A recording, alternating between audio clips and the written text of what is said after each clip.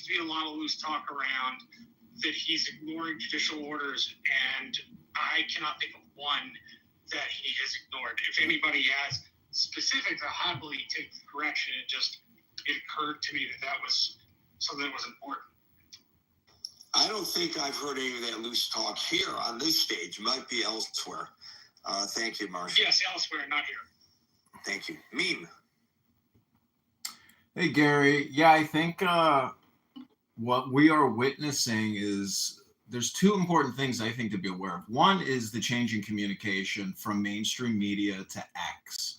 X really is the source of all really accurate information at this point, in my opinion. Everything else is just propaganda.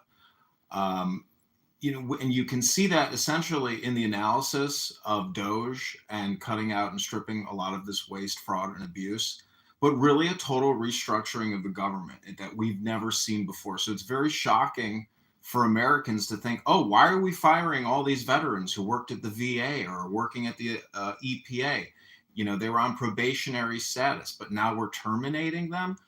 The media coming out is a double-edged sword. I just really can't emphasize enough that the communication paradigm has shifted so dramatically, so quickly. And if Kamala would have won, you can rest assured that X would have been removed from the Google Play Store and from Apple. So Elon is like the wizard of Trump. He is doing a surgery and a mysticism as well. You can go to Adrian Dittman, his burner account on X, and you can see he's big into mysticism, into fate, into destiny. And God and Donald Trump also believes that he was spared to make America great again, and it was God that saved his life. So Trump has the opportunity to completely throw this really decrepit bus off of a cliff. And bring out, some people might say it's a short bus, but either way, the point is we are going into an unprecedented journey with Trump and Elon Musk and his entire administration. We all know we have essentially screwed the pooch and spent $40 trillion. 25% of our GDP comes out of Washington, D.C., which is all just borrowed money. So the shift from this socialist economy and a state-run economy to a privately owned independent economy that hopefully emboldens entrepreneurs and brings back manufacturing and actual real products to this country, not just a service-based economy or an information tech-based economy, but a country that actually is investing in, real things as opposed to just the digital ether.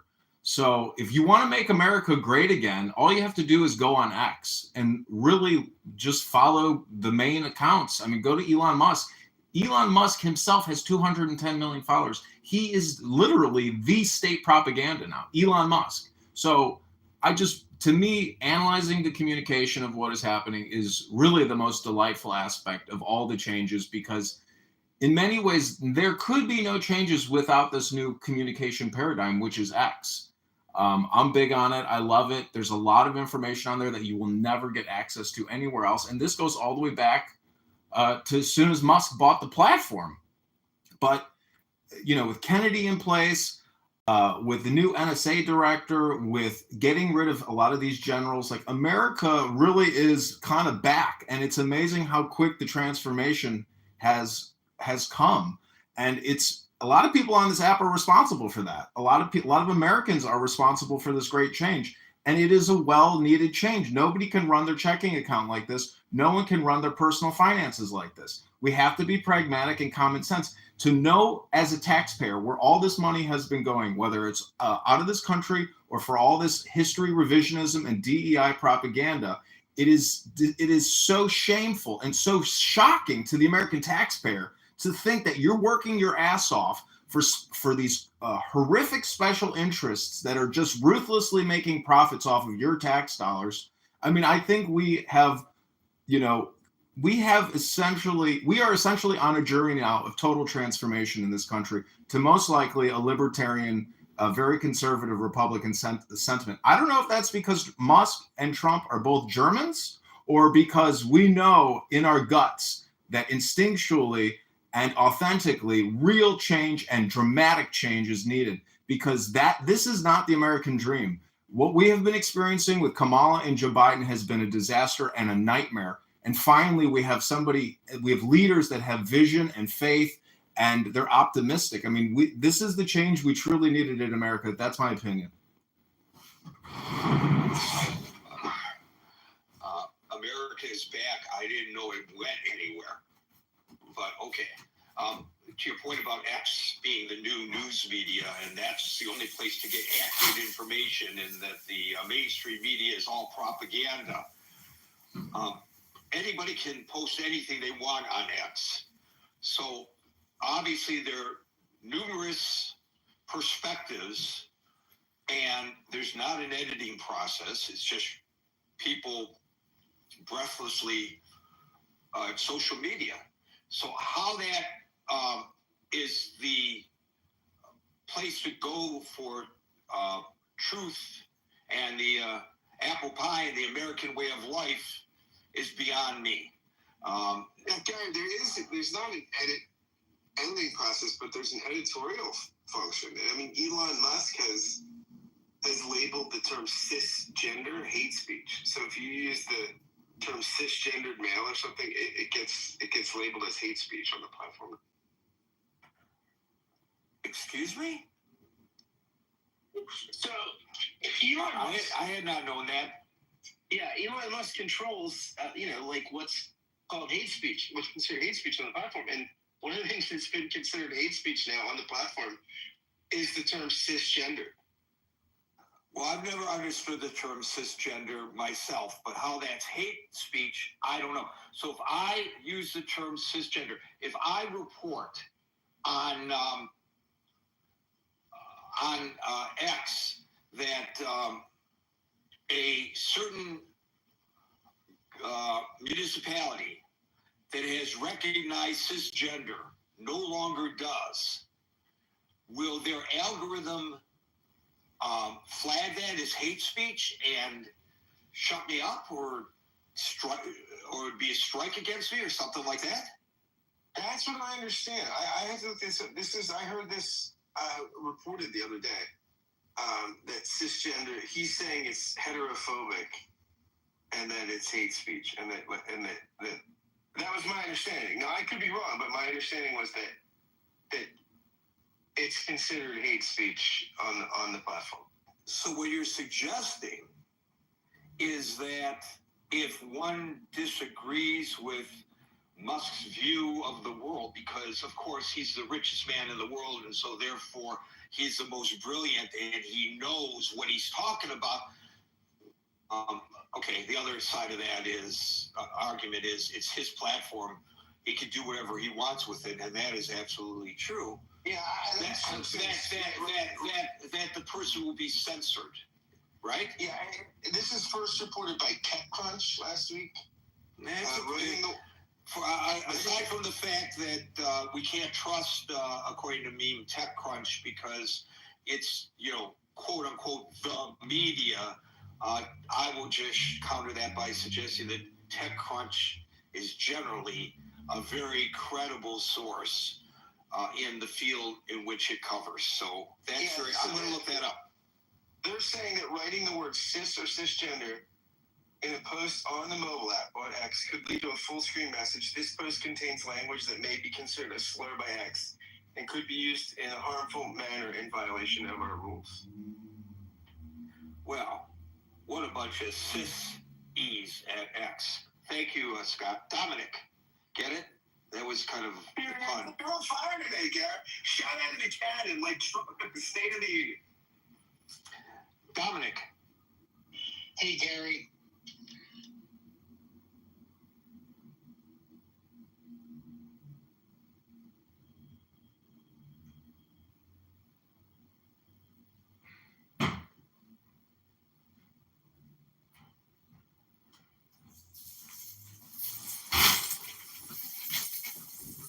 I can't believe they kicked me. Kicked me? I was also going to say, I was at first attracted to journalism by watching Superman and admiring Perry White. I don't know, Gary, if you remember him. And Yeah, I always, when I became an editor, I wanted, and I still do, I expect everybody to call me Chief. yes, Chief, and great balls of fire. So I guess you reminded me of Perry White recently. I wanted to say that. Two things you did mention real quick, and I'll get to what you did mention. You didn't mention the threat that President Trump made to Hamas,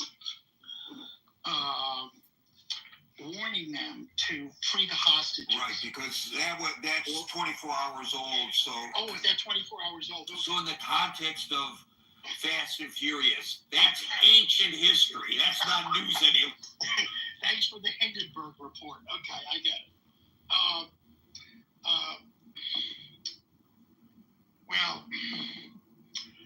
I don't want to do a critique of journalism or free speech, but I'm also reminded one of my professors at journalism school was Floyd Abrams. You remember Floyd, Mr. Abrams, who was a fanatic free speech advocate. And I'm thinking back to COVID, Gary, when free speech was somehow given a bad name. Disinformation became the watchword for free speech. And I raise that as a cautionary tale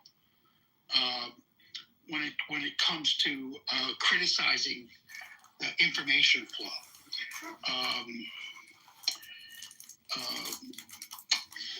I just have to say that contextually. I don't want to get into it completely, but there's an argument to be made there. And then Macron, and the nuclear, and Macron, the Europeans stepping up and defending themselves. And Macron came out today and said something about his nuclear arsenal. And then Putin came back and reminded the French president about Napoleon and how that ended. So I thought that was interesting. And I think it's interesting that we can report the news without having to take sides.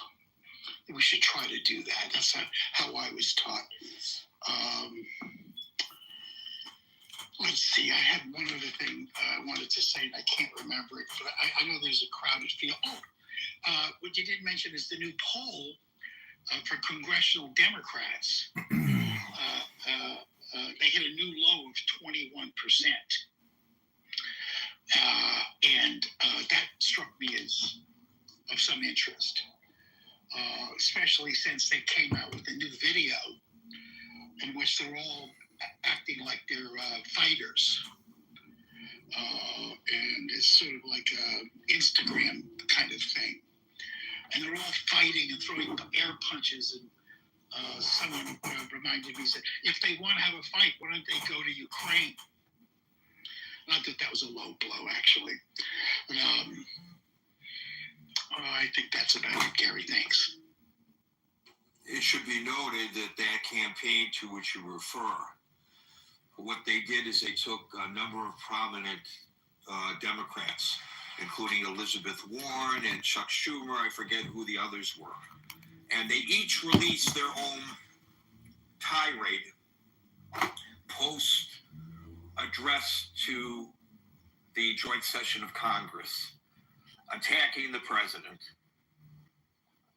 But here's the part that is really weird, is that they were each shot in separate locations. They were presumably, it was presumably Chuck Schumer's words, his feelings about the address, Elizabeth Warren's words, her feelings against the address. I think there were 4, 5, or 6 of them that I saw. And they were virtually the same script. In fact, the opening was exactly the same. So here they're trying to give the impression that these individual Democratic members of Congress were so upset about what they believe were the spewing of lies from the podium during the joint address to Congress. And if you look at one of them, if you're a constituent in Massachusetts, for example, of Elizabeth Warren, and you see her pop up on your social media feed with this fiery, they weren't long, they were like a minute long, each of them. They were like reels, right? Maybe they were reels, but you saw it on your social media feed and you go, wow, Elizabeth Warren, she's so spot on. And I'm not saying that the message was right or the message was wrong, but it was all bullshit. It was all contrived. Now, this is not so, it's not so unusual, by the way. It happens with the right as well. You may recall that there's a, and I can't remember the name of the media group, but it's a huge media group. They own a lot of television stations across the nation. And I don't remember what media group it was. Sinclair Broadcasting. Sinclair, thank you. And Sinclair Broadcasting sent out this script to all of their television stations, and each of the stations presented it as if it was that station's viewpoint, but it wasn't. But they tried to make it look as if it was. So there was a gotcha on Sinclair on that one, and there's a gotcha on the Democrats on this one. I would rather Mr. Schumer pick up his iPhone, hit record, and just say from the heart what he feels, and let Elizabeth Warren do it and all the other ones do it. Tell every member of Congress who's a Democrat, pick up your iPhone and just say what you feel, and then post it to social media. That would be far more effective, because I think Americans have learned, because we're all experts in the consumption of social media, to recognize something that's genuine as opposed to something that is contrived. And that's exactly what the Democrats did. It was just an extension of them walking into the chamber holding these liar signs. Maybe they knew he was going to lie. I don't think it would have mattered what he said. They would have been waving those signs around. It just lacks, it's like when you go to, when you were looking at these protests on the campuses, and these are supposed to be spontaneous protests, but when you see in Los Angeles that they have pre-printed signs, and they're the same signs that you see in Chicago, and they're the same signs that you see in New York, you realize that this isn't spontaneity. This isn't grassroots. This is organized by some group that may even have nefarious intent. So let's be genuine. The one thing I really like about our discussions here is that each of us have our own opinions, and we can agree with folks, or we can vehemently disagree with folks. But I know that when Marshall opens his mouth, Marshall's speaking for Marshall. And when Scott does, Scott is speaking for Scott. And when Dominic does, Dominic's speaking for Dominic. Not some script that was presented to them by the Republican National Committee or the Democratic National Committee. And enough of this nonsense. Thank you, Gary, I Dominic. think that's a good point, and it builds on top of our discussion yesterday. Both folks in the chamber acted out of line. Marjorie Taylor Greene should have been escorted out as well, and she was not escorted out for her bad behavior. But Al Green breaking the rules and getting censured, and just the thing that I'm really lamenting about that is the feel-good stories didn't even get folks out of their seat on the other side of the aisle. how hard, I get it, you don't like Trump, but how hard is it to clap for somebody who's overcome something super difficult? Right? You know what? Like, they didn't have to be giant sourpusses. And they decided to anyway. I tend to agree with you. I think a lot of them would have got their views the way they've got them now, regardless of what Trump said, which is why his line was, none of these people are ever going to clap for me, no matter what I do. Right? And the Republican Party has that same hypocritical stance to be just wed to a perspective that makes no sense. But in my view, the Democrats and some of the Republicans came across as very small people. They were trying to make by half. Today, there's a member of Congress who I can't recall. I've never heard their name before, but a member of Congress who has introduced a resolution that any Democrat who did not vote to censure Congressman Green should lose their right to vote in Congress. I mean, come on, enough of this crap.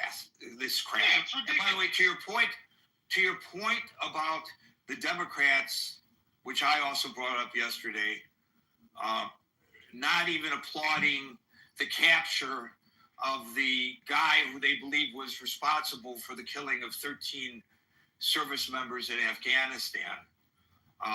They couldn't put their partisanship apart.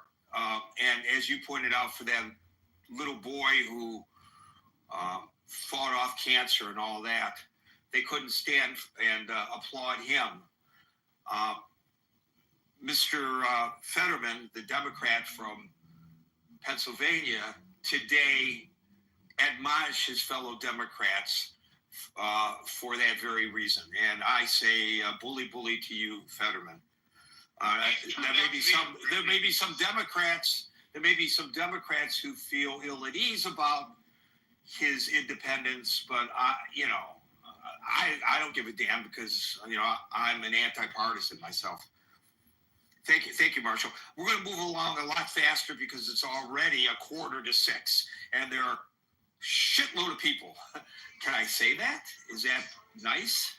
Well, there are a lot of folks that want to speak, and so I'm going to try to abbreviate my comments in particular, and we'll now go to abbreviate your comments. I jotted down my notes of the things that you said were coming fast and furious. Secret talks with Zelensky's opponents. Of course, who knows?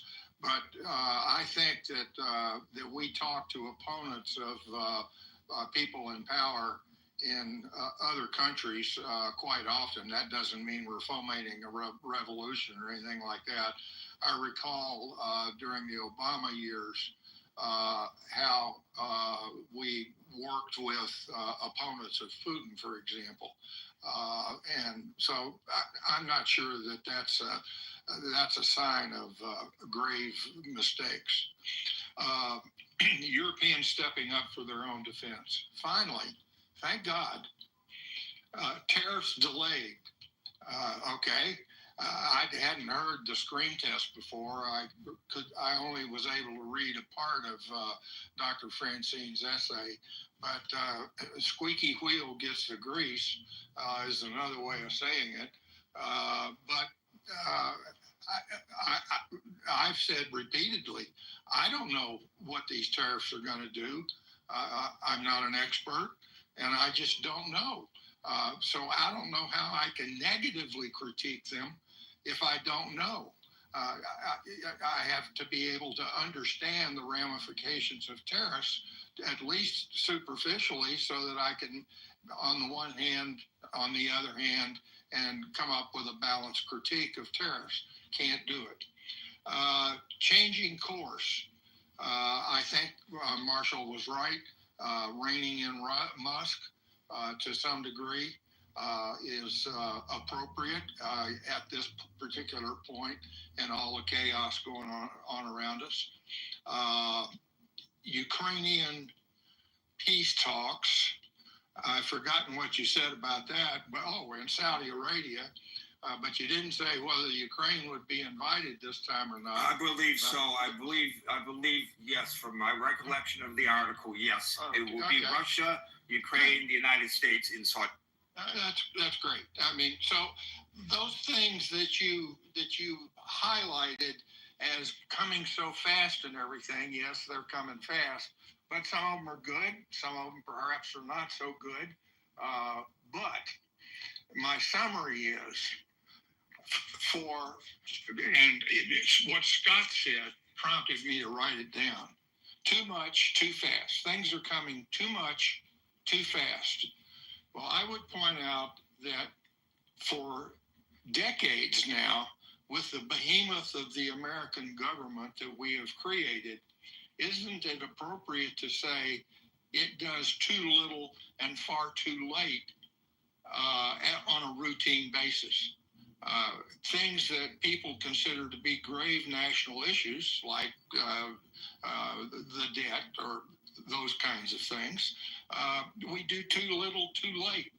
And I think the American people are saying, we want too much, too fast. We'll give them some slack. If they make a mistake, they can readjust in midstream.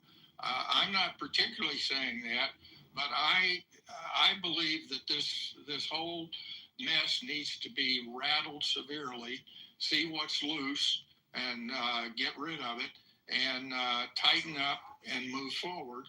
And I think Steve's comments yesterday, he said that the initial polls after Trump's address was 76% approval.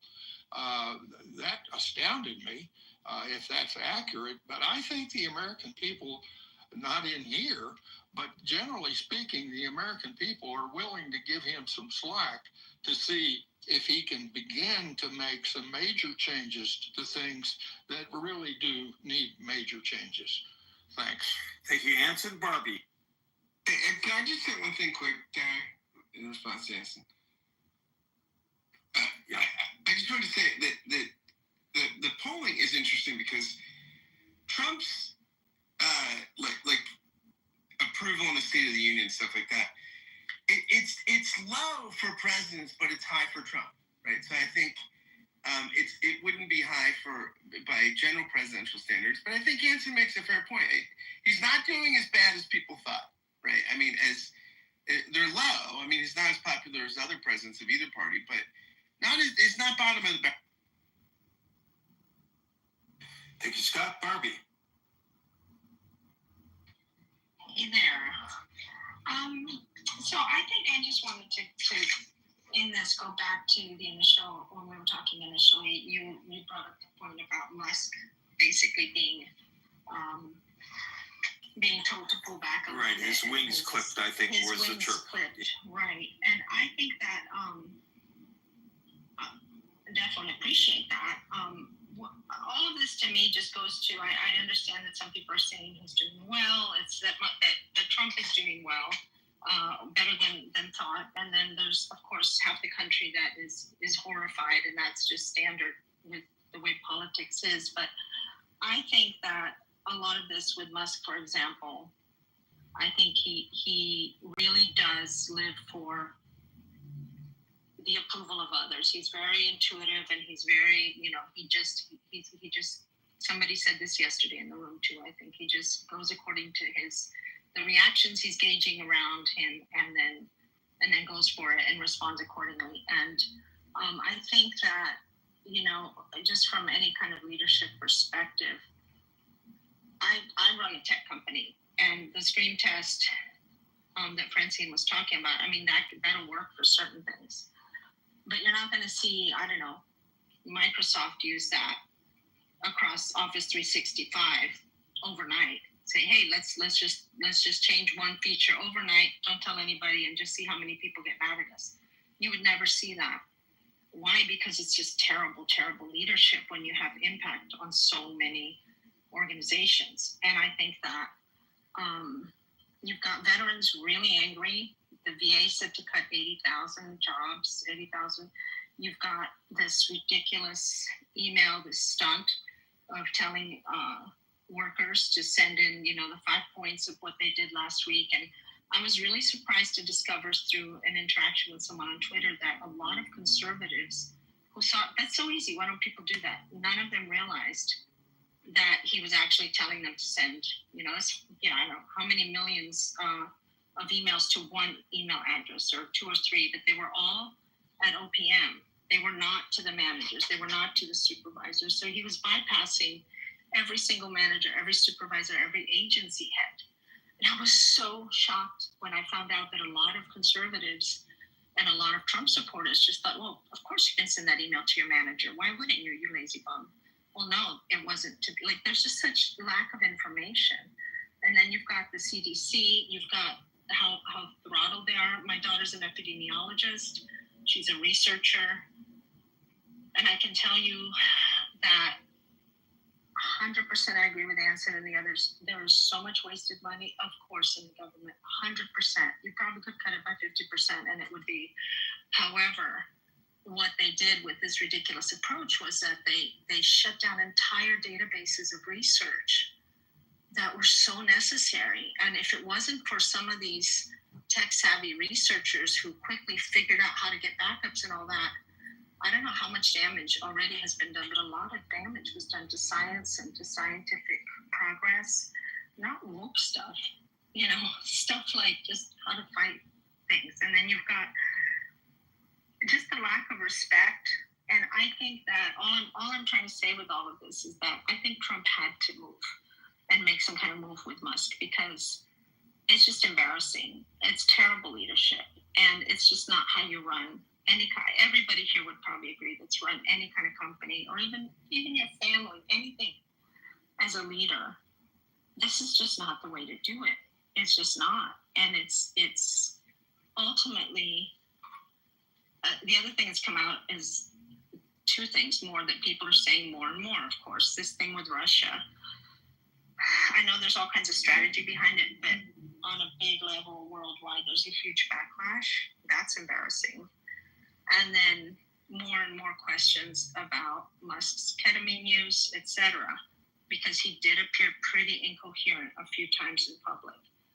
And all of those things together, I think, played a major role in having him have to put a kind of throttle back on Musk. And my last point on this is that the other reason this is just it's just wrenching to me, is that it's really, really clear that Musk does not have empathy. And so he literally, none of these things are things that on any level affect him, like on any level. But there is a massive amount of humans in the United States that are deeply affected by these cuts. There's a few lazy workers, granted, there's nonsense, there's wasted programs, as I said, wasted money, millions and millions, including in the Pentagon, everywhere.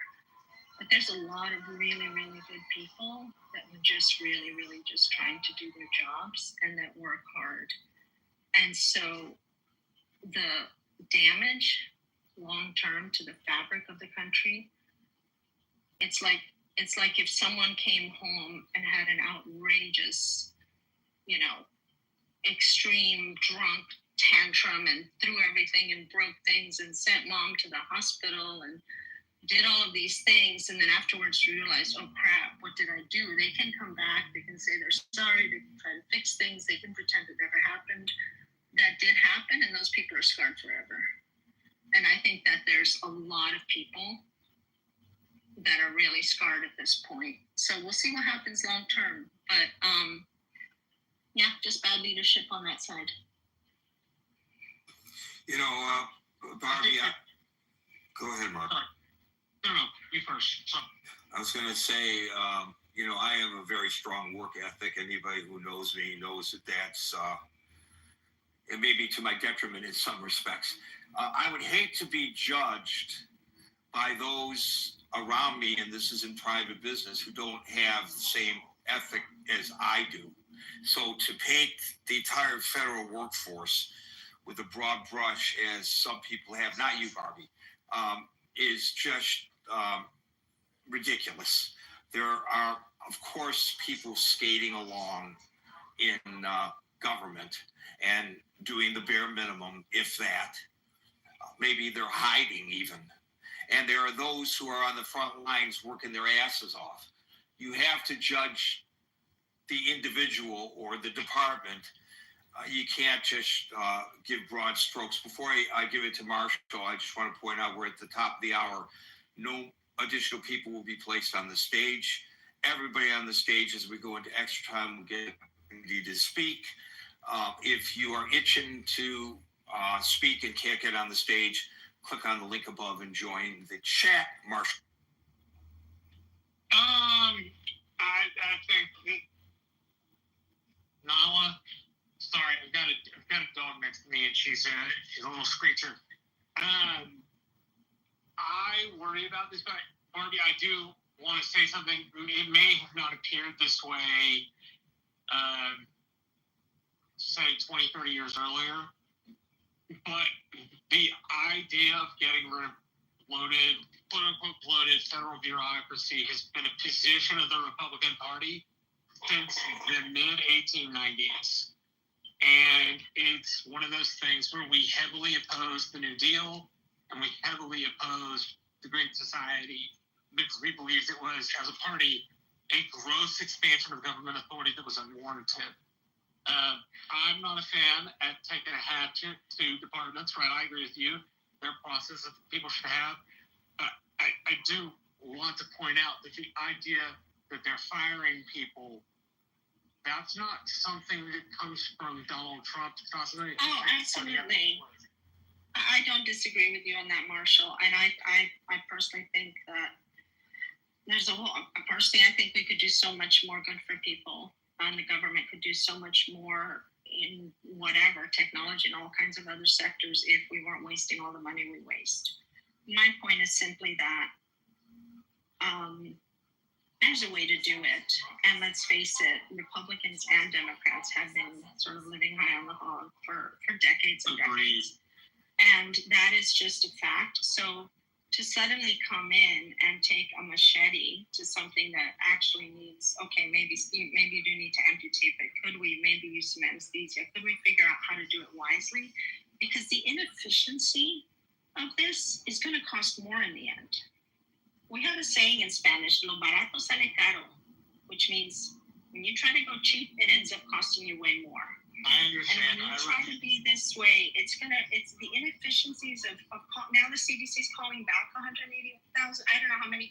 The ridiculousness of firing and hiring and whatever is not good. And that's the part that it's also such a total lack of respect to the actual agency heads that he himself appointed. So I know that maybe we needed somebody, but I'm just saying this is just really bad leadership. I think That's also all. if you don't do it right the first time, you have to go back and do it again, right? Also, I'm familiar with this. I'm familiar with this saying. I live in the Rio Grande I know Valley. you live on the border there. Well, Yes, I'm in ma'am. South Florida. Oh, wonderful! That's Yeah. great. I'm in So Miami. I would worry about that as well. I just wanted to provide the intellectual scaffolding to note that it didn't come out of 100%. nowhere. No, I don't think that's. I mean, I know. Listen, like I've said before in this room, I voted straight. Like we're talking straight Republican for 25 years. Like I literally did not vote. I've said this too many times already. For many reasons, but I literally did not vote for one Democrat for 25 years, like at all. I wouldn't even. I mean, that's how et cetera. It's not that I'm not familiar with it. I used to listen to Rush back when he was in Sacramento before he even got, nationwide, et cetera. Like I trust. When he made sense before he went crazy. Yes, actually. Okay, yes, let's when he move was on, even still please, 'cause, entertaining. Sorry, there- apologies. Go ahead. Yeah, we have a gazillion people who want to speak. I'm glad to see that the gender gap is not as wide as it has been in the past in this room.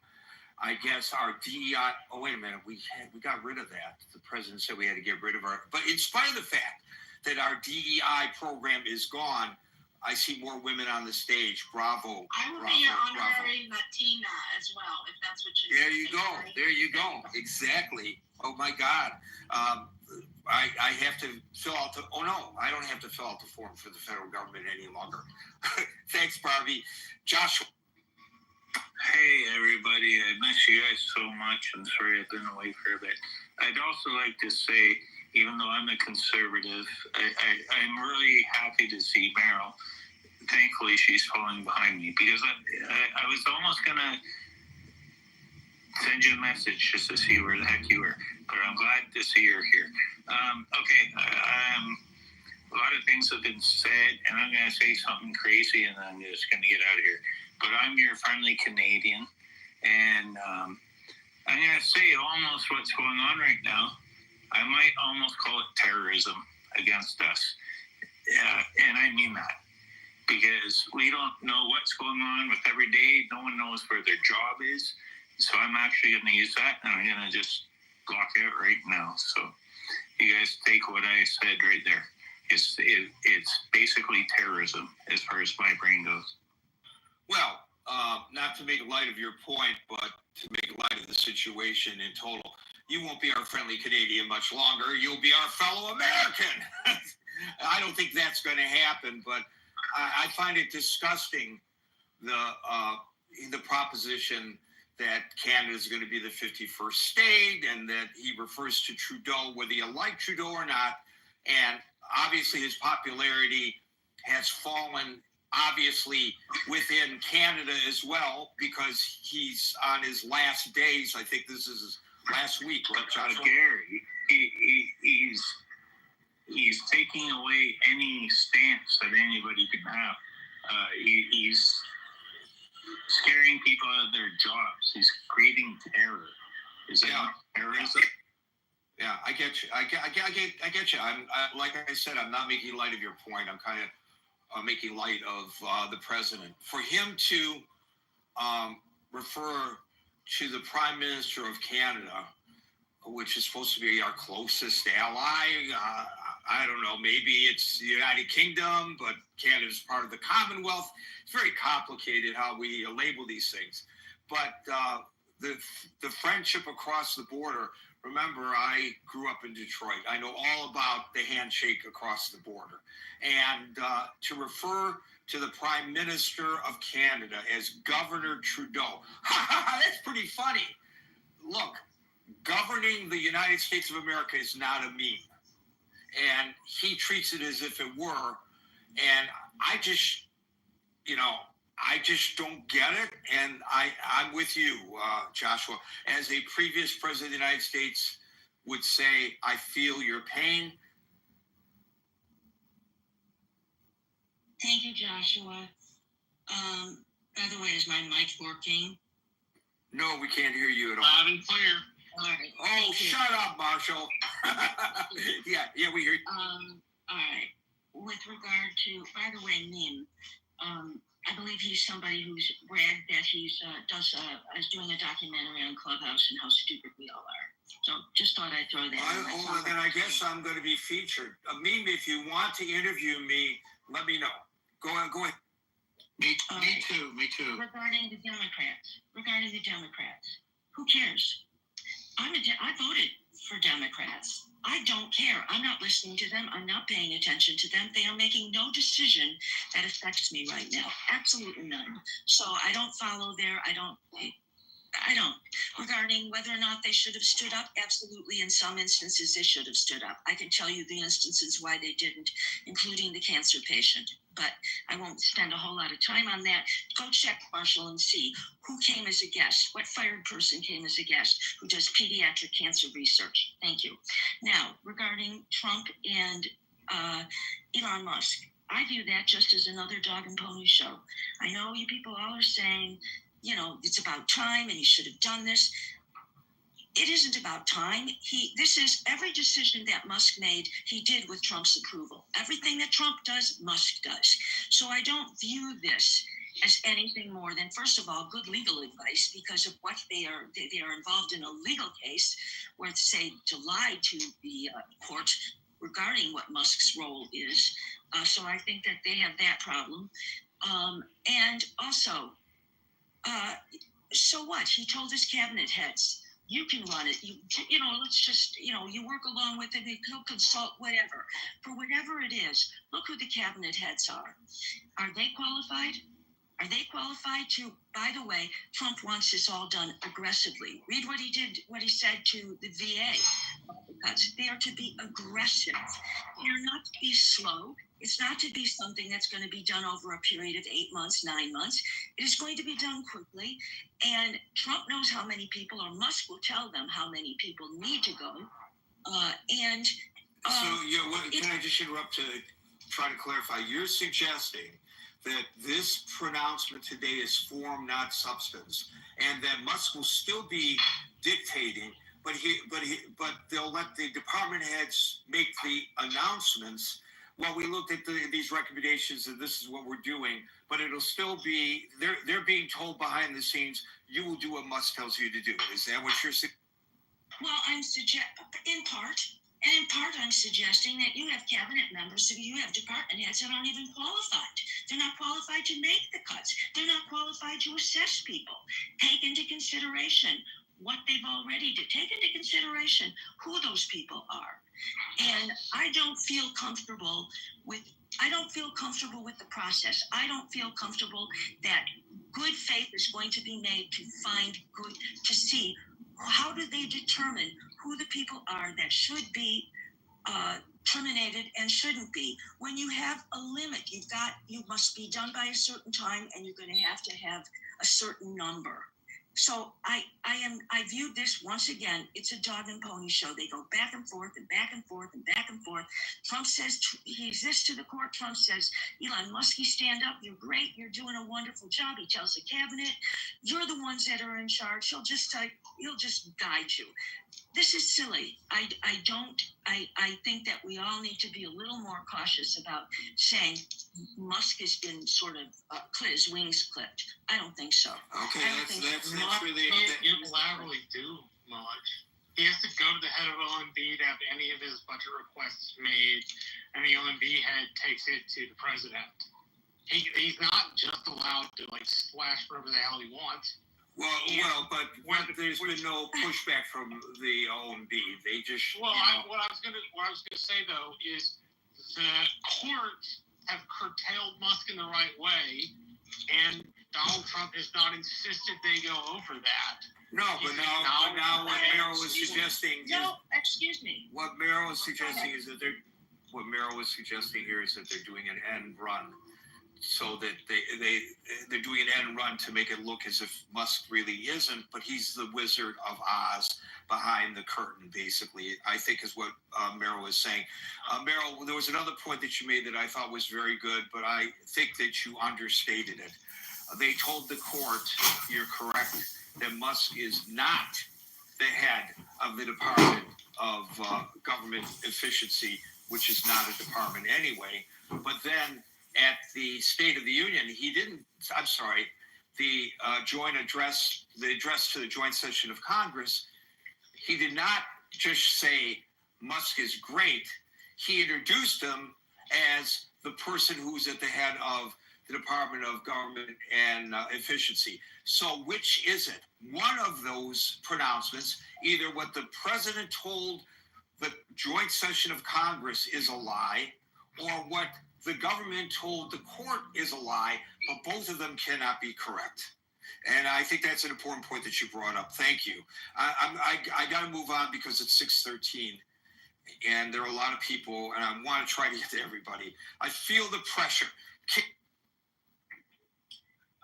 Hey, Gary. I agree with Meryl. She brought up a lot of the points that I was going to surface, and that there's no indication that course will be corrected or there'll be any change in direction for this administration.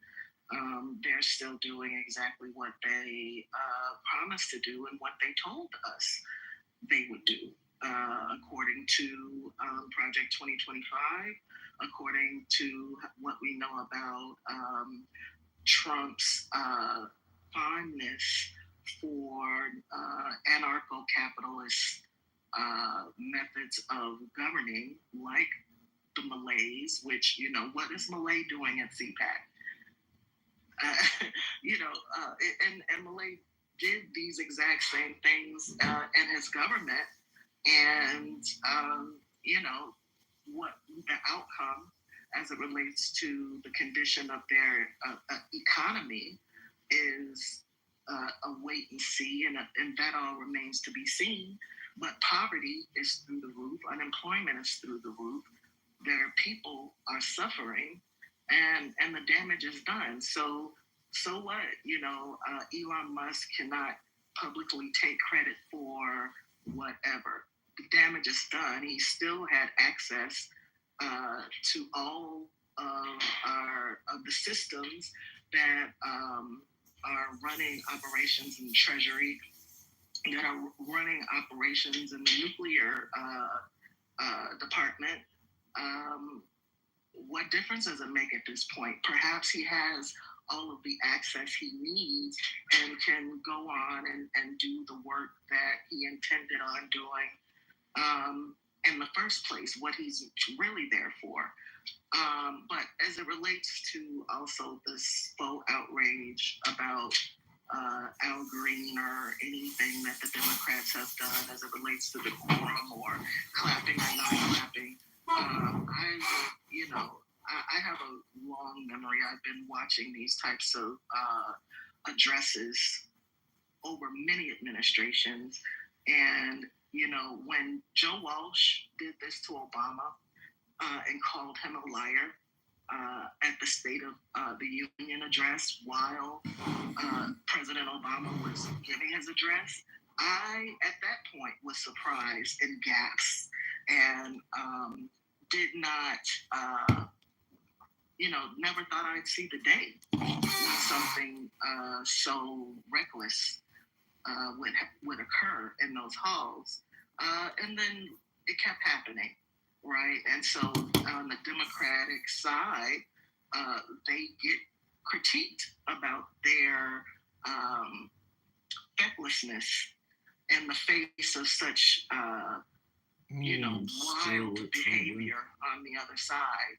So Marjorie Taylor Greene and some of these other clowns can act like rabbit dogs in and outside of the halls of Congress, to the president's face, and behind the president's face, and Democrats are still carrying on the decorum as if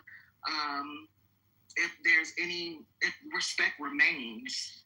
If we're not as if we're not in a different reality. We're in a different reality.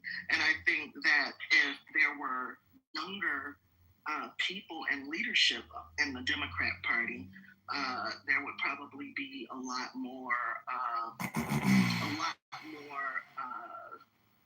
powerful stances taken outside of singing "We Shall Overcome" in the halls of Congress and walking out on the president's address that stuff really resonates with boomers, but millennials and Gen Xers and Gen Zers, they're really flabbergasted at the response to the chaos that is taking place in our government, and the Democratic Party seems to have no strong opposition or resistance to it. So, I think that, people are being disingenuous to suggest that somehow they're disappointed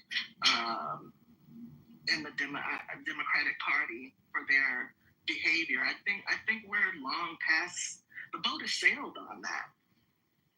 It's not just behavior, it's not just a general remark. It's a piece of House rules, which Al Green agreed when he was part of forming the rules that he would follow. I also will give you that Marjorie Taylor Greene she should have been clapped by the sergeant. And Joe Walsh and Joe Walsh. Money, it's not cheap. So you saying every H1, you saying every H1B visa holder gets $100K in their account, bro? Or that's what those are It's not more. It's not more. They're not cheap laborers. Can I speak on the coding fact? I literally do that every day. There's literal minimal of use of algebra on a daily basis that we use for coding. Stop making shit up, bro. Jesus Christ. Okay, that's not true. That's not true, Steve. You don't know what you're talking about. See, this is what I mean about your job. If you're a basic coder, if you're doing basic coding, which I don't know too many people that are doing that now and have a career, but most of the jobs are around AI now or around. I literally have my ITTIA plus. Is minimal. All right, so I want you to hear this. I graduated from UCLA with an undergrad in computer science. So I know that, yes, for many years, you didn't need high-level math skills in order to have a coding job. However, for the jobs that are required now in manufacturing, for the jobs that are required now in terms of H-1 visas, working at Google, working at Facebook or Meta now, working on different things like bioinformatics, like Meta, which is talking about the metaverse thing, virtual reality. All of these require you to be highly proficient at linear algebra or at the least calculus. So yes, these H-1 visa jobs, they're bringing in highly skilled workers who are highly proficient in that. And these jobs are paying you $90,000 to $120,000 a year. This is what these H-1 visa workers are making. Hey, let me read this real quick. Matter of fact, let me ask you a question, bro, before I read this. Who can get an H-1 visa? Anybody, or is it a particular group of people? It depends on the particular skill. I'm saying anybody, so anybody, right? You said anybody. Any country. Any country can apply for let me read this real quick, bro. Nah, I'm trying to stop you, bro, so you don't sound like a fool. Hold on, one mic on Tia, yo. Her mic's low, y'all can't hear her. Go ahead, Tia. Oh, no, I'm sorry. I was just saying, It's about the visas, right? from any country, the H-1B, though, you have to have a level of skill and proficiency. It's not just anybody. It's high-skilled workers on the H-1B. And I'm only talking within the tech and manufacturing. I'm only talking about within the tech and manufacturing. Hold up, bro. Just 1 second, bro. 1 second. I'm about to read something. It seems like I'm about to enlighten everybody. I'm about to read something. Say it again. Put it in the chat. Nah, I don't know how to do all that.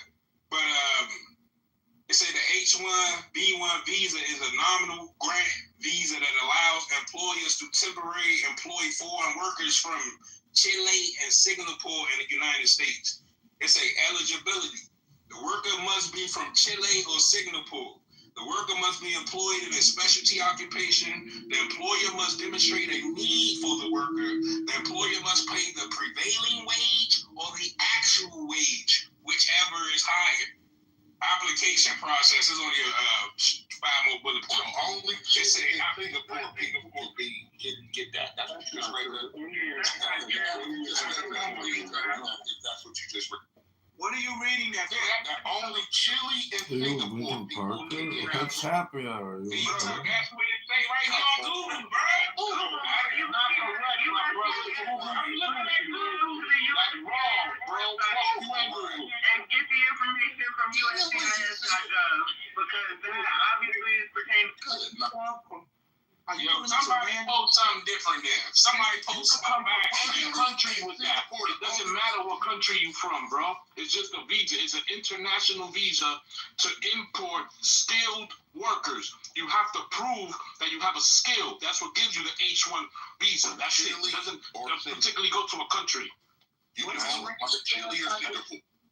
That's what I'm doing. Just Googling something. You pull up the first thing that seems to agree with you. And you start reading from that. That's the problem. Right? It doesn't matter what country you're from. It was Google AI that came up with the answer. Bro, so he lied to you. I just know everything. Actually, you're a grown man. And if you give them facts, they're gonna try to debunk it. Philly and Singapore. Hey, check this out, bro. Because you're a skilled worker, that's what's gonna mean that you get that $120,000 because you have that skill. And then it also said that the employer has to show where they need you, so they're gonna need you in that skilled area, and that's why they're getting the immigrants that come with those visas are getting 100 or above, on their pay because they have that skill, whatever it is they need. And we just had a woman in here from China the other day, an attorney from China who was on an H-1B. India is the #1 country. They gotta match their money. That's what the deployers. India is the #1 country. And guess what? After your visa is over, you become an illegal immigrant if your visa passed. So ICE will pick you up. ICE is picking some of them people up too. Because they want to stay. It comes with, it's not indefinite. You're not a citizen now. You can't stay here. We just imported you for you to work. After you finish working, you got to go. But then, that might be it. hold on. But sucker free. Most of them can now, get that gold card. So If they got these 5 million, that's the whole purpose of the gold card. If they got these 5 million, they could come in. Listen, ladies and gentlemen, certain countries around the world, hold on one second, real quick. Certain countries around the world are doing that. The gold card, like in Dominican Republic right now, if you invest $100,000, you can get citizenship. And all in the Caribbean, in St. Lucia, is a certain amount. In all these islands, if you invest or buy property or do a certain thing economically for them, they give you a visa or citizenship. So the United States is doing this. Ladies and gentlemen, and let's not.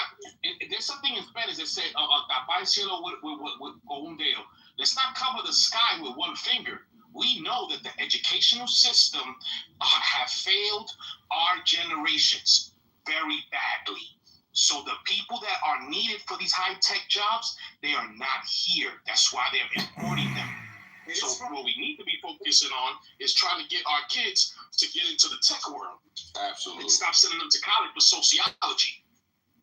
This is from the department right here. This is directly from the Department of Labor website. It says the H-1B program applies to employees seeking to hire non-immigrant aliens as of fashion models of distinguished merit and ability. A specialty occupation is one that requires the application of a body of highly specialized knowledge and the attainment of at least a bachelor's degree or its equivalent. The intent of the H-1B provisions is to help employers who cannot otherwise obtain needed business skills and abilities from the U.S. workforce by authorizing the temporary individuals who are not otherwise authorized to work in the United States. The law establishes certain standards in order to protect similarly employed U.S. workers from being adversely affected by the employment of the non-immigrant workers, as well as to protect the H-1B non-immigrant workers. Employers must attest to the Department of Labor that they will pay wages to the H-1B non-immigrant workers that are at least equal to the actual wage paid by the employer to the workers with similar experience and qualifications for the job in question, or the prevailing wage for the occupation in the area of intended employment, whichever is greater. Key news, okay, well, just news, but that's the basic breakdown of what it is. It didn't say anything about you had to, be specifically from Chile or Singapore in yet, and that's directly from the Department of Labor.gov.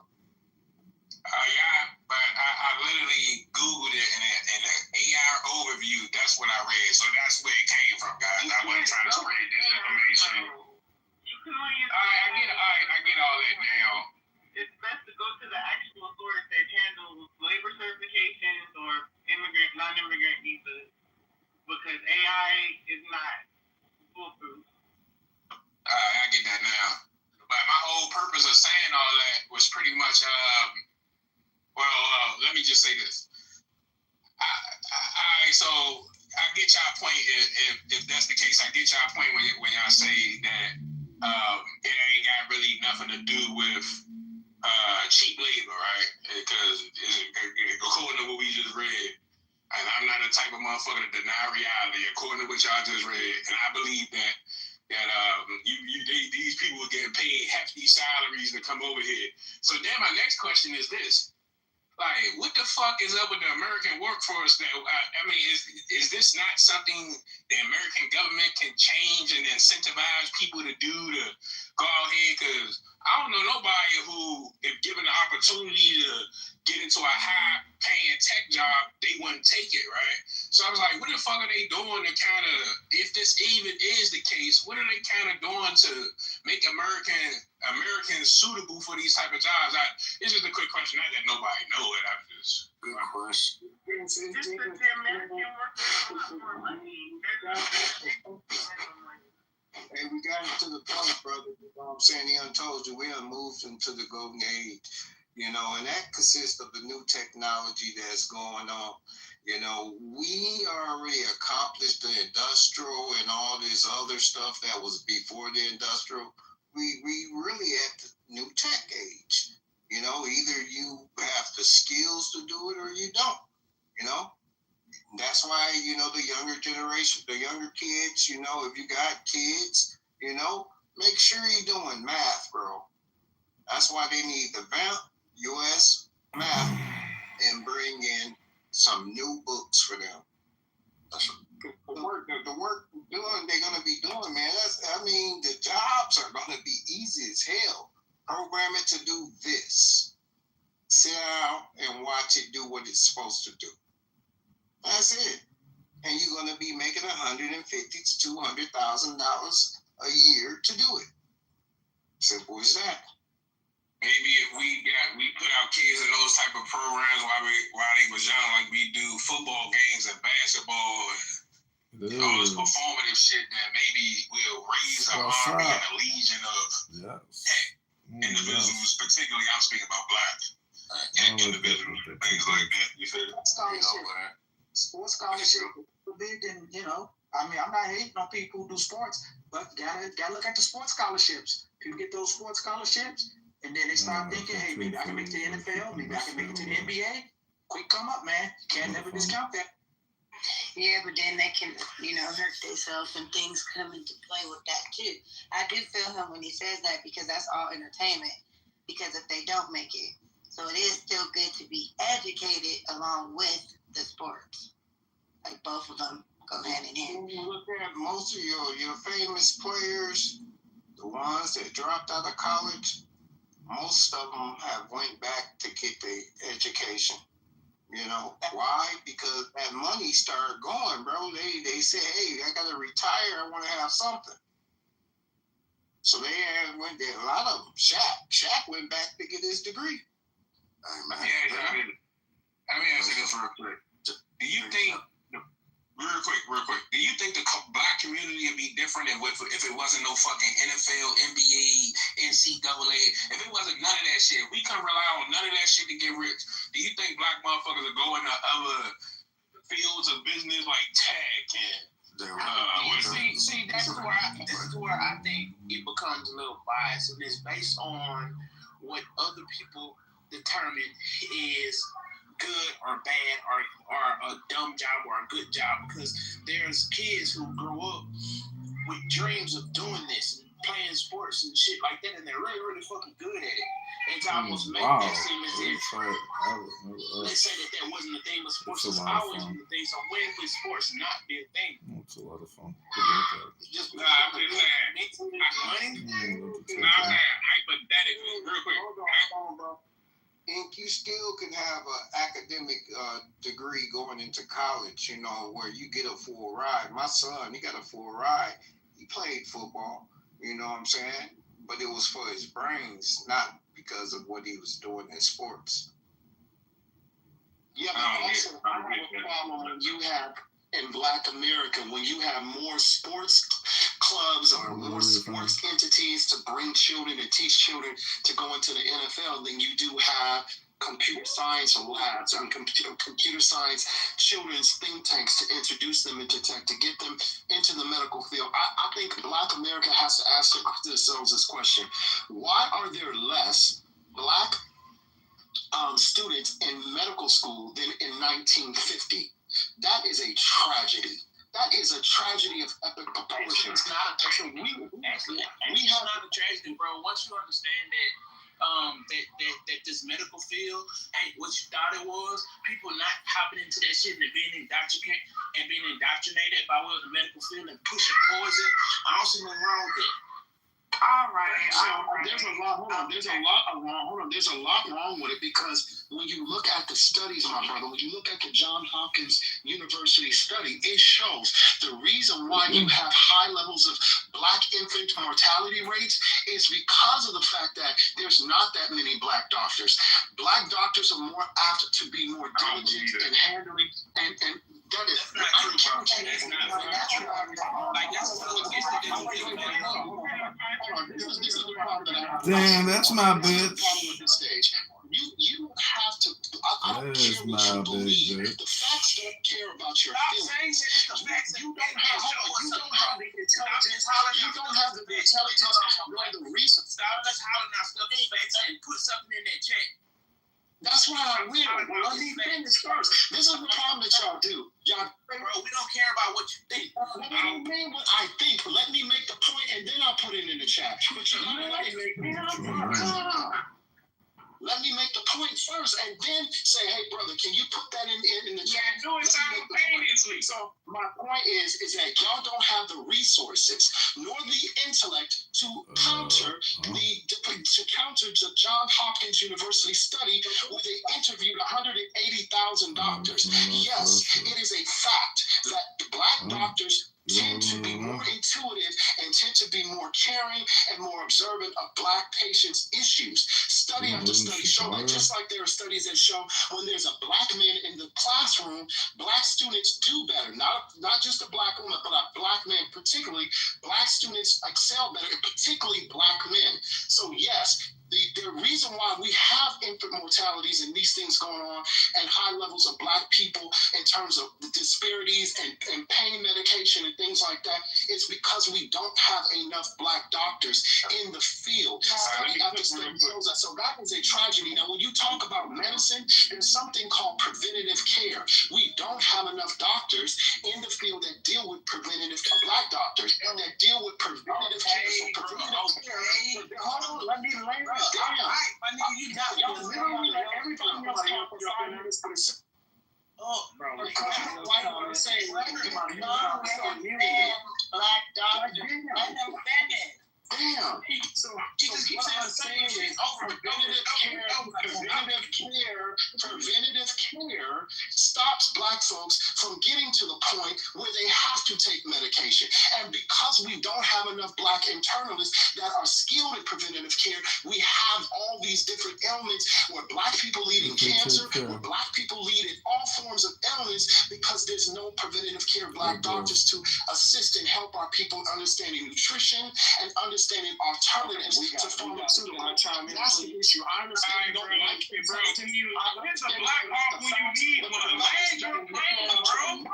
Can you share the microphone? Man, where's the Black Hawk when you need one? Land your plane, bro. Please, Sky. Please, Sky. I don't have nothing to say. I was just trying to keep it one mic. Can I do This is so irritating. Niggas just holla out. Nigga, bro, stop. It will give you facts, but not necessarily the context.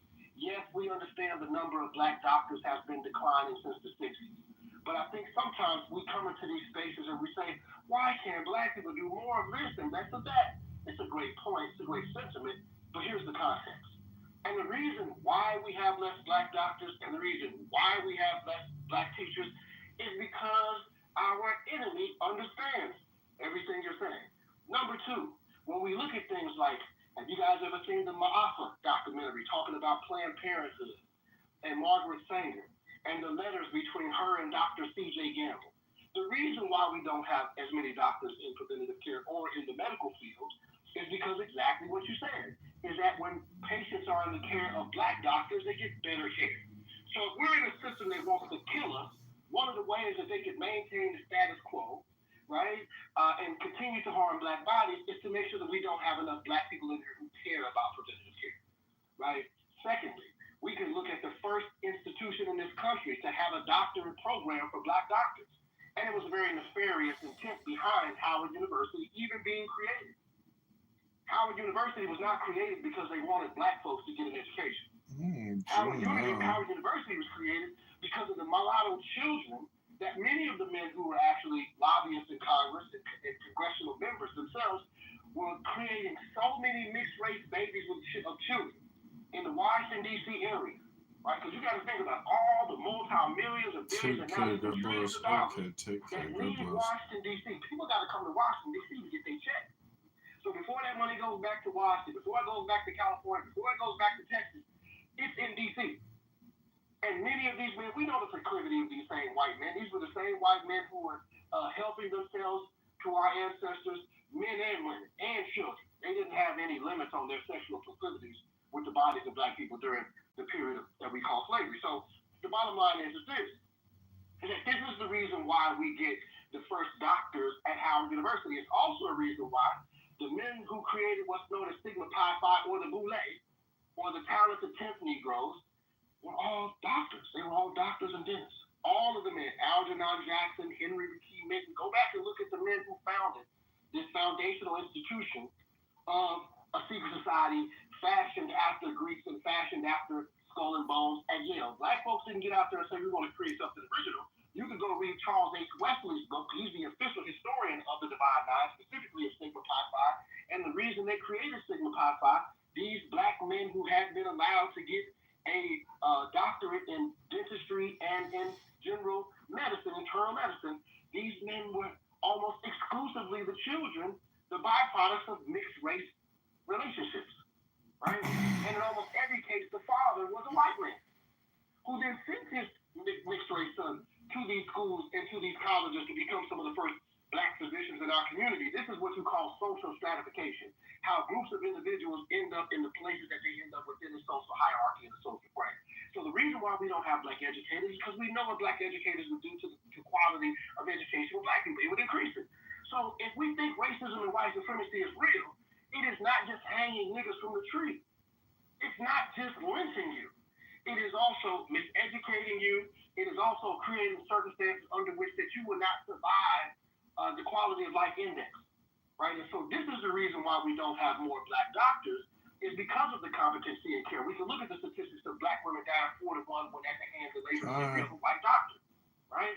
So I just wanted to add that piece, the context around why we don't have these black doctors. We don't have these black doctors because niggas just like to play basketball. That's what it is. It's because there are no impediments to a black person who wants to play basketball. Nothing within white supremacy structure has said, let's keep black people from playing basketball. If anything, they have encouraged. Hey, real quick. Right? Hey, Rabbi, we do better when we got Silky. Just real quick. Go ahead. Get in first, right? So, I challenge that though, actually, real quick. I challenge that though on Terrence. Let's pass the mic to Harriet first. And then all right, go ahead. Yeah. Go ahead, Harriet. Oh, thank you. You remembered. I was trying to chime in on the black doctor conversation in terms of the research. And I understand where you're coming from. And I have this conversation with a lot of my homegirls that are into like holistic healing and things like that. The mechanics of the body, the way our body works, the way viruses work, the way bacteria works, it's just in general, a lot of that is missing. Like, when you talk to people who are into holistic healing, and I'm not saying holistic healing is not real. It's what I'm saying is it's typically like preventative. A lot of stuff that keeps you healthy and keeps your body operating, even if you have something wrong with you. But the research involved in medicine, I feel like it's fundamental and it's missing, especially being a woman. Like, for instance, birth control, the way birth control affects a young woman body is there's so much misinformation and there's just not enough research. They'll give you a hormone and tell you it's going to do one thing and it does another, especially as a woman giving birth. That contributes to, high infant mortality rates and just complications with Black women because, the studies are not done on our bodies. Just recently they came out and said women, we have different symptoms when we are about to have a heart attack. So the whole time doing first aid growing up, telling us, your people gonna show these signs, and now it's changed because we have more research and it shows that women's bodies are different. We typically do these studies on white men. right? So I feel like even if you believe in holistic healing, I think it's important to understand the mechanics of the body and how things affect us specifically and how our body operates as Black women. Another thing is that Black women, we hold a lot of our trauma and stress. When we have mental health issues, we experience body pains and migraines and aches, and that's different than other races of women. So when your body hurt, your feet hurt, your headache, you got a headache, you experience irritability, you may just, that may be a mental health issue. I think so, to classify as it's different than other race of women. As far as I know, everyone gets headaches, everyone gets stomach aches, everyone gets diarrhea, everyone gets those common things that we get as human beings.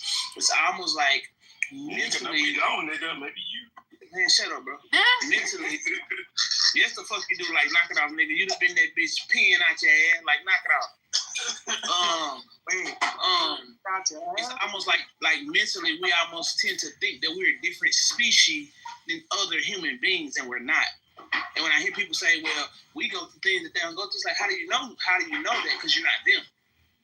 You can't say that a white woman or an Asian woman or a mixed woman doesn't get headaches and migraines and emotional spurts and heat and hot flashes and shit like that, because they're all human beings with menstrual cycles and ovaries and all the other stuff that you good women got that causes you guys to go through these situations that us men don't. That's true, but what I'm saying was there is a research that shows that women of colors, their mental health problems tend to more than likely, when it's rare in other groups of people, manifest in their bodies. So when we're having pains and aches and stuff in our bodies, we're sick, a lot of times that'd be because of mental problems or mental or stress or strain or something like that. No, that's right. What I'm saying. But those are just research. That's research based. So when a woman is showing up, with these set of symptoms, they can easily be misdiagnosed to have something else. And people be like, "Oh, are you pregnant?" No, I'm not pregnant. Oh, you just a Black lady that's stressed the fuck out. Like, and now your back hurt. But I still think that when he's saying it's not a Black or white thing, like everybody do, like even men, and what you're saying, if they're stressed out or worried or something, they can carry a headache, they can have back pain just as well.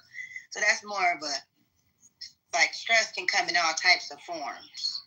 Yeah, I don't really think it's a shortage of Black doctors, in my personal opinion. Especially the guy mentioned John Hopkins, bro. I live in Washington, D.C. right now. Hopkins cut me right on off. Like, wow.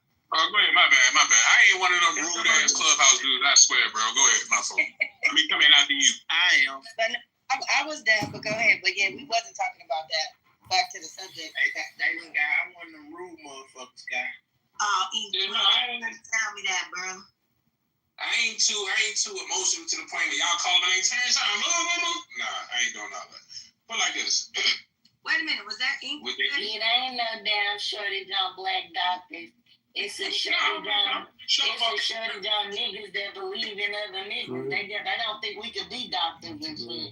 And then they take the percentage, and what they're comparing those percentages to is the entire white population's percentage, regardless of the fact that we only make up about 14%, and so they say, of this population. So the numbers ain't number. You feel me? What's that? That's more than enough doctors. Our 4 or 5% is more than enough doctors to take care of the 14%. That's just regular fucking math. When a guy, he was talking about John Hopkins, I'm from Washington, D.C. I'm in Baltimore all the time. Like, John Hopkins, predominantly Black. He like, predominantly Black or African. Go to John Hopkins, you right. And if it wasn't, what would happen? So next time they hit you. Be lying after that. Oh, and next time they hit, no, I'm just saying. But next time they hit you with that, just ask them, what do you expect? 50% Black doctors? Because that would be weird as fuck, right? Yeah, but my thing is, if I don't think the mortality rate has nothing to do, and it's old, but I'm saying I don't think the mortality rate has anything to do with a lack of Black doctors or infants getting a lack of infants getting Black care. I highly doubt that's it. If they are surviving at a higher rate, it's probably because Black motherfuckers care about their own time more. Like a Black doctor will investigate more in terms of a baby, a sick Black baby, than a white a doctor would, because just inherently they probably don't even give a shit for real, because they look at that baby as something like subhuman and shit. No, so what King was actually saying is by design that they're not pushing African Americans towards that. They more so push them is by design towards sports more so. That's what we were talking about. Now I want to talk about what King said. I was actually he left though. Abraham. He was basically saying that subject still.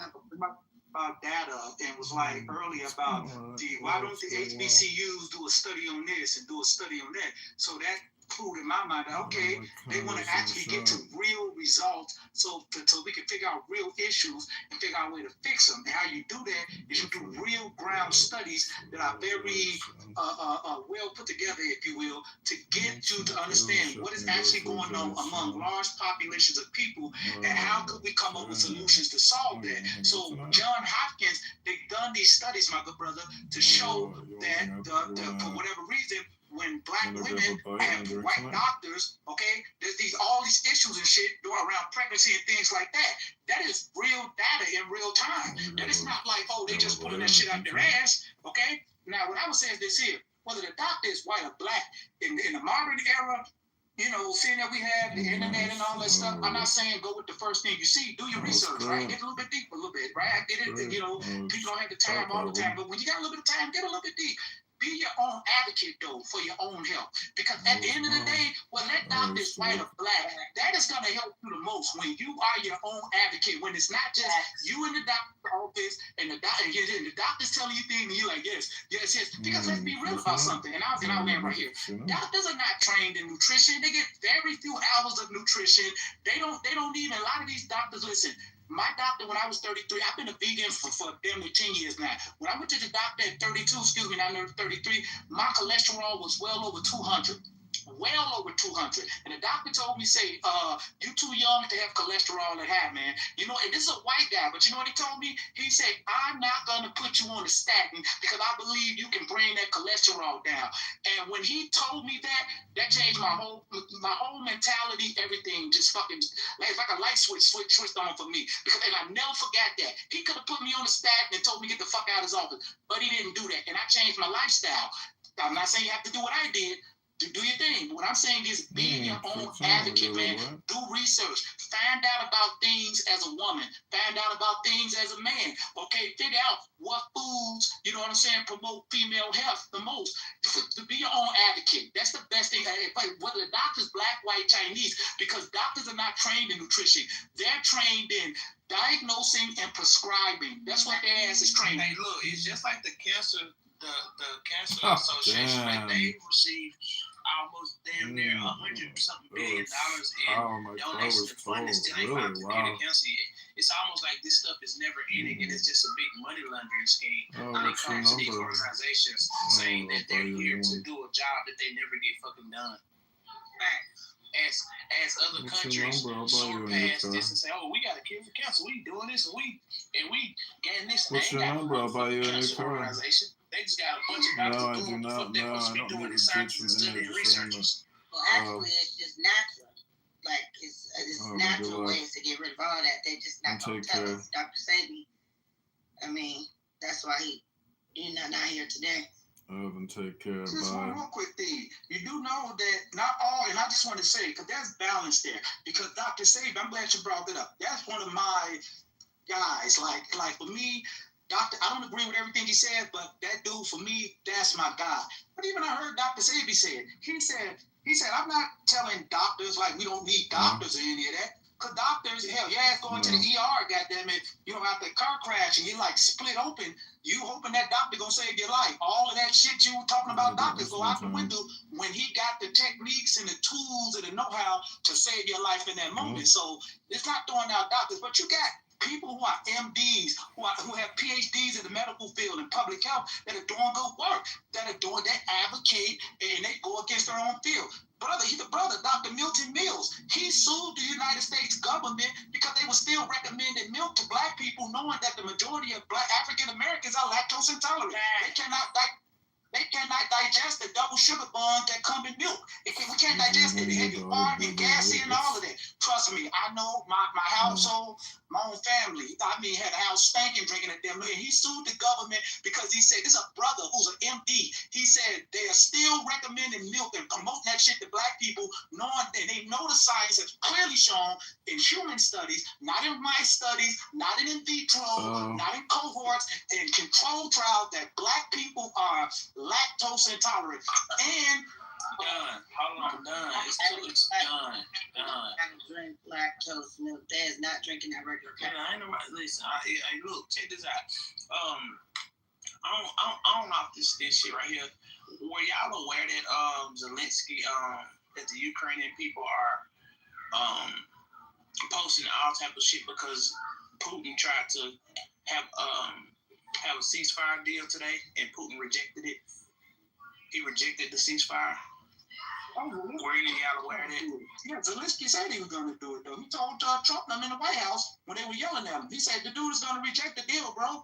Like, no, he told Zelensky rejected the deal. Crazy? Are you not listening to me? What's wrong with you motherfuckers? You said Putin, fam. You know, I said Putin rejected the deal for a ceasefire, and Zelensky rejected the ceasefire. Can you get the source for that? Because I like to check sources because Putin rejected the ceasefire, not Zelensky. Yeah, you read the wrong shit. You know what you read. March 6, 2025, Russian President Vladimir Putin has firmly rejected recent ceasefire proposals concerning the ongoing conflict in Ukraine. Somebody in the chat said it. Zelensky ain't got the power to really reject the ceasefire. He ain't got that power to do that. He's only surviving because the United States funded him. Putin started the war. He is the reason for this. He you know what I'm saying? Zelensky want the ceasefire. Putin started the fucking fire around this world. You see what he did when Trump froze that fucking that military aid going to Ukraine. That motherfucker got right and made a statement saying, you know what? I'd like to apologize to Trump and the American people, and hopefully we'll do a deal with someone or some shit like that. He said it was some type of statement he issued like MSNBC, CNN, one of them things. But so Trump said, hey, we paused that military aid. That motherfucker got his aggregate. What was he gonna do to outsiders? And he was the one that came there, begging them to continue the aid. Of course, he was gonna do that. Bro, all due respect, I don't care about this other than okay, both of them. I don't really get for I had a horse in that race. But what I can say respectfully is that I felt that just my humble opinion. You can disagree with me, that's fine. I felt that JD Vance was highly disrespectful in that moment. It's just like, dude, you really, bro, you haven't think just one time. It's like, dude, this dude is here begging you, like, dude, I need your help. Of course he don't have no chips. You're telling him things he already know. He would, if he didn't know that, he wouldn't be there begging your ass for the goddamn money. So you dudes yelling at him, telling him, you're not gonna win this, you're not gonna win it. It's like, of course he knows I can't win that shit. Begging for money, bro. What are you talking about? Like why are you making him fight for his country good and want to put his country first? Hold on, Bubba. Alright, Kyle, stop saying that. He was there asking for money, bro.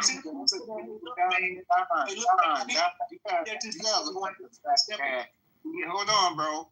You gotta look at the fact that he came here. He already knew the deal.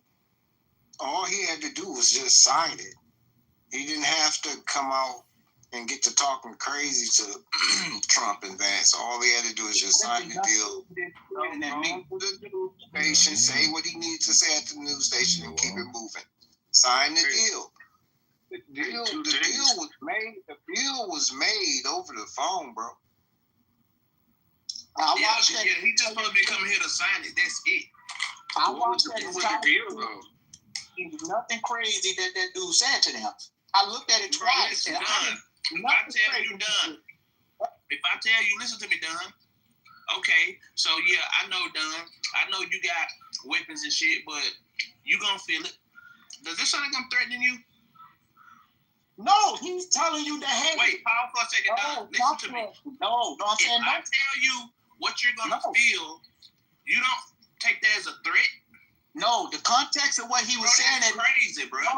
No, hold up, bro. The context, at least what I gathered. Okay, I'm just speaking from my perspective. I could be wrong, brother. I'm not in on them discussions. I'm just outsider looking.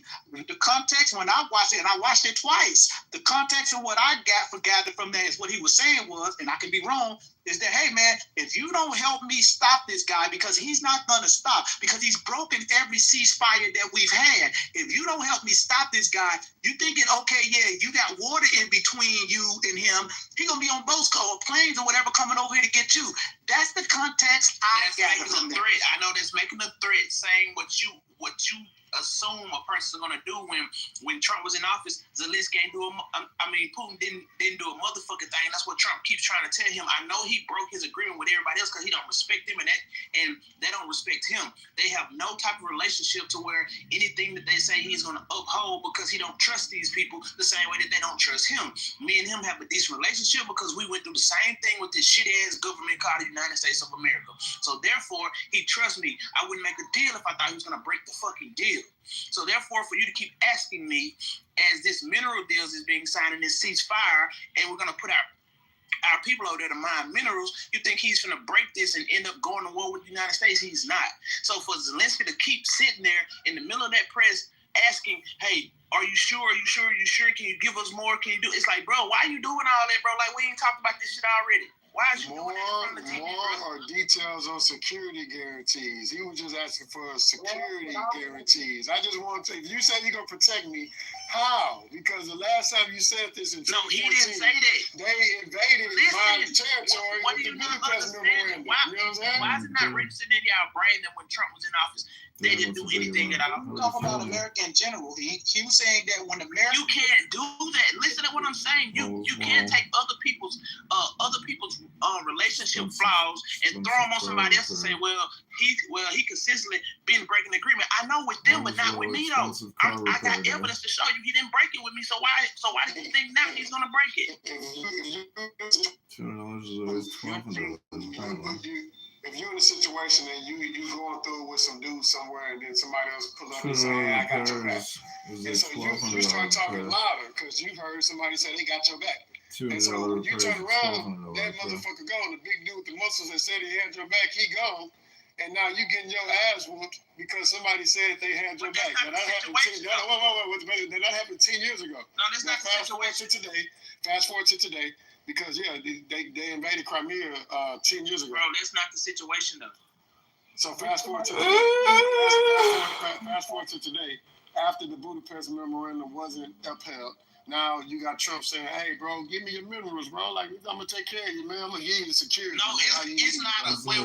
He say, man, I need the security guarantees. Look, pause for a second for a motherfucker to say, hey, just give me your minerals, as if he's trying to big boy him out of something. Bitch, we done gave you $170 billion, nigga. You owe me those minerals. Back to the gym. No return on this investment that I've made in your ass more than any other country that's supposed to be your goddamn ally. So based on this, you need to give us some of this shit that you're not using so that you can balance out this motherfucking check sheet that from all this money that we've given you that you've done nothing in return for us for. That's not an ally. That's a person that's using you. Well, I can say this. I was saying it was $300 billion, and then they checked them because they said the independent agency coming out of Germany. I don't care nothing about that. It's a bunch of billions, bro. I don't care nothing about the exact number. It's a whole bunch of billions that these niggas owe us, bro. You can't just be throwing stuff against the wall. I said it was 170. Why are you talking about 300? Well, I'm just saying, because now the story. Say 300 though. See how you trying to bring in some incorrect information just to come back and say the same thing I just said? They said it. Hold on. They said it. I ain't talking about what they said. I'm talking about what I just said. Fuck them. They said 300 billion. They're the ones who said it. They said it. I didn't say that. They said it. So you can't incorrect. Well, go to them. They're the ones who made that claim. And then they switched it when the people from Germany who ain't got nothing. Germany, they checked them on that and said, hold on, buddy, we do accurate tracking. What you want to move to Ukraine or something? What I'm saying is, Ukraine.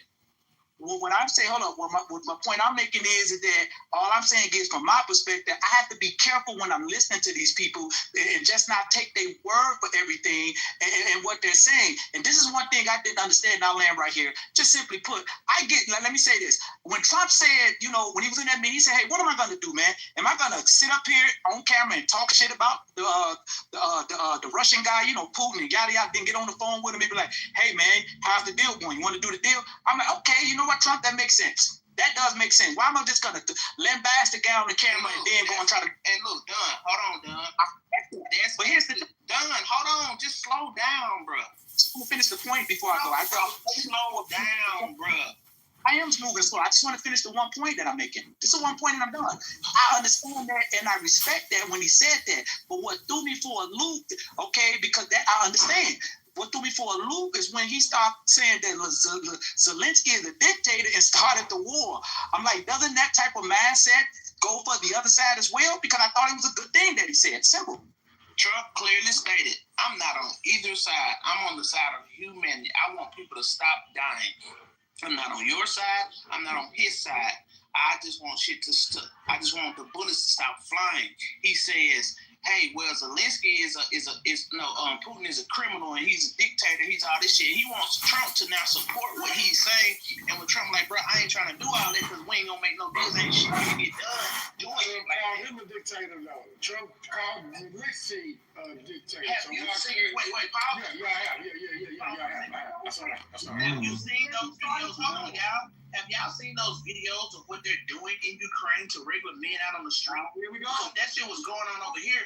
The fucking country would be in an uproar with motherfuckers just knocking people off their bikes and throwing them in vans and putting them in motherfucking armor fatigues and sending them to the front line. Every one of us would have a problem with that. But somehow, some way, Zelensky's right for doing what the fuck he's doing to the people in his country. I ain't never seen that. I need some documentation on that bullshit. I'm gonna post it. Please do. I'm about to post it. He ain't got the power to do nothing he's doing right now, bro. He ain't got the fucking power. That's like you got your 18-year-old son living with you. And he 18 now, and he can go out and he old enough to live on his own and going about his business, but he living with you. He's still under your roof. And then he get to talking back to you and start acting like you ain't paying for his fucking bills and paying for the roof over his head and paying to put food in his mouth, and he keep getting indignant. You gonna kick his ass out. Zelensky, bro, Trump like, bro, you in here talking shit. We done gave you, and the number was over 400 Laura! 200 billion unaccounted for. So they basically try to say he's stealing whole time. But he like, bro, you really ain't got no leg in this fucking fight. If we wanted to, we can fucking, you asking for security guarantees, we can just lift our hands with the whole, like, dust our hands with this whole fucking situation and just let Putin wipe you off the face of the fucking map. Like, take the fucking deal. You too. But that's what he's saying, bro. He's saying, take the deal. And let's end this fucking shit, and we can start doing business, start mining these fucking minerals, and people can stop fucking dying. Like, because for real, bro, Putin can take Ukraine. If it wasn't the U.S. behind him, he would have been took Ukraine. Wait. The European nations are not going. I'm starting how it's so easy that Donald Trump, which again, I agree with him when he said, hey, man, I ain't finna be lambasting Putin on camera and then turn around and call him and say, hey, you ready to do the deal? I'm like, that makes sense. There you go. That's some of that so-called art of negotiating that they claim he's so astute. He's the okay. There you go. I give you that. But then you turn around and call this guy a dictator and say that he started the war. The goddamn officials, spokespeople for Russia, they're fucking praising this nigga Trump. Like, yeah, bro. And they said, I don't know how JD and Trump can just sit there, how they're not beating this guy ass by now. Y'all should be beating his ass. It's like, dude, you're telling them exactly what they want to hear. And listen, I think Ukrainians are racist as hell. Okay, I've seen enough data in my own personal research to come to the conclusion that them niggas is racist as hell. But to just outright call that man the dictator, but not call the other guy who literally poisons and he gunned down one of his rivals at the fucking trip in front of him. Threw another one out the window. I'm just like, dude, come on. He threw another one out the window. So yeah. More American politicians need to be thrown out of the window as well by,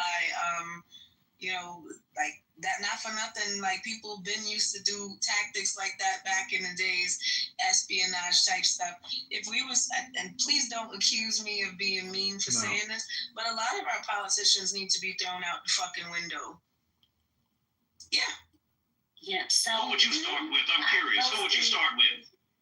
Who would you start with? Great question too. I said, who should she start? Great question. I would probably start with Auntie Maxine with the wig. You wouldn't start with Marjorie Taylor Greene? I Maxine Waters here. You wouldn't start with Marjorie Taylor Greene? You want to kill Maxine? She'd be probably a little bit further down the line, but the next person after that, what that about Bobby? Nancy Pelosi, she could get thrown off the top of the building. Yeah. What about Bobby? Having sex with her boyfriend at the play and shit like that. What about that helper? I'm talking about Bimbo. Yeah. That bitch need to go to. Who you calling Bobby? He talking about Bobby, whatever her damn name is. Dark-haired lady with the glasses. Lauren Boebert from Colorado. You know who I would throw out too? That's a dude before he kicks his own bucket. Mitch McConnell, I would definitely drop him from down the elevator shaft. Well, I just think they're trying to switch the combo because I posted the links in the chat about Zelensky rejecting the meeting and the ceasefire and putting it on, basically saying, well, because Putin didn't do it the last time as motherfucker. So why did he want the money in the first place? I'm not understanding why he's refusing to go sit down with them.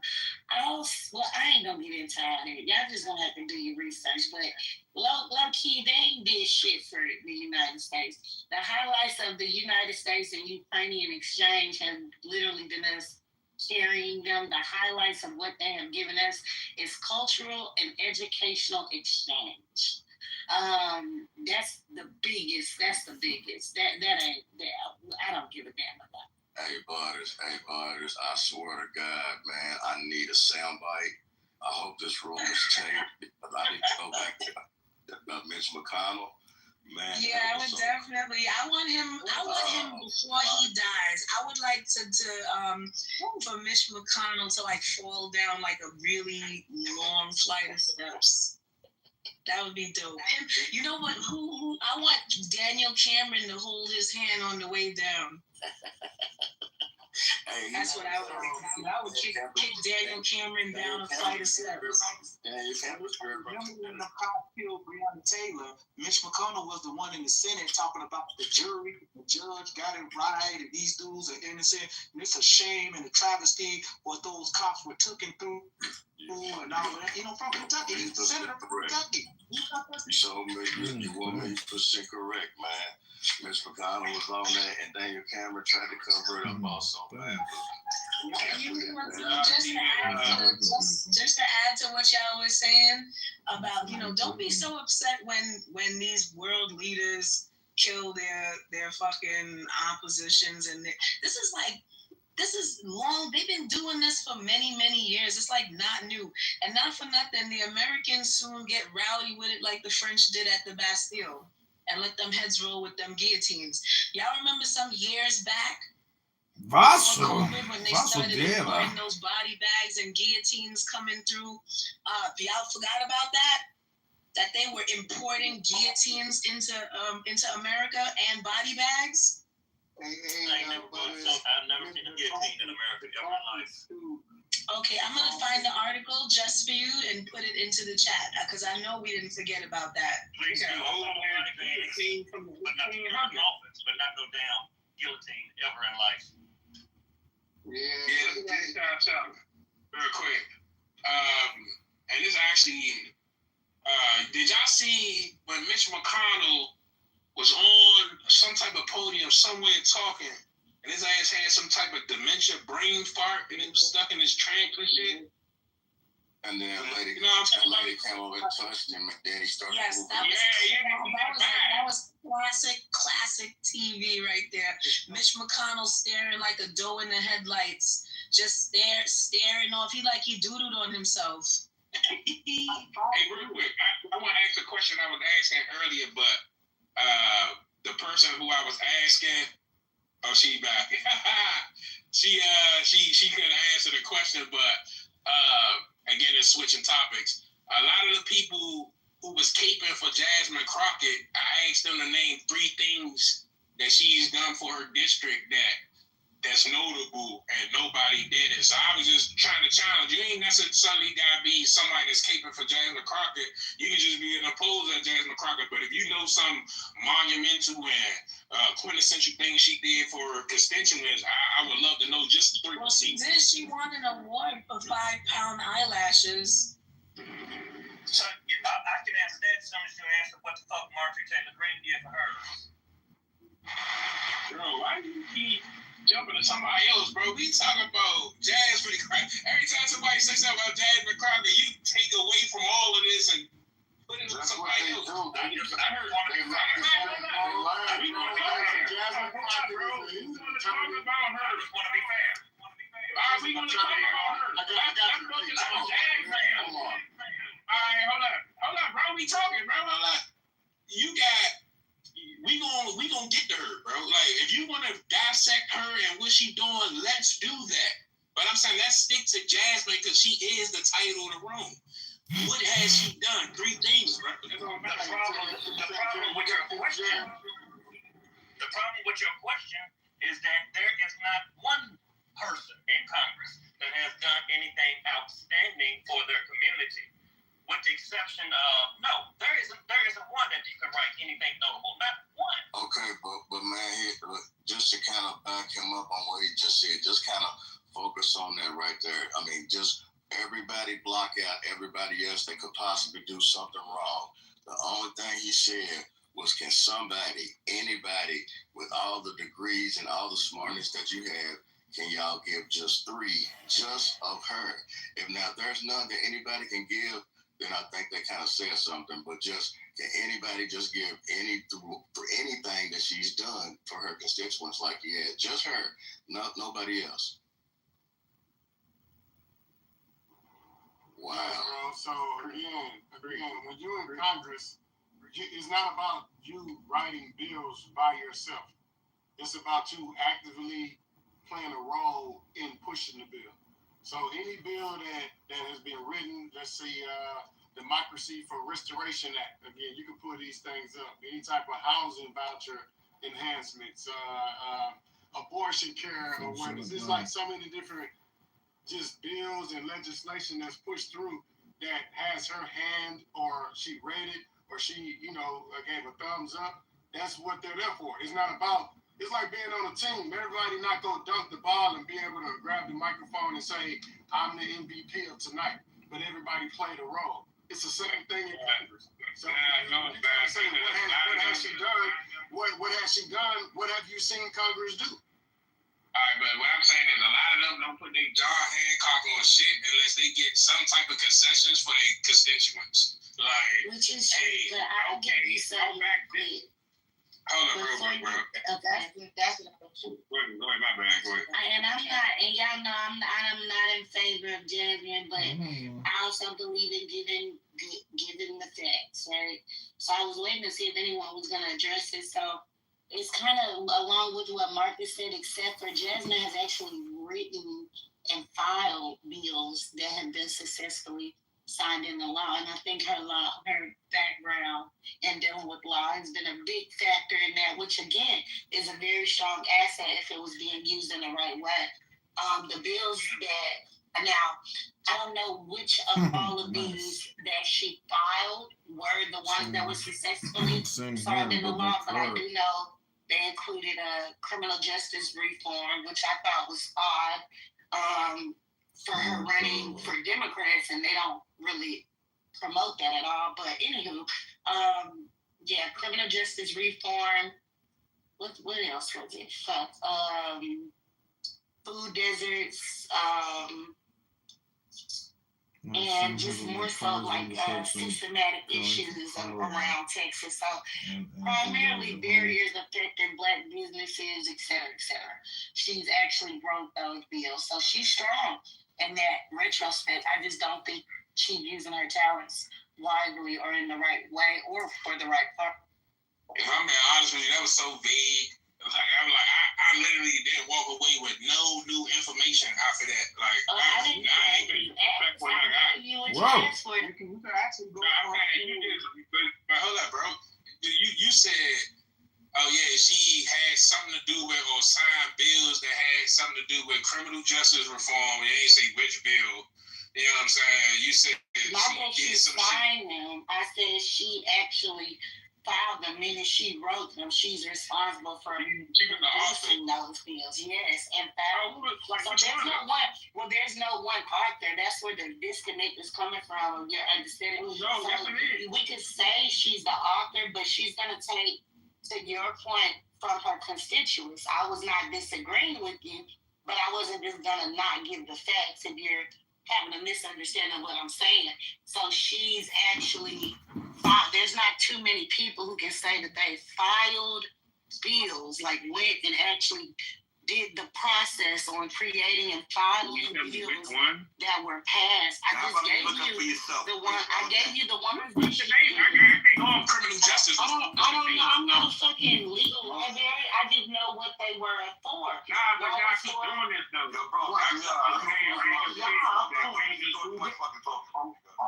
Yeah, there is no y'all. There's she wrote one. She wrote something for criminal justice reform. She wrote something for food deserts.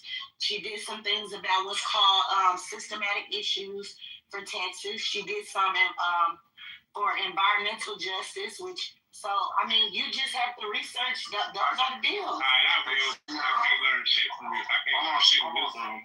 Hold on a second, yo. I see 10 laws that she either introduced or co-sponsored that became law, right? 10 of them. It's 10. So here's the thing. Now, out of all of these things, I don't see anything that assisted her constituents, which is a black community, from what everybody's telling me. It's all black, her district, where she represents, right? But I'm going to read these 10 to you, all right? And to me, this shit's crazy. The first one was a commission. This became law. A commission to study the potential transfer of the Weitzman National Museum of American Jewish History to the Smithsonian Institution Act. That's the first one. She did that for Jewish people. The second one, which became law, is a FIFA law, which is the 2026 Commemorative Coin Act. Another one that became law, to designate the facility of the United States Postal Service located at 1535 East Los Albanos Boulevard in Brownsville, Texas, as the First Lieutenant Andres Zermino Post Office Building. I guess you did that for the Mexicans. The fourth one is the Grant Transparency Act of 2023. I don't know what that is. Y'all can look into that. The fifth one, D.C. Robert F. Kennedy Memorial Stadium Campus Revitalization Act. The sixth one, U.S. Congressman Sam Johnson Memorial VA Clinic Act. The seventh one is to designate, that's another postal service dedicated to Lance Corporal David Lee Espinosa. Let's see here. The eighth one she got that became law is Dr. Emmanuel Bill Rackus and Honorable Jennifer Wexton National Plan to End Parkinson's Act. The ninth one is Everett Alvarez Jr. Congressional Gold Medal Act of 2023. And the last one is the Social Security Fairness Act of 2023. So she got 10 that she's been a part of that became law. Now she is either a sponsor or co-sponsor for many others that's out there right now. But I don't see anything that is, I don't see anything that is none that matters. Particularly addressing her specific constituents to help them out.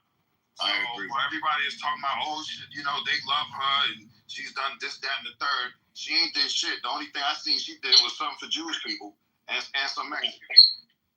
Well, that's why I said that she's probably, and they probably use that right now when I think about it, since she is noted to have so many of them passed, because I just learned something. I didn't know what laws or it was, right? But they're probably using her to write them. That's why she's credited to get them, write them and submit them, and why she's accredited of having so many that have been passed. But I thank you for that because it shows exactly what people are saying. She's using the shit wrong. Hey, only 8,000 bills was passed from 2023 to 2024, right? 8,000 bills. Only 1.7% was passed. So even though people write these bills, they trying to enact these bills, only a small percent of the bills are passed historically. So people, these congressmen and women, they go down there, they write these deals, they got these big dreams, and these constituents, they tell them they go up there and put this in play.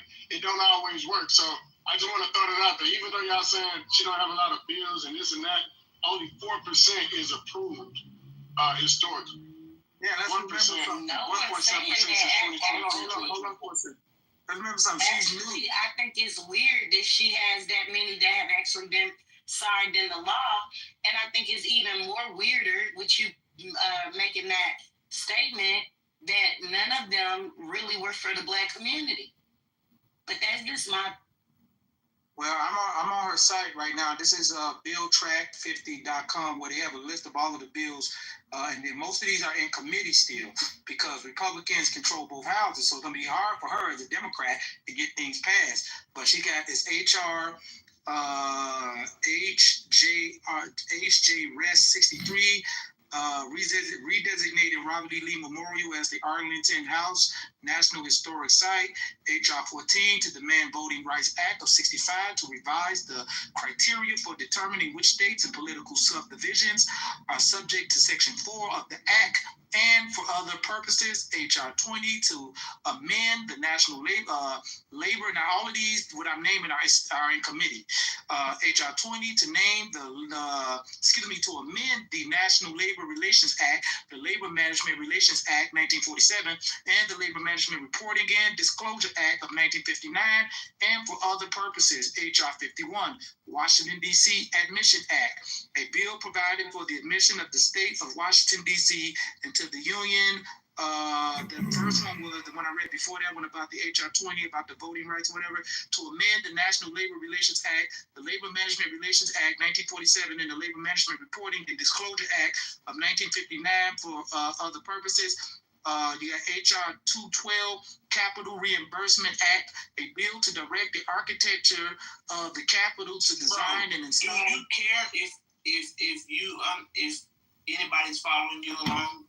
Are following along with you because you just talking and ain't ask nobody shit. You even took a breath to give motherfuckers some breathing room. I just fucking started 2 seconds ago and you fucking started out 2 months. Fucking whining already. You've been sitting in this bitch. You just read 10 things and I read fucking 3 and you're fucking whining. He read 10 and I read fucking 3 and you're fucking whining. Like, stop fucking with the whining. Because he's right. How many are you going to read? 300? No, I'm not going to read 300. I'm just going to read one more and I'm going to shut the hell up because I get the whining. I get it. People don't like her in here. Oh my God. Can I read it? Okay, this is the last one. HR 387, Texas Agricultural Producers Assistance Act, a bill to require the Secretary of Agriculture to submit to Congress a report on available assistance to agricultural producers in the state of Texas that have suffered economic losses due to the failure of Mexico to deliver water. Okay, then you have HR 388, Council to Stop, my nigga. Like,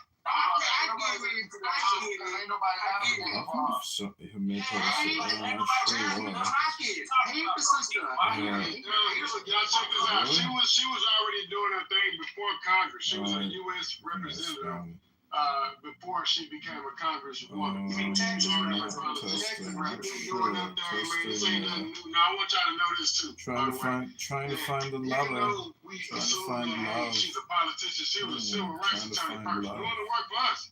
Pro bono, for free sometimes. Looking out for you and your people. You know what I'm saying? I don't even know that. What she was doing. We knew that. What are you talking about? You think we open this room without doing research on that bozo? We wouldn't be hating on it. Why I got this problem right now? If you did the research.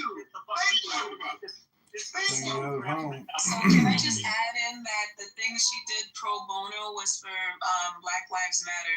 Exactly. Oh my God, it's never enough with you people. Now it's another level to it. Well, it wasn't for this group of black people. Black people complain about everything. John, she didn't say anything wrong, bro. You just triggered by what she said. You just triggered by what she said. Y'all just can't stand the Yeah, I don't know why you're so upset. All I did was say who she did the pro bono work for.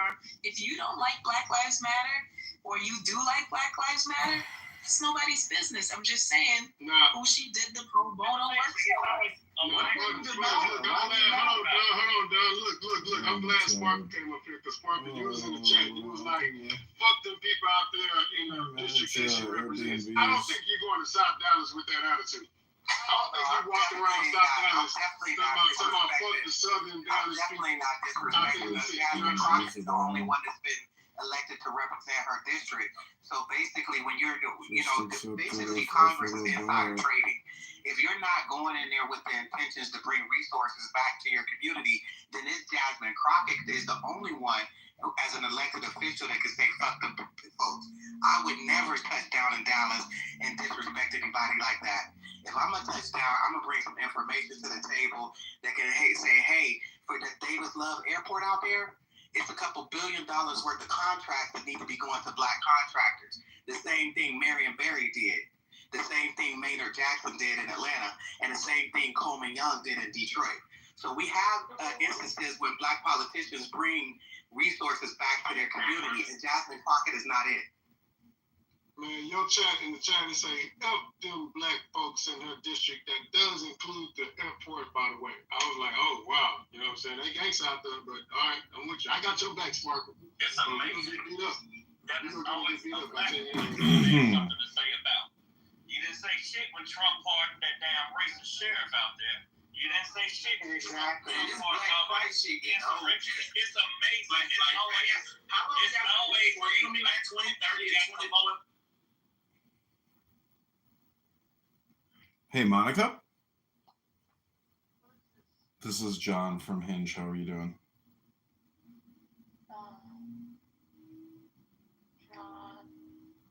John, the guy you just sent your number to on Hinge? 41 from the Citadel. Mm-hmm. Okay. Yeah. There's this other job that's like texting me and like being weird. Oh, really? What are you doing?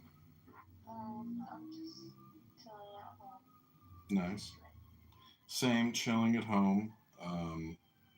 Might go for like a power walk and then do some yoga. Yeah, my car's in the shop, so I can't go to the gym. I'm stuck at home.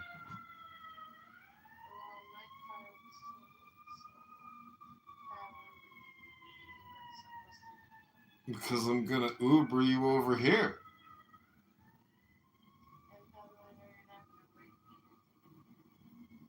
Because I'm a gentleman.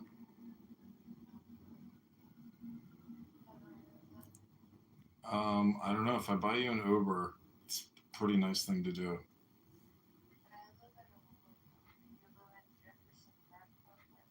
Like 25 minutes, I think.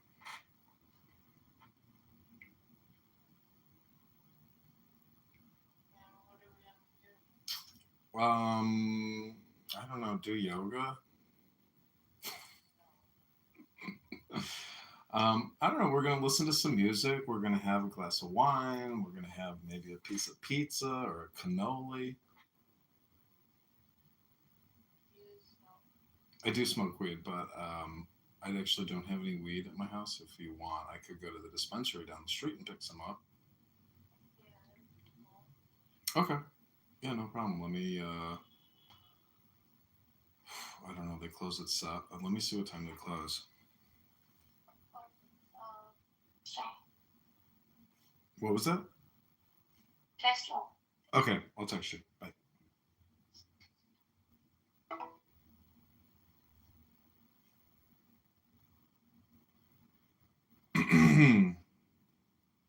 Oh. My bad, big close at 8.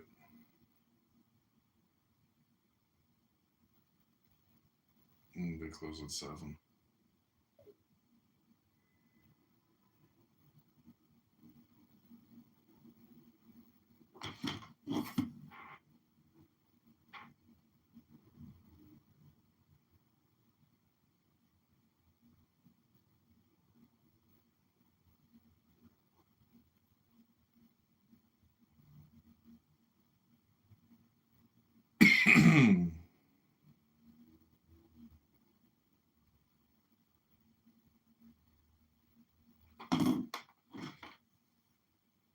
I bet they close at 7.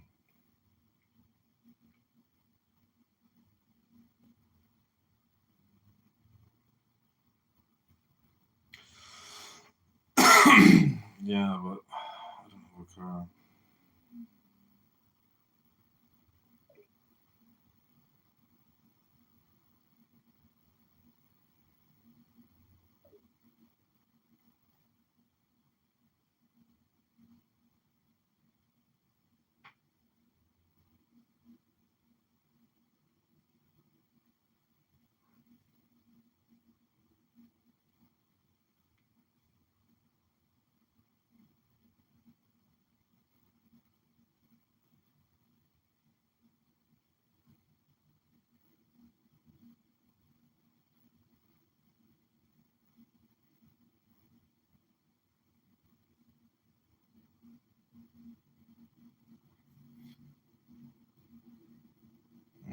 Tough. How did you total your car? Who cares?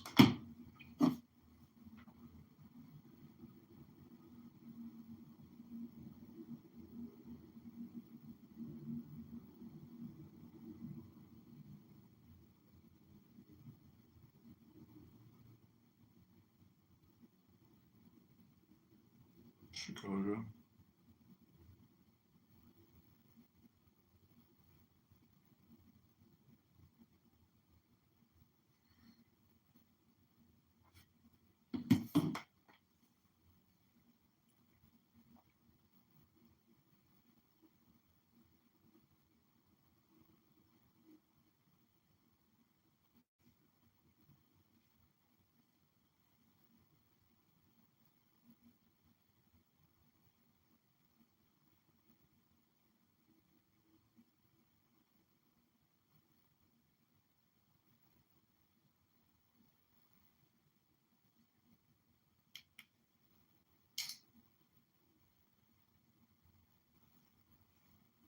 Damn.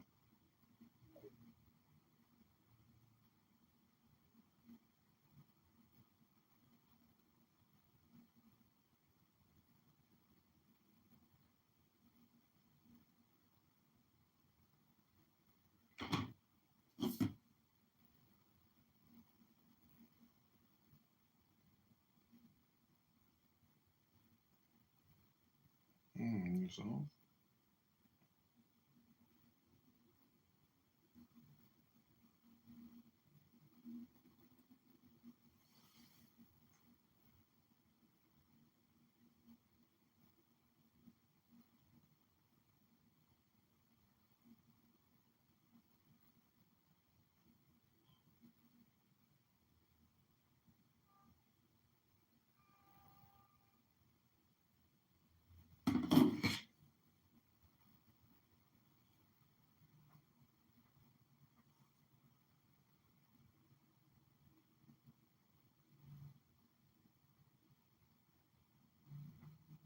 Oh, you want to come over? You want to hang out? You want to come over?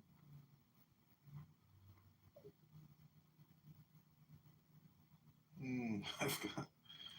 Yeah. Oh, you want to come over? Or.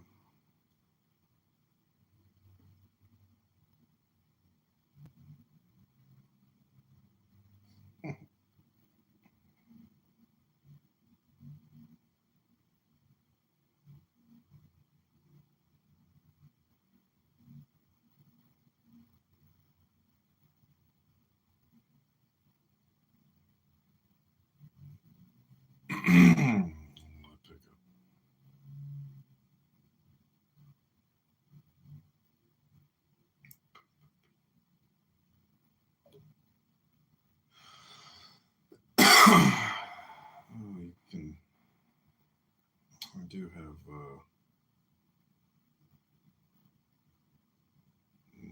probably. I'll pick up a Pinot Noir.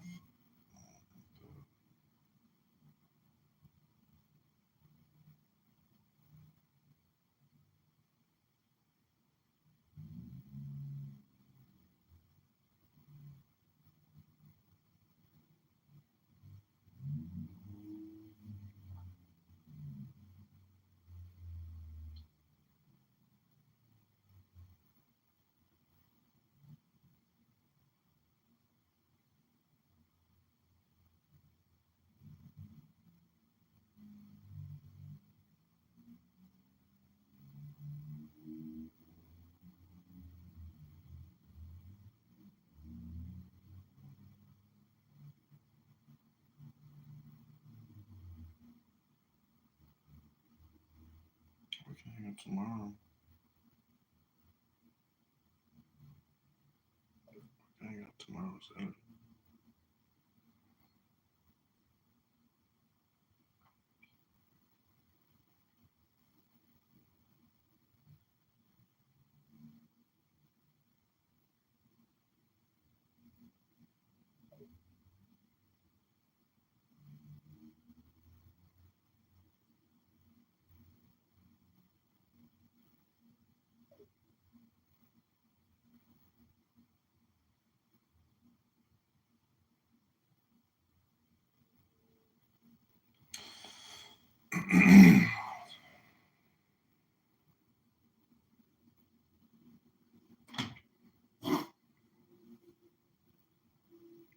Oh, damn. Cool.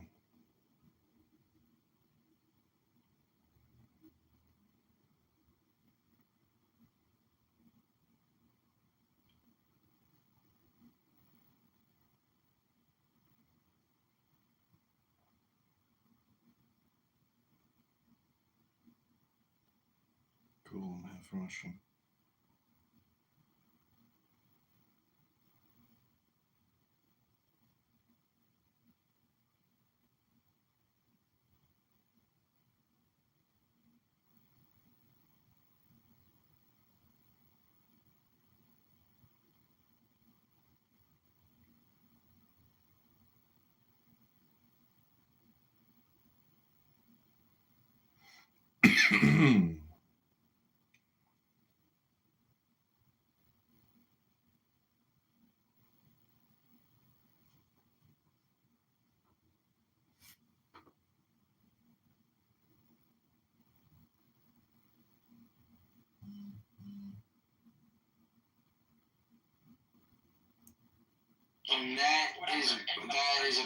And that's a beautiful thing. That's all. My wife is the same way.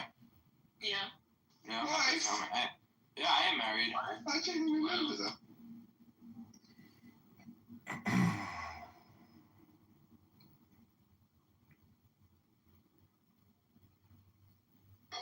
For something that you feel like is holding you back from God, for something this isn't holding you back from God. You wanna know what this is?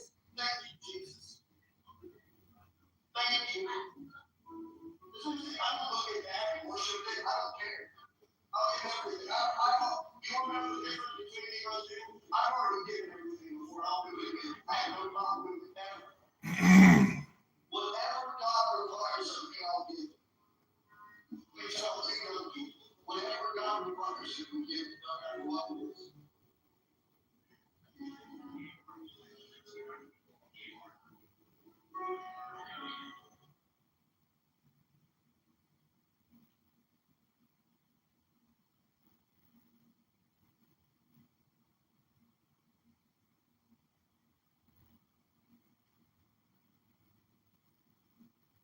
I'm not gonna do that. I don't want to do that for you. I just want you to answer the question.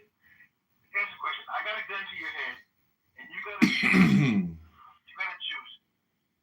between Asian women, white women, and black women. And you thinking about, damn, I'm making all this money, and I want to keep my estate intact, and I want to grow this wealth, and I want to, generate generational wealth. All right. And so I'm saying, okay, I believe in that way because the purpose of the money is to get access to the women. If you have all the money in the world and you have no access to women, then the money has no meaning. You see? Well, you do have access to women. You have access to women from all three race groups. You have access to women from because you're a successful black man. Either you're an athlete or you're an artist. Let's just say businessman, not even an athlete. You give me a sparkling Ashkenazi Jewish girl with like the $1 million hair, and I don't need to know anything else about her other than that. Okay, is she Asian? Is she white or is she black? I said sparkling Ashkenazi Jewish. White. Ashkenazi. All right. So yes. So, and why are you choosing the white Ashkenazi woman?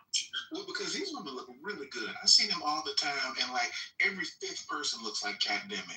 You know. So you're choosing her based on aesthetics. Okay. All the women are equally beautiful. Who are you choosing in terms of mitigating your risk to your estate? I can't even answer. If you put a gun to me, you just have to shoot me because I couldn't make a choice. But if it was like at random and the girl is Jewish, and I'll just choose her because they look good. I knew he was going to choose the bullet. I knew he was going to say. I was about to say he's going to choose the bullet. I knew he was going. He was going to say that. He's like everything. Everything. The answer that pure logic. I think if you answer that question, we answer that question truthfully. This is the reason why, not because handlers are presenting white women to these ball players. All right. I think these ball players are choosing these white women for a different reason than the reason they're flower gay.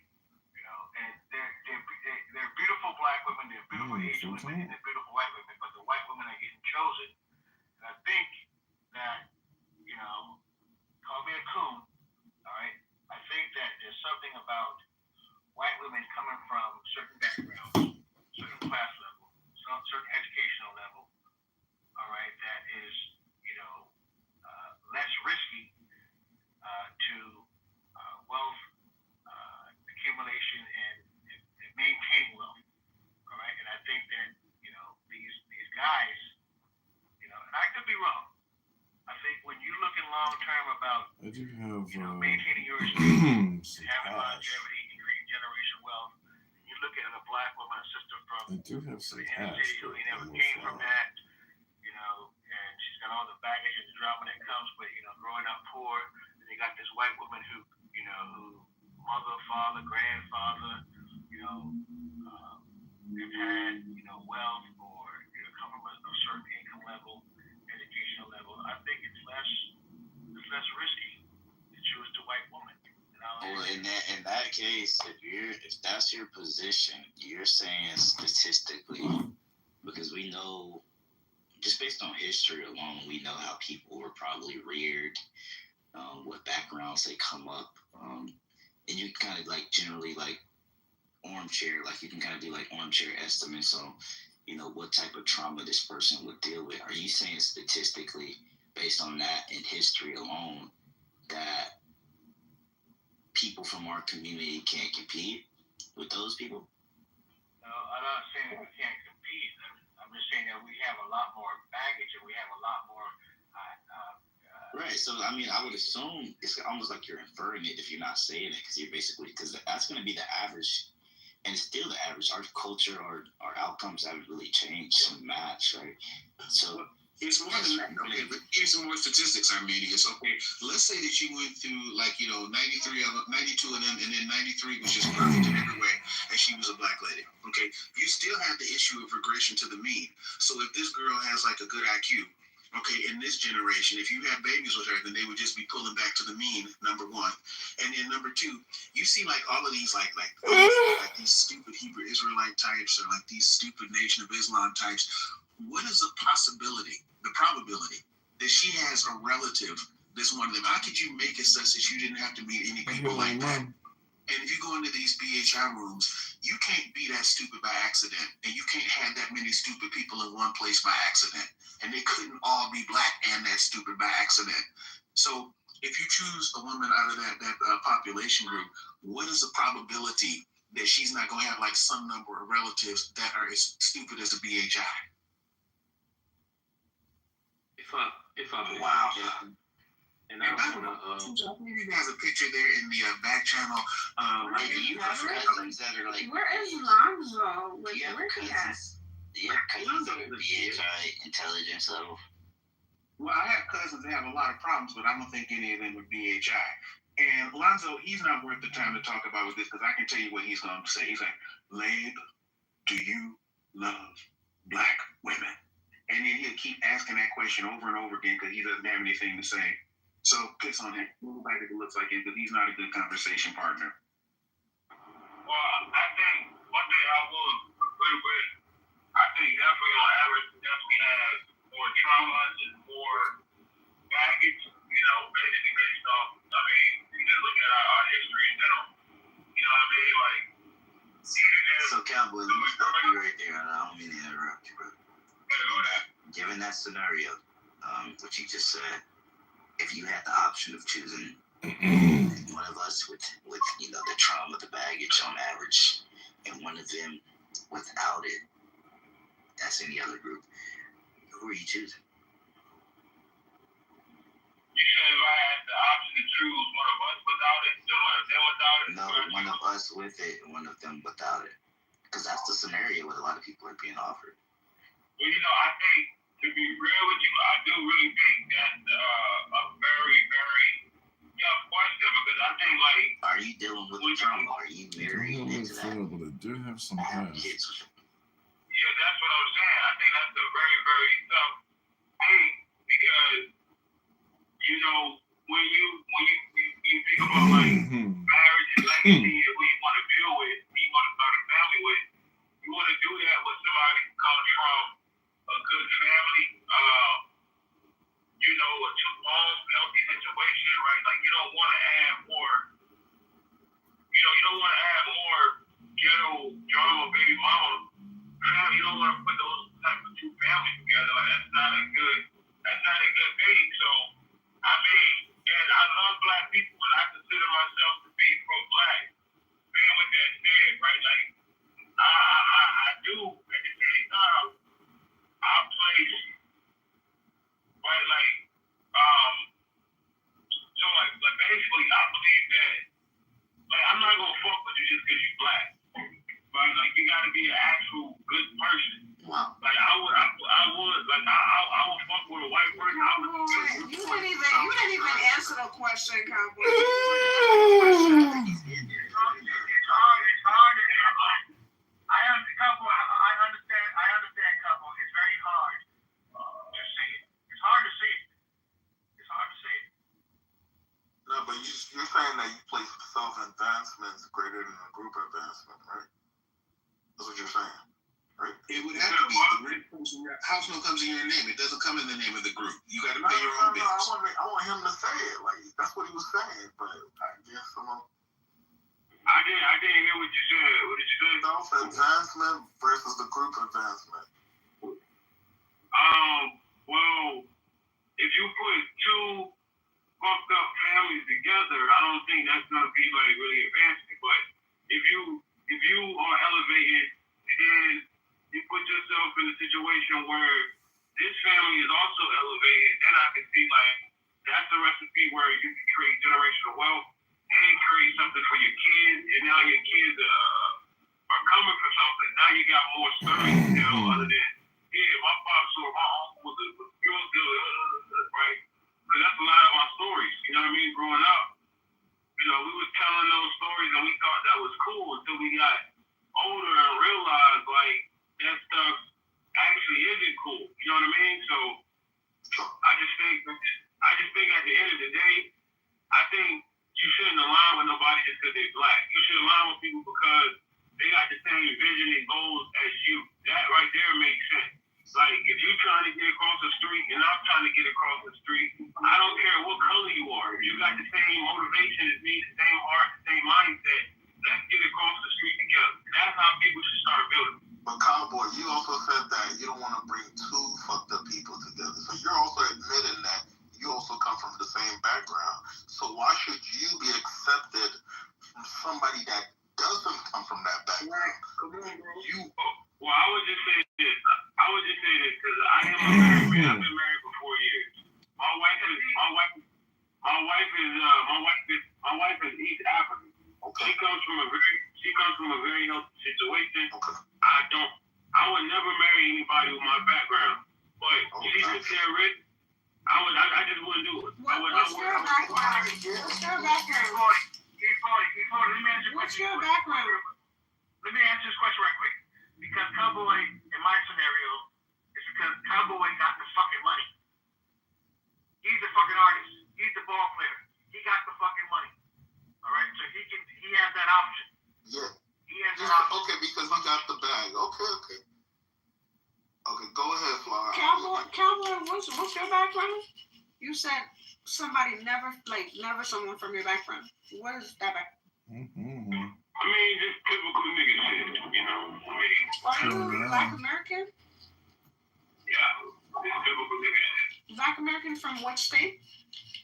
I mean, I can tell you, but do it really matter? Like, it doesn't really matter, but I mean, it would be nice if you shared it with us.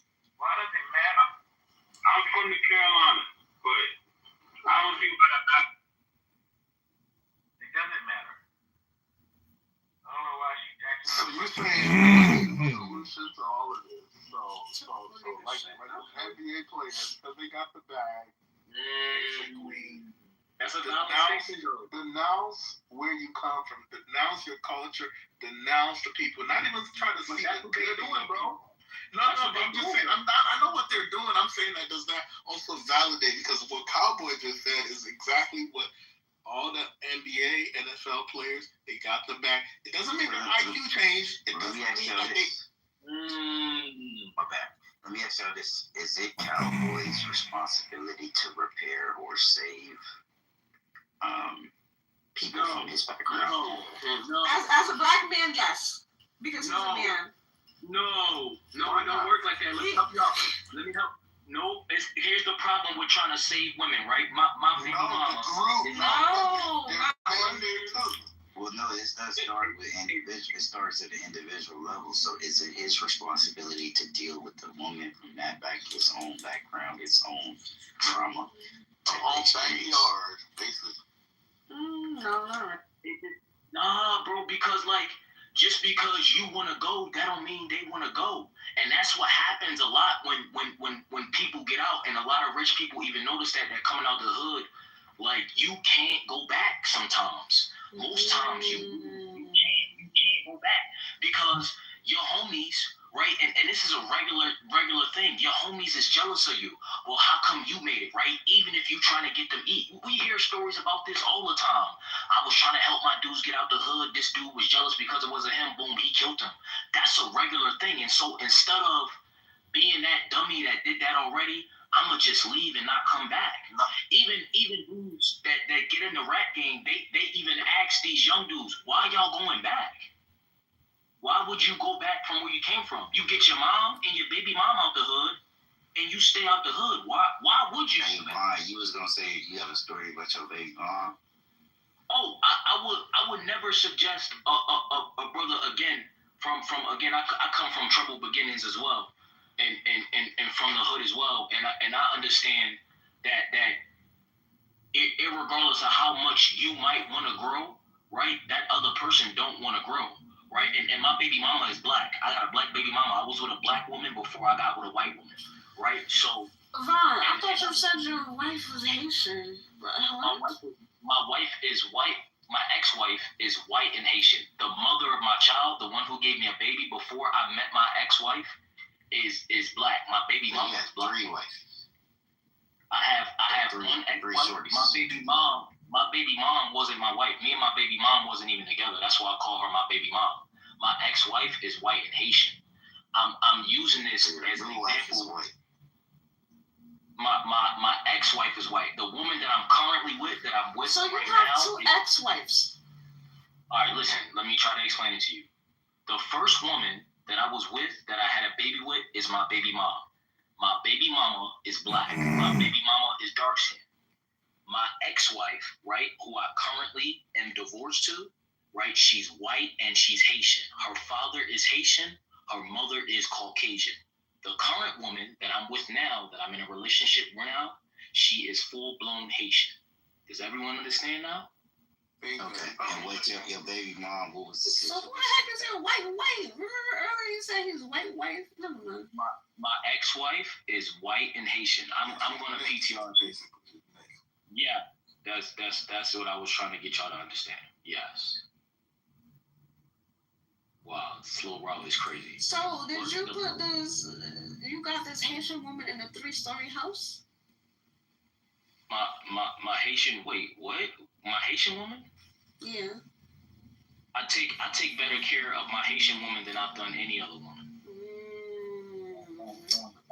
See this Black American brother, back to what I was saying, how the Black American brothers are putting Haitian women up in nice houses in Texas.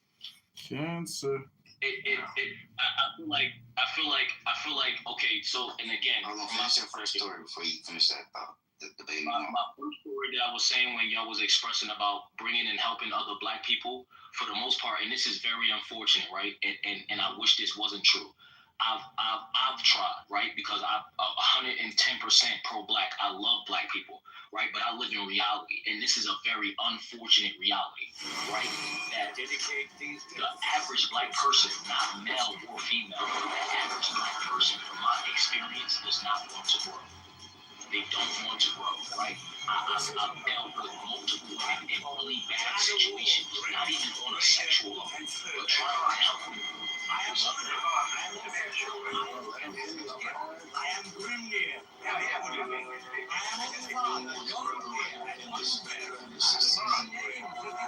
gonna help you and show you how. I'm gonna help you and show you how. You get your freedom. My wounds are free to you.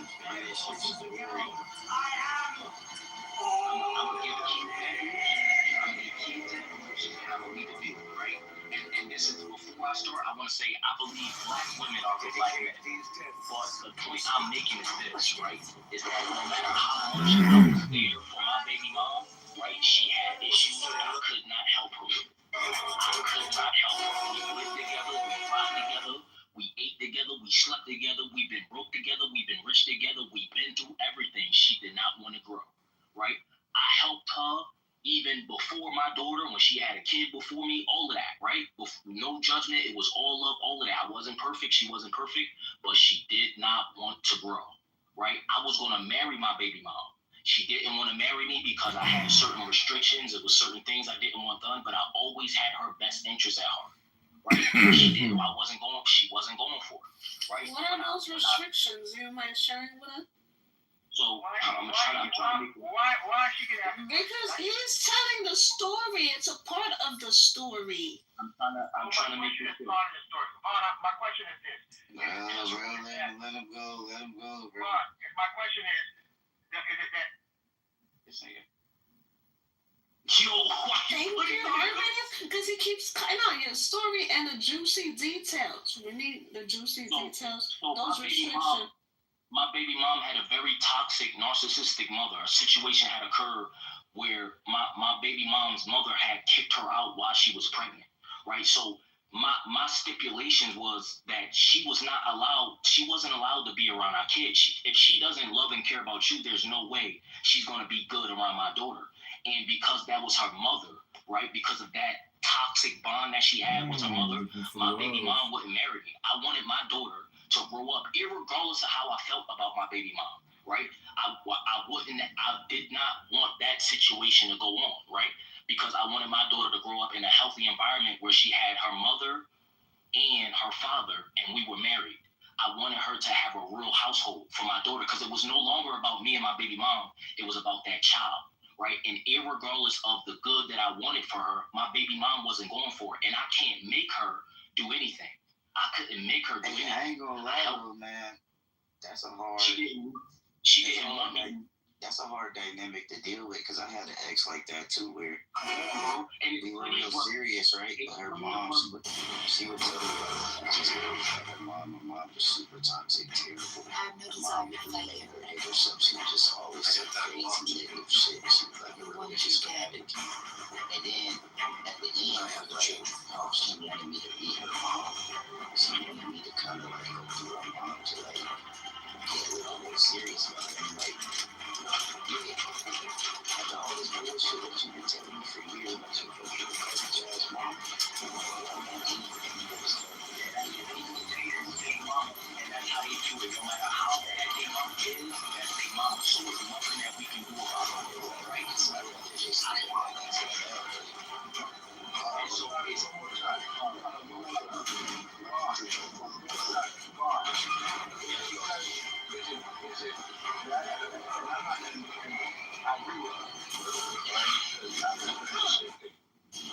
it's my question, and I was trying to ask this question 5 minutes ago, was part of what you were saying, right? And you said, as you keep going, right? Is it because our women and men, all right, don't want to go, or we don't know how to go? They don't want to go. I will prove it to you, brother. Let me help you out. Right here. My baby mom knew to do that. I could show you a person, right? My baby mom had everything. She had it good. She messed it up. It's a deeper CC, right? It's a deeper situation, right? You could ride for somebody till you about to die, but if they don't want it, they don't want it. If you don't even know the whole thing, CC, my baby mom was in love with me. I wasn't in love with her. My baby mom was my homie, but she was in love with me. You got to know about things before you speak on them. My baby mom didn't want to marry me because I wanted better for her. And that's emotional, right? Like and it's not like these brothers don't try with these single moms. It's not like these brothers don't try because I'm one of those brothers. It's not like these brothers don't give these women grace. It's not like these brothers don't try to love these women. But because of, again, I'm stuck where I'm at, right? Even if you show them, even if you communicate with them, and again, this is just my experience. No matter how much you try with our people as a whole, even my brothers in the streets, these dudes, they know to do better. They know what they doing is wrong. They choose that life. Yeah, I know I can go to school and do this, but these brothers ain't dumb. These brothers are not stupid. Our sisters are not stupid. It's the life that they choose. You could bring the horse to the water. You can't make them drink. That's just what it is. And so it's hard because when they haven't seen better, when they haven't really seen better, even when you put them in position, that's what I'm saying, Pappy. That's why I asked the question, Pappy. Is it that? Because I believe that everybody wants to progress in life. But I just think sometimes we don't know how to progress. We don't know. But when you offer our brothers and our sisters therapy, right? Because the first thing we need to do is heal. That's the first thing we need to do. When you offer your brothers and sisters therapy and you give them the way to help, like I said before, if they don't want to do it, they're not going to do it. My current Haitian woman that I'm dealing with now, with all of the situations I've been through, the first thing she said to me was, "Sweetheart, let me pay for you to get some therapy." I've never had a woman say that to me before in my life. Wow. I've never had a woman say to me, "Baby, I think you need to get some therapy." I've never experienced that before. And so even when you communicate with people that don't want it, they don't want it. We can't keep making excuses for each other, dog. We got to be real. And the reality of it is that we really don't want to be helped. So let me ask you, is therapy more powerful than Jesus? Absolutely not. But if we can't even be on one accord with that, brother, right? If you bring up anything we can't even be on one accord with that, if that is what people believe in. It's so many Christians and black Christians at that don't even follow biblical law correctly. We out of order in every manner. Black people on a universal state are always divided. We're the most divided people. Mexicans be living 10 deep in one house, and they flip that house and they flip the next house. Yo, every race is united. When these white dudes rape and kill women and all of that, and they get off, it's because they all in the court system. But we don't have no unity. The Mexicans, they be 10 deep in the house committing pedophilia on each other. That's definitely true. Every race has their flaws. What I'm saying is that our main weakness as a people is we are divided. We are the most divided. Probably because we was never supposed to be a people. I don't disagree with you. But now that we have this knowledge, right? We know that we've been brainwashed, right? It's not like our brothers and sisters don't know, right? It's not like we don't know about slavery and what's been done to us and what's been taken from us. We all, for the most part, know, right? And if we don't know, if for the most part, some of us choose to not know. right? Because then there's the accountability factor of now that I know better, I gotta do better. Again, just from my experiences with my brothers and sisters, they don't want to do better. They don't want to. It's hard doing the right thing. It's so much easier selling dope. So ignorance is bliss. That's the reality of it, dog. I mean, I do think that it is our responsibility to try to influence our environment that we come from, because like you said, if you know better, you would do better. At least try to show those children that might succumb to failure because of their families. At least there's a black man that looks like them. That could be something that could take care of family. We don't even have the Huxtable anymore on TV. Shit, a lot of this shit is for the birds, man. So to the part where you said just go ahead and pick the same way you were able to go get somebody else that's not from that dynamic, He's Jewish. then wouldn't you also crucify yourself and say they don't deserve, or you don't deserve those people?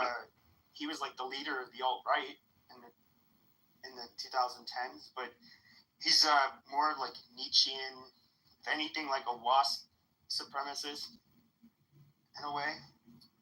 But he's kind of liberal. He was the one that like had the hair slicked back, always like well dressed. Yeah. But you get like all kinds of people in there. Like I guess you could say it's one of the more intelligent rooms, and you get like lefties that are in there that are, you know, pretty educated, smart. Thanks, Joe. Find it entertaining. Is like 4chan still around? Yeah, I'm pretty sure. What about Rumble? Have you checked that out? I've been on there before, but it's I don't know, it just has a bunch of stupid shit. Like I feel like I'm against censorship the way YouTube did it, but you know it does kind of serve as a quality filter though in a way too. So you have all of these conspiracy theorists and, you know, weird people on there. What's up, you guys? Now, I'll just...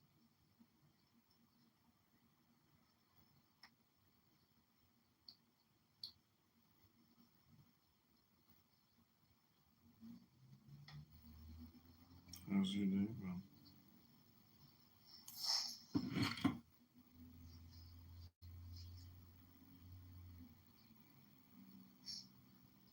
I haven't seen heard that guy Gio around much lately. Oh, I'm pretty sure I saw him. It was under a different name on X. He would be a broker.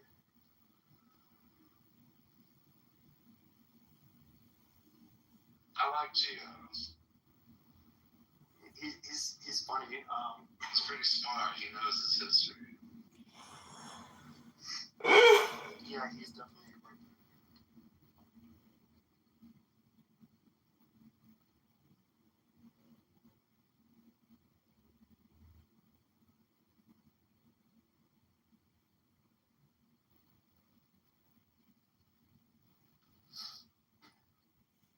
Yo, Drops, like, I know he can handle it. Yo, he went and destroyed Amos. He's like, you old, dirty old man. He went in on him, and I'm like, this is epic. And then what does Amos do? Jeff, where are you from?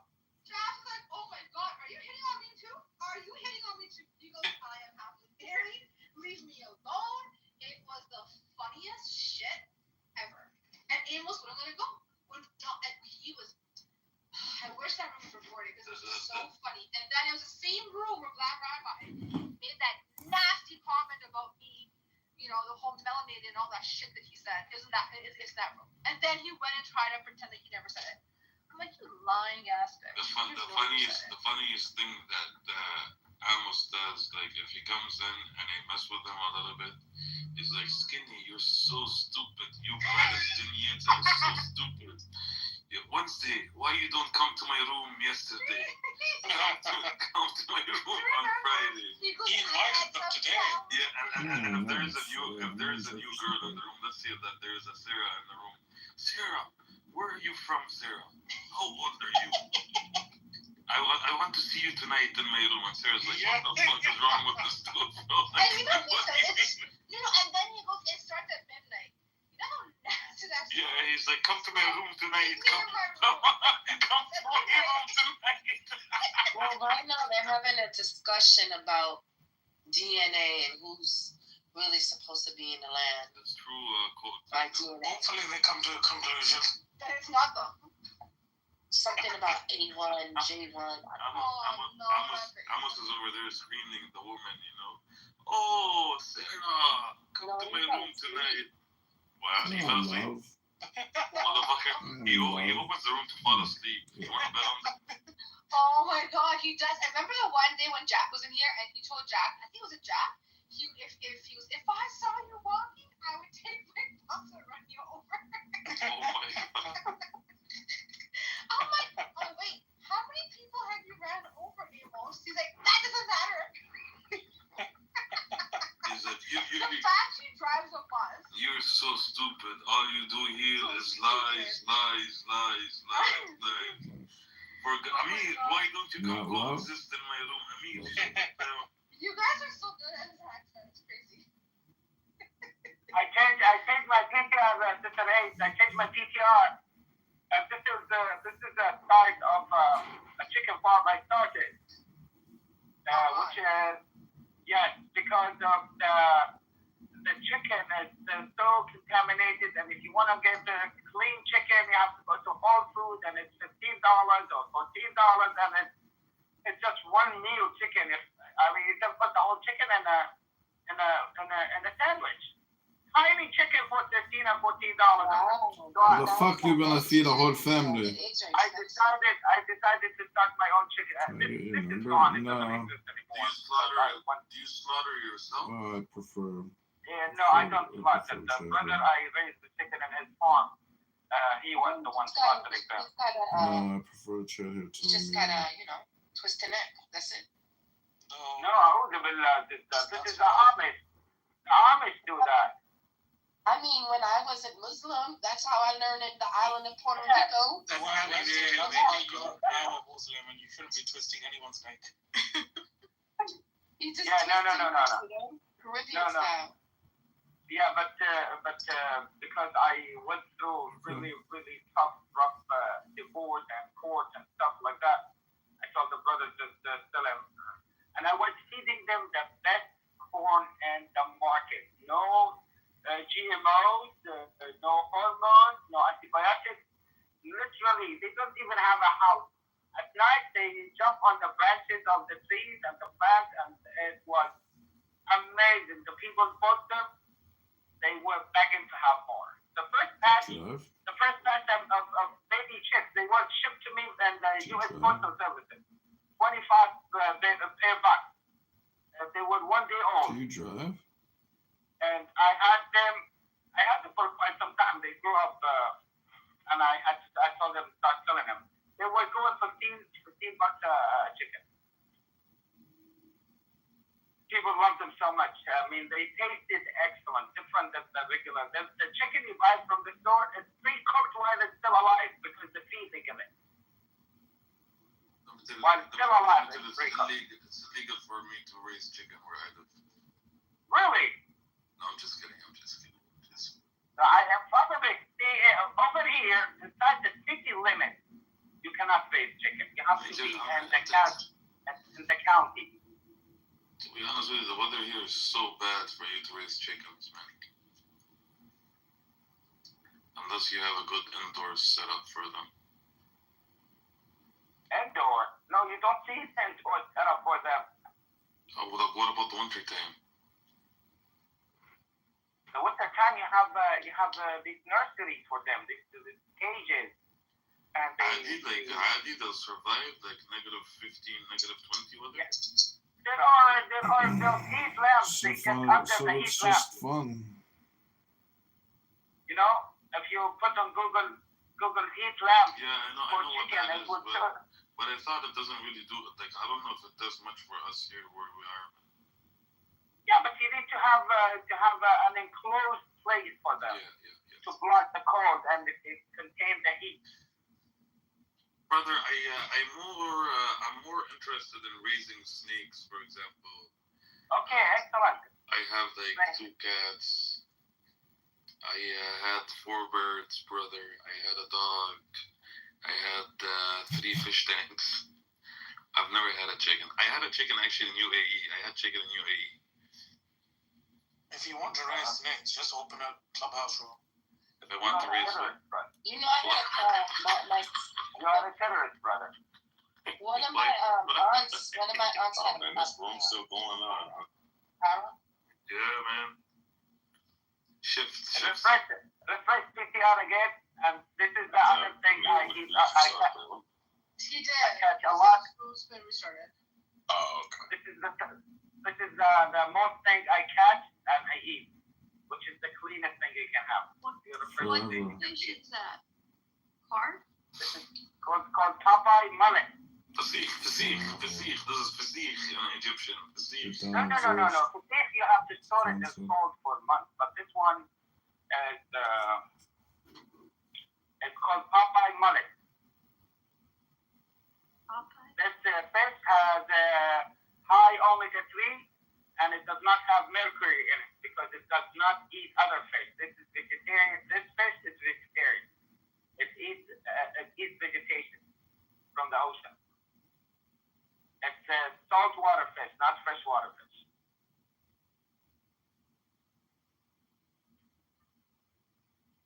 I wanna try to find if I have any striped bass fish for you. You have a fish for striped bass? Is it freshwater fish? No, saltwater. Okay, because that has they have that ocean and they have that also lakes. To be honest with you, for the lakes one, I just catch and release. I don't even know if they taste good. I'm not gonna lie. But for the ocean, no, you keep them as long as they're within the legal size and weight and all that. Okay. Yeah, Canada is not a good place for fishing. Yeah, Mr. Limited. Canada is not good for fishing. It's not good for a human. It's not good for anything. Yeah, Canada is not good for human consumption. Man, why are you hating on us, brother? We're gonna be one of you guys. I can't imagine. You're a Ghazdawi, so forget about it. Only briefly, Canada is nothing. How is she? You're not. She's not well. She said she's on forced medication, so she was kind of incoherent. Oh, poor Nora. I acknowledge that. She started talking about something. It's not afforded to us as Palestinians. Our trauma is so deep. Like, we have layers of trauma. It's just when we were born.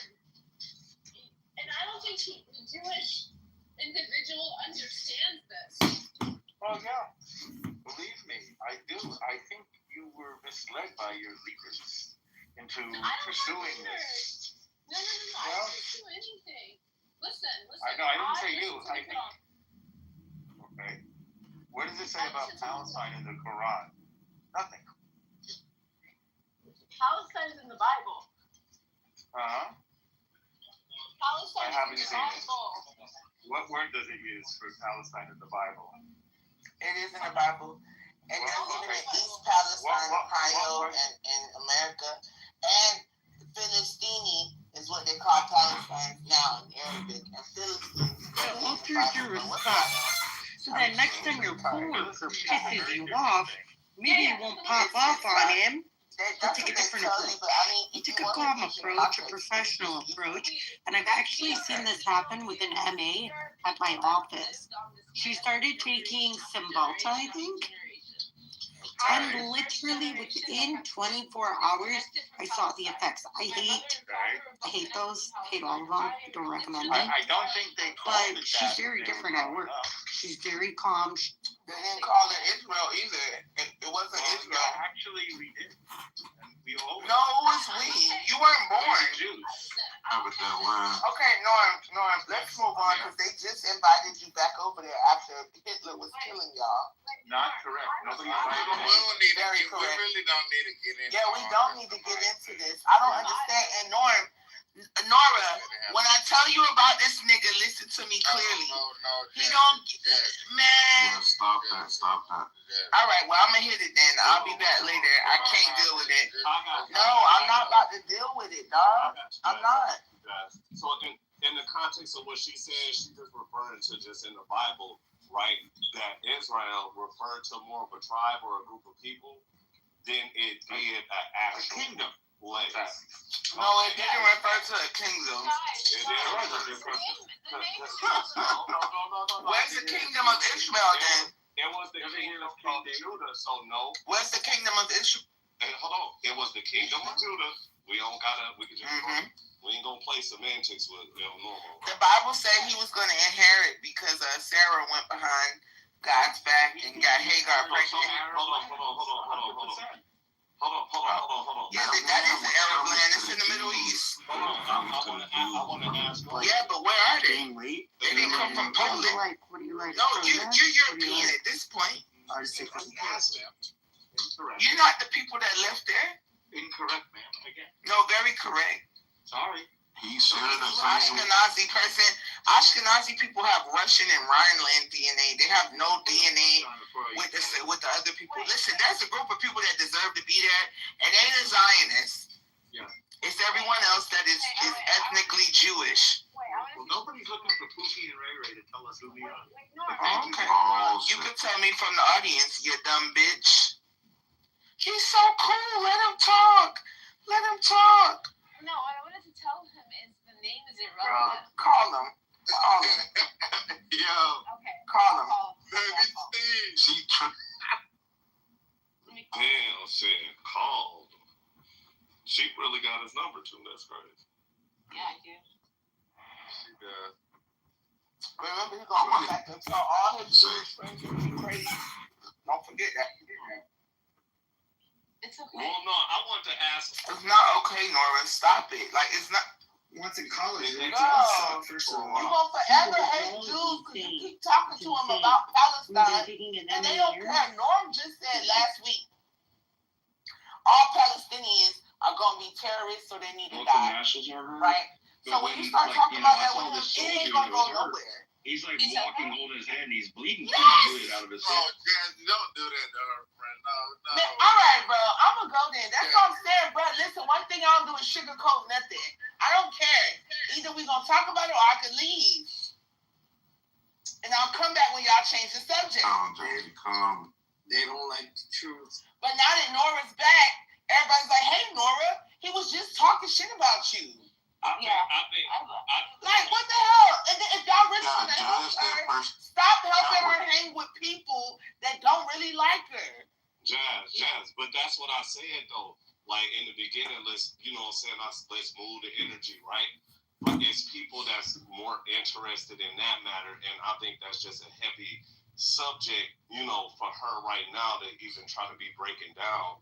But it's people that's naturally gonna be glued to it because it's other outlets and stuff like that. So they trying to hear from her, but like I just think them kind of people in the go and shit like that. The reason Kendo, is speaking about it is because it's related to this trauma and it's a way of me normalizing the trauma. And so I want it to be recognized. I want it to be acknowledged. I want the same protections and entitlements and privileges that Jewish people in America get because of the quote Holocaust. I want the same for Palestinians. It's not just we want the same as black people. We don't even get that as black people, Nora. I hear you. So what I'm trying to tell you is when you start talking to a Jewish person about the rights they're afforded, they're never going to give them up. And they're not going to share it with you or me. And they so ain't no need of talking about it, right? Like, it's not that they shouldn't, but they march right alongside black people and put them in the same high-rise projects that was built for them, and they ended up in black people's houses. But we don't got to talk about that. Like I said, they're never going to give you the rights they're afforded. So ain't no need of you getting all mental arguing with them. I did it last week for a whole day, like 8 hours. I'm not doing it no more. Yeah. And then I'm not going to let Pookie Rocky and Ray Ray tell me what people true colors come out. Right? But he be quick to say, I'm not racist. No, I'll tell y'all quick. I'm not going to let an immigrant tell me about American nothing. Right? And the fact that non-Americans are granted more affordabilities than Americans that have been here with their feet in the dirt way longer than these people should tell you something. Right? We're not even afforded the same things they're afforded. Ain't no black crime or hate bill. Right? But there's one for Asians and they're working on one for anti-Semitism. Yeah. You're fighting a hopeless fight. Let it go. Listen, and the Bible speaks about this girl, like, give it up to God. Like, that's it. There's a lot of things we can't handle. This one of them. Jesus, out of our control.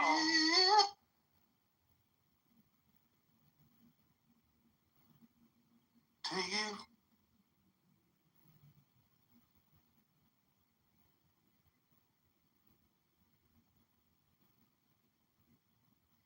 And you got anything to say?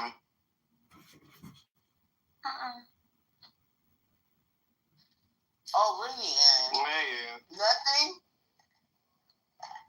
No, what do you want me to say? Any questions for Nora? Was it Ann talking crap about me? Ann, sweet. No, Ann don't do stuff like that. I wasn't sure what Jasmine was alluding to. Jasmine is the slayer. She's like, no, you were talking shit last week. Don't be nice to this today. Oh, no. I don't think she was. No, I don't think so either. Well, and how are you feeling? Are you like? Do you have a good support system in your around you for your dad? Yeah. Yeah, it's really hard. It sucks. Listen, Lauren.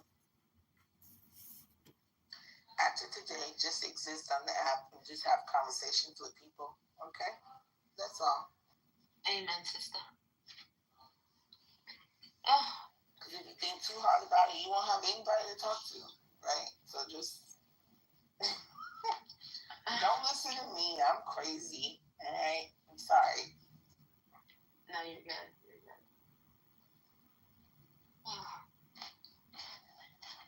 We should do a Q&A, Jazzy, with Nora and go live. After my trial ends. Yeah, not now. Oh my gosh, so are you,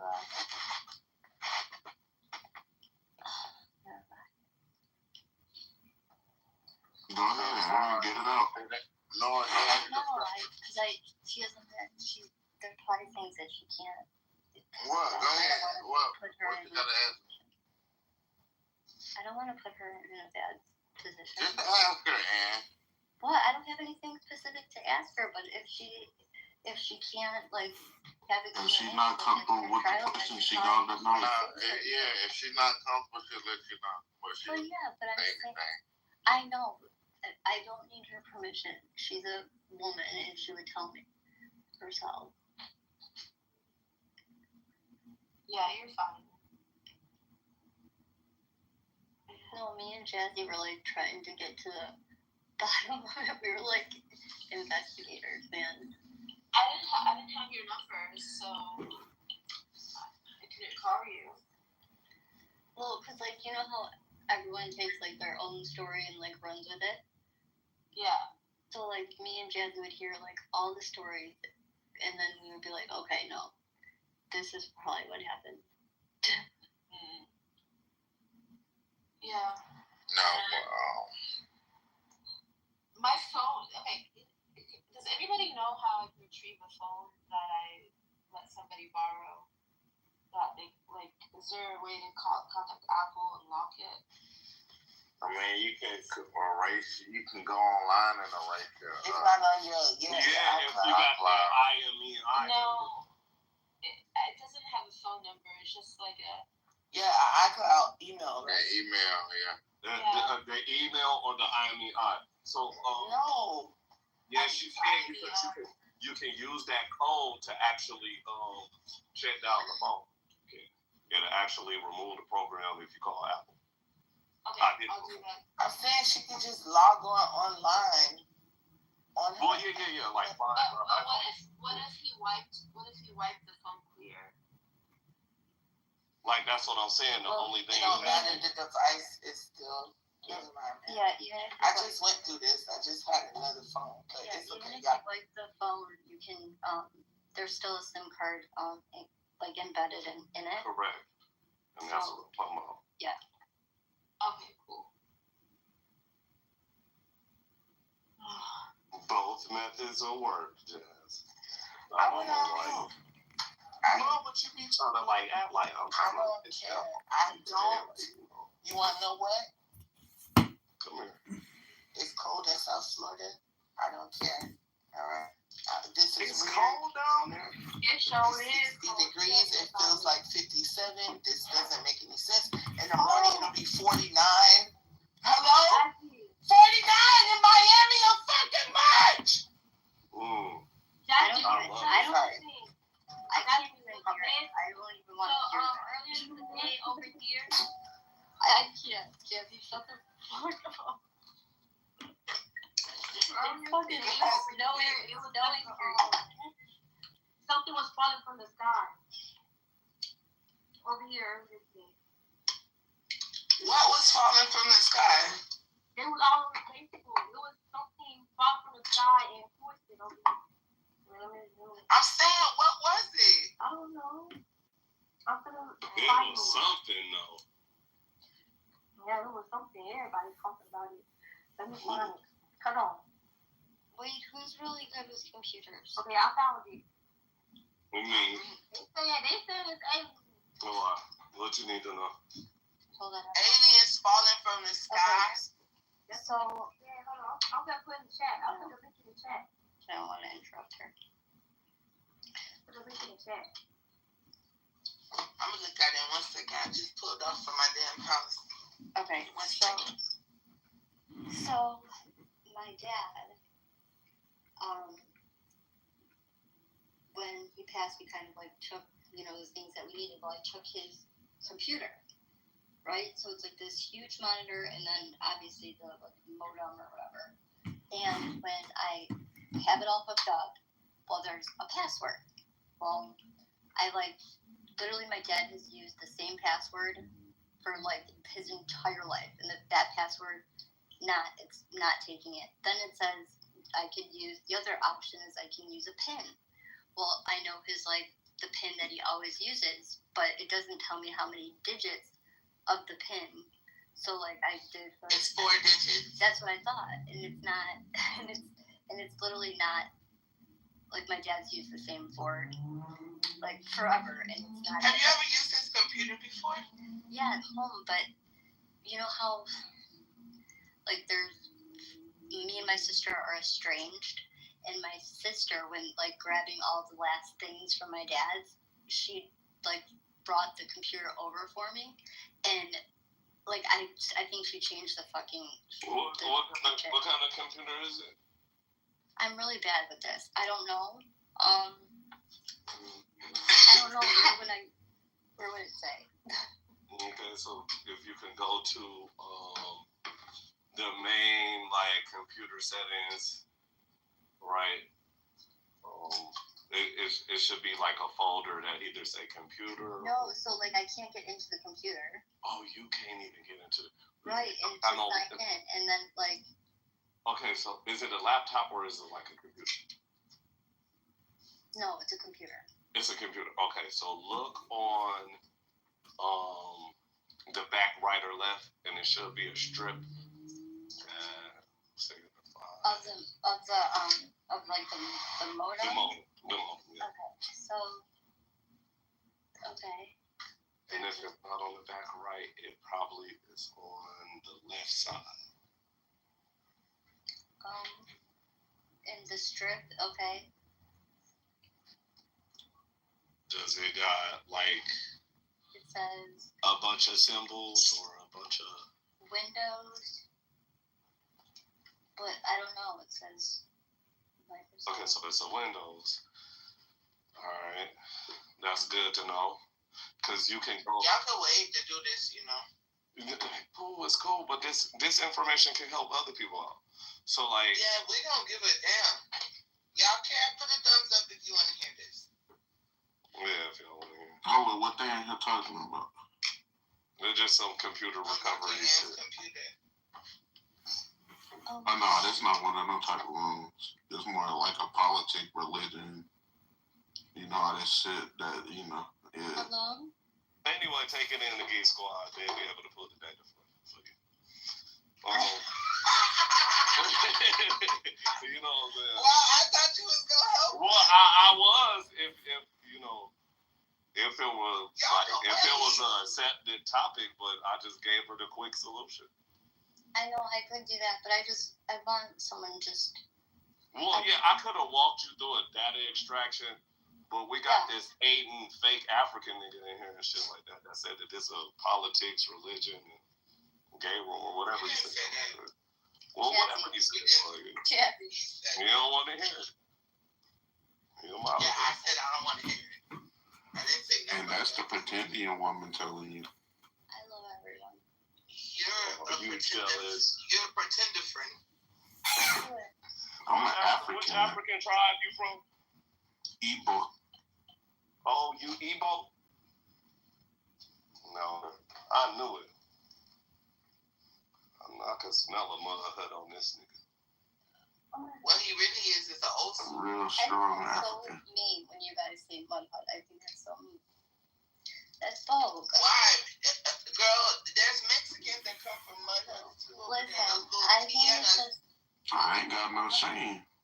Ain't no shame. All that. Should be.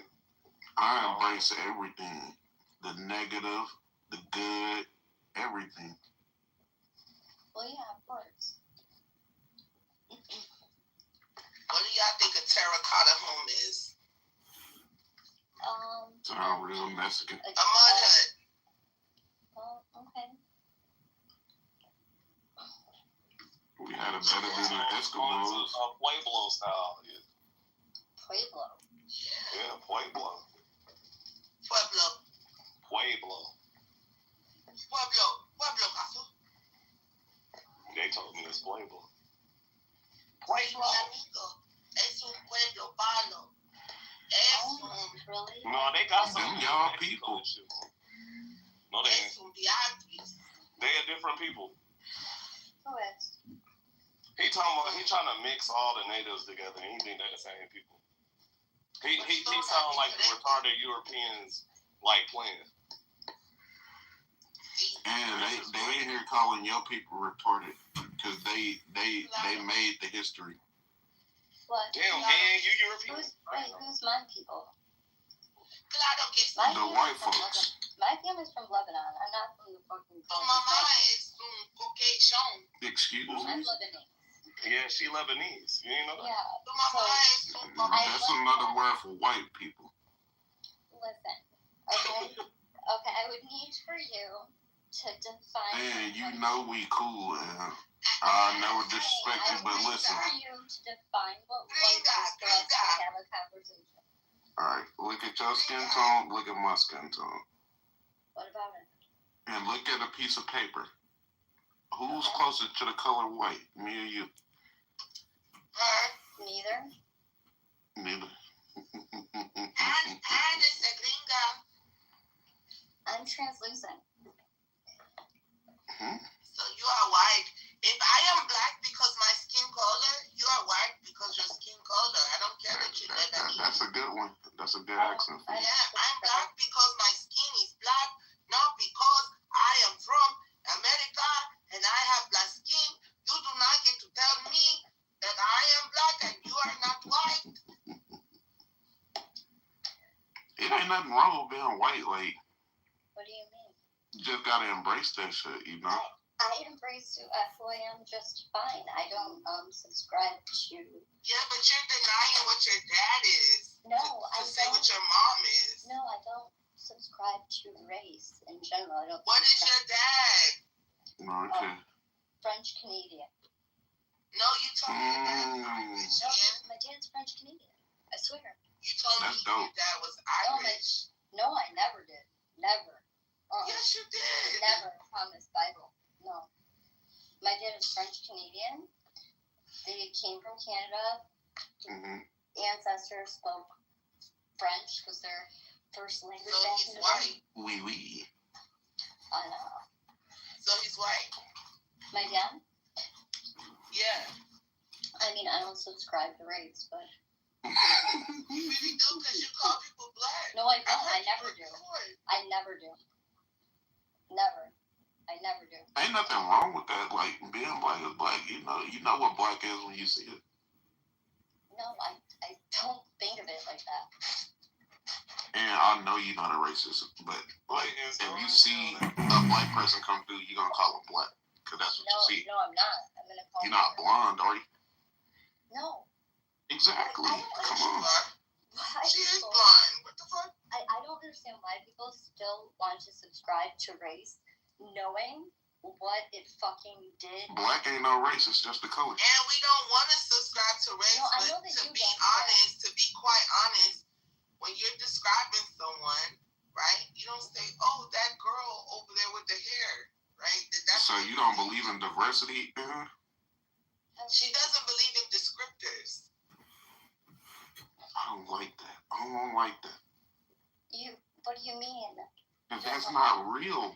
That's not real. No, what happened is that some asshole, made up race to separate black and white, and then we know what happened after that. That's not true. And because of that, I will not subscribe to it. I refuse. Yeah, and we didn't have any problems with separating black from white until white people that were less than just couldn't take the black people that were supposed to be less than, but were actually a little bit more than them, right?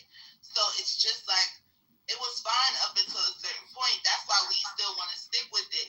White people don't want to subscribe to race anymore because being white no longer benefits you in this society. But what does is being Mexican and being everything else Middle Eastern, especially for you being in Michigan, right? That helps you out a whole lot. Because, being white is not cool. No, but Jazzy, explain it. Wait, help me. Because when I first met you on the app, you subscribed to race. No. When I first met you on the app, yes, you did. No, I did not. That was conservative atheist. I'm gonna take Ann one for it. Listen to me. I didn't say you were racist. I said you subscribed to race, and now you're saying that was conservative atheist. So then, when I brought up a month ago that you platformed him and you used to do rooms with him, you told me you did not. No, what do you mean? For the first year and a half on this app, I did rooms with him. Everybody knows that. Yeah, but when I brought that up like a month ago, you told me you didn't. I was like, you platformed a racist. And he was like, no, I did not. No. I don't know. Ever since I met Ann, she always been saying the same thing, though. But I never heard her say she don't subscribe to race. How long ago did you meet her? That's new. That's new to me. How long ago did you meet Ann? Like 2 years ago. Yeah, we've known Ann for about 4 years now. Mm-hmm. Yeah, so maybe 2 longer than you.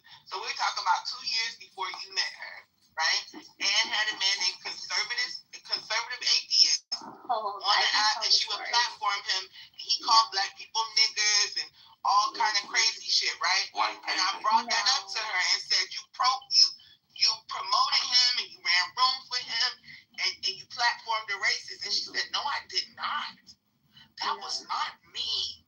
Now she just said we ran rooms all the time. That's not how it was. It's okay if you was in a room. You didn't tell me your dad was Irish like you did. I mean, I have no problem. Come on, Big Rock. I have no problem telling my story if you guys. Big Rock, my new girlfriend.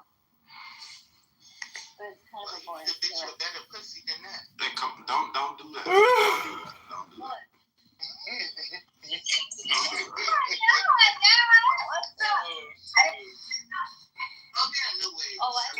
Why you doing that, yo? Come on, yo. This my girl, yo. Wait, what the fuck, Jesse? Okay, Jasmine,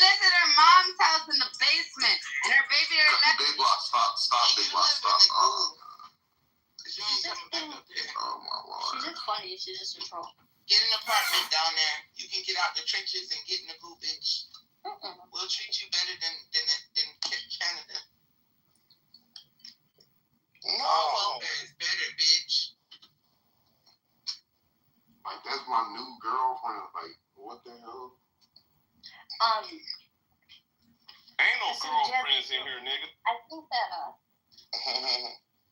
that you know when everybody kind of migrated over here from all over the world, that everyone from where? From everywhere, like when people migrated to America, cool. and they checked. Well, that's the thing. It wasn't at the same time, babe. A lot of y'all just got here. But go ahead. Okay, so then like I don't know like when race was implemented, like time frame, but then from that point on, when people from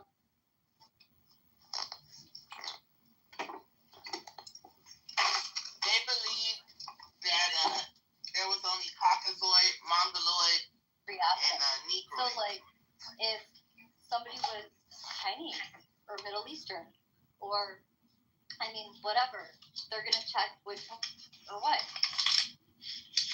So like for like the longest time when they say there was white supremacy because the whites were the majority, that's absolute fucking bullshit. Because how many people were checking this white box, and how many people, the percentage of actual Caucasian people that came from like it doesn't matter. So and what you're minuscule. Yeah, what you're missing is that your ancestors fought to be white. So once you fight to be a part of a group that did that, they fought to be white. Everybody wants to be supreme. So I always tell people there's nobody. Hold on. I always tell people there's nobody more racist than an immigrant. Immigrants hate white Americans, right? White Anglo-Saxon Americans gave blacks a chance to do business with them and be freedmen, and there was a lot of people that were into slavery that were black. So my big point is that y'all love to be a part of something until it doesn't benefit you. No, I think that's why I said being white and being supremacist is not good no more. But at one point, it was the thing to be. So everyone that was not white but had the phenotype of white begged to be a part of the whiteness. And they said, you know what? Their strength in numbers will let you in. I think that there's honest. I think that there's a lot of people that just, wait, hear me. It doesn't matter how you feel. I'm telling this is the facts. I know. I believe you. What I'm saying is that I think a lot of people are ignorant to that. Do you know what I'm saying? Like to knowing how, like how they got here. How you doing, what motherfucker? Their ancestors did to get here, and all that. I think that there's just a lot of people that are naive and ignorant to it, and like they don't mean anything bad. They just don't fucking know. I'll be honest. People don't know like the history. I don't think that has anything to do with what I just said. No, it does. No, it does. I don't think that people. What's up, bitch? Like, kick this ball out of bed. I know that baby Steve bringing her ass up. And all I'm trying to tell you is when white benefits y'all, you use it. When white doesn't benefit y'all, you don't use it. And I think that that's weird because black people don't have nothing else to be. But she's not Lebanese. I just hope you guys know. No. Hey. Yeah, that's not. Hey, come on, Rabbi. Don't do that, bro. Don't do that. No, hold on, yo. Never mind. Go ahead, Jeremy. Because she actually says she's Lebanese. I'm just tagging. She's not. Yeah, you always stopping people from telling the truth. She's not Lebanese. How y'all gonna tell her what she is? You can't do that. If you would shut the fuck up, all of a sudden Anne became Lebanese when they start calling her a white racist. Exactly. Her and Monica used to run rooms about black people. And it's not a racist. And become, bruh. All right, bruh. You know I'm the one who told her to say she's Lebanese. Baby Steve. Me and Anne are friends. You got to go down. I don't give a fuck right now. This is not the time for that. You over here telling the truth. You around here fucking playing games like a kid. I can tell you exactly how it happened. happened. Shit you don't know or you do know. We don't really give a fuck. Honestly, not right now. I can tell you exactly how it happened. Because I remember when she turned Lebanese.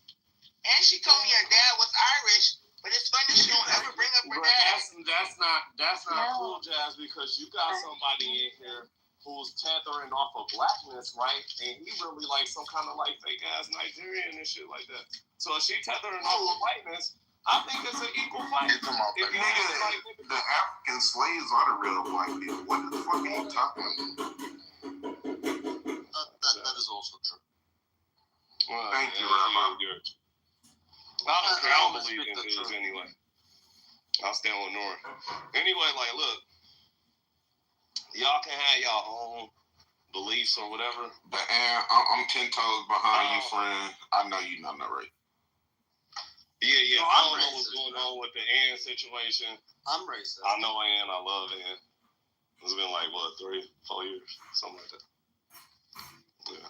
Yeah, and New Year's Eve. Yeah, hey, we turned up. Hey, we turned up. That was last. That wasn't this past New Year's Eve. Yo, how you doing, KP? And I started off totally shit out of Holly. Like, I was talking to like every day. How you doing, brother? I never got the N-word. She never called me the N-word. Oh, KP really is. Yeah, what's up? What's going on?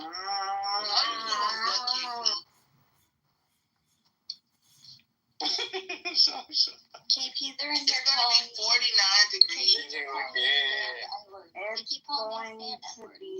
You're not saying the N-word. You're not even limiting. Hey, let 1884 up. What'd you say, Ann? Pickle a few in this bitch. Talk about this sucker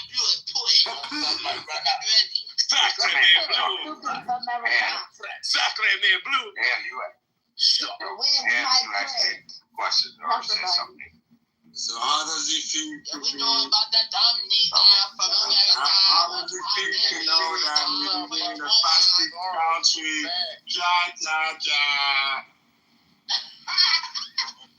How does it feel that you're going to war for Ukraine before us? We're good.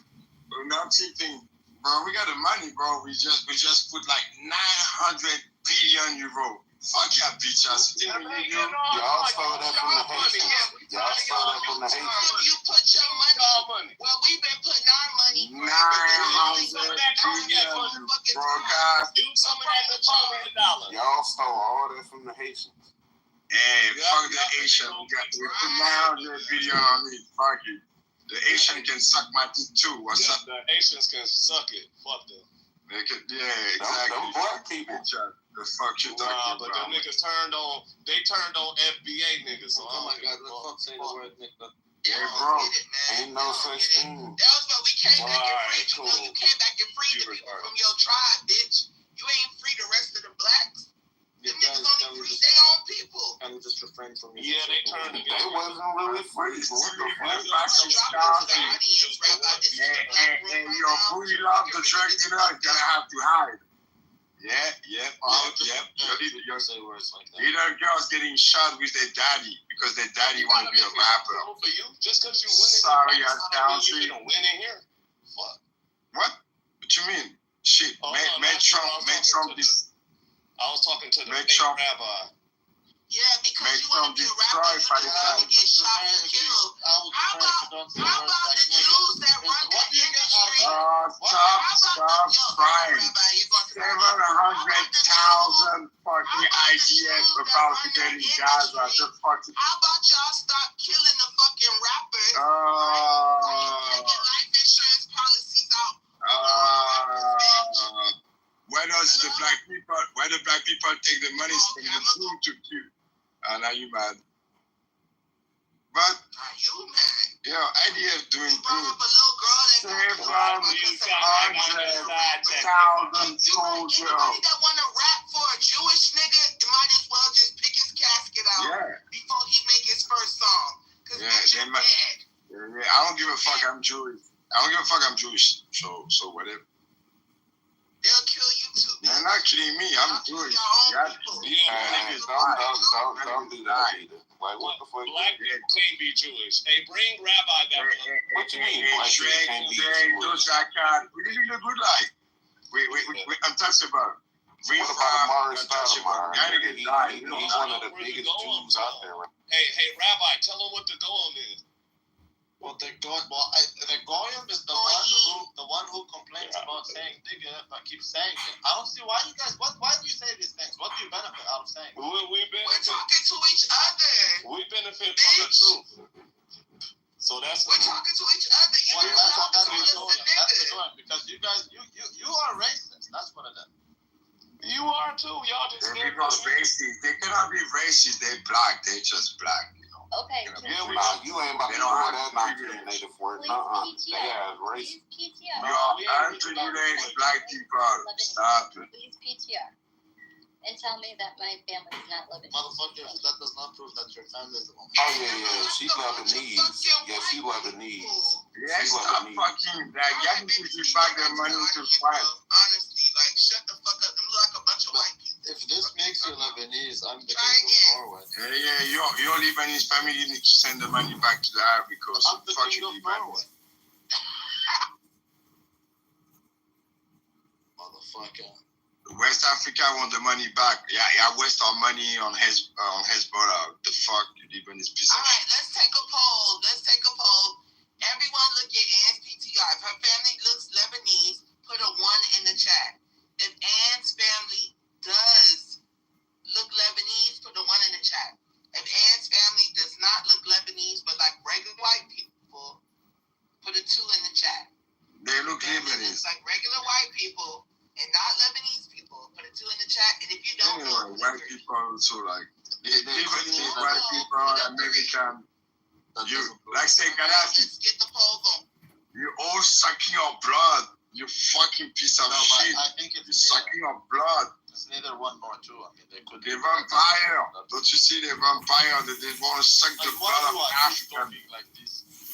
Because you want to suck my blood, you fucking vampire. That is the beauty of the war. Yeah, that's the beauty of your fucking bitch ass I had column. a Lebanese teacher, excuse me 1 second. I had a Lebanese teacher named Mr. Abu Hana. Okay. Abu Hana is not. It's Abu Hana. Mr. Abu Hana was a very Middle Eastern looking man. Yeesh. 700,000 IDF about to get you guys up. Your people, excuse me, yo, I'm done with this. Somebody move that Nigerian mother. Good night, bruh. I don't know what the fuck wrong with these dumb Bro, Jazz, come on. I'm just like everybody drunk as fuck. I'm fucking tired, bro. It's annoying. Again, bye. You serving no purpose. No purpose. Anybody else serving no purpose up here? Oh my god, finally. I mean, Sorry. you know the police girl who's doing the stripper like that. We like America. Hey, That we're will here. hurt, yes. What? That will really do. Baby, see, I bring you a hey. That's the first thing you say. Is she still there? Nora's gone. We know. I'm a man of the people. Like I can't. Like I always speak the truth, bro, and I protect my friend.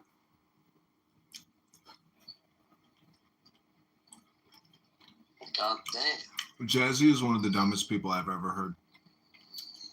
Oh man, you guys. It's a real it's a real Can anyone tell me how to picture proof if you really need? Can someone?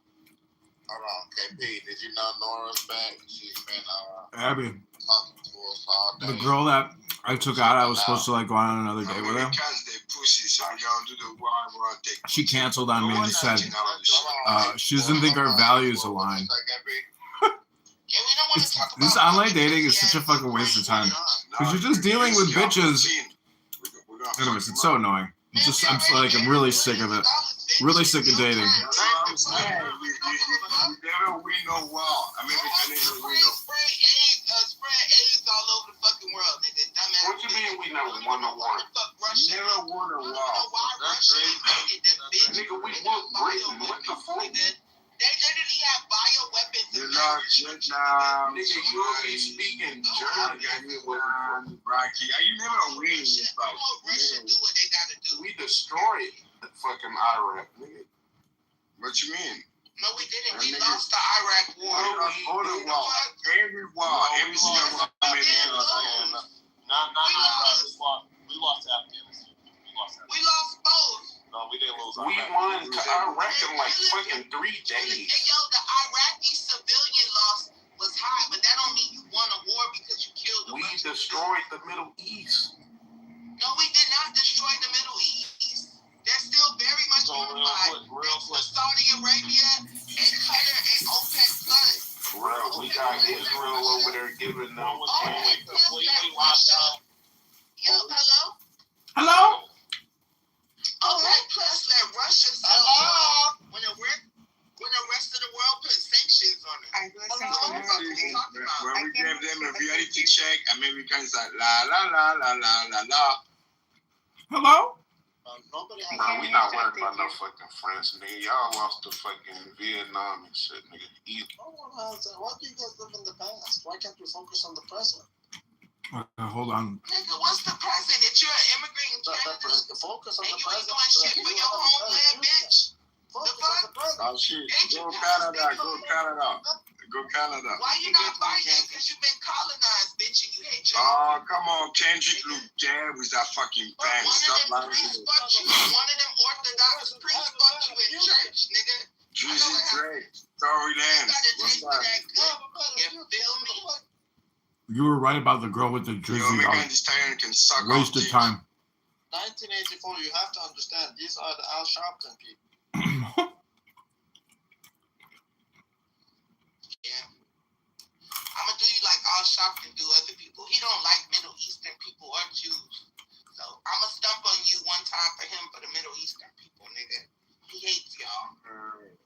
Okay. And he calls Jews big nose liars and thieves. Yeah, who said that? In his mouth. Al Sharpton. Who's that guy? We don't even know that guy. I only know because Matt Gaetz brought it up at the Senate hearing. Matt Gaetz? How does she know about a Senate hearing? Yeah, big nose liar. You're the one that said traitor. No, big dick in your mouth.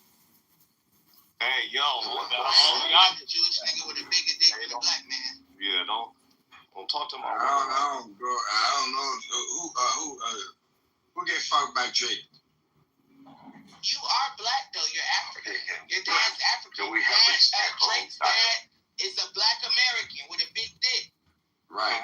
What's up, KP? My bad. That's a super Jew. Okay, let's be respectful to each other. Right. In this holy month of Ramadan, like, come on, we can do better. Bro, shut up. Why would you? What's wrong with y'all? What? Damn. The Muslim. Why you gotta bring up Ramadan because you a Jew, bitch? We know you don't celebrate Ramadan. What you mean? They like our kids. You know, the Muslims, they do kids of the Jews. I'm sending you back down, bro. Something wrong with y'all. Why y'all want him out the room? The Abraham, because who gives a fuck about a lying bitch that sucked dick but got pictured with a fucking Catholic nigga up there? Who gives a fuck? Fuck are you talking about? I'm sick of y'all. I ain't gonna lie. I'm about to start saying whatever the fuck I want to say. I'm that fucking close. Can you let boss know what to do? What's wrong with y'all? I'm real fucking close, bro. Stop playing with me. Bitch, we sucking dick state to state, but want to tell us some bullshit. Fuck is going on here? No! I need to start doing that, going places and looking inside the kitchen. Oh shit, my lady.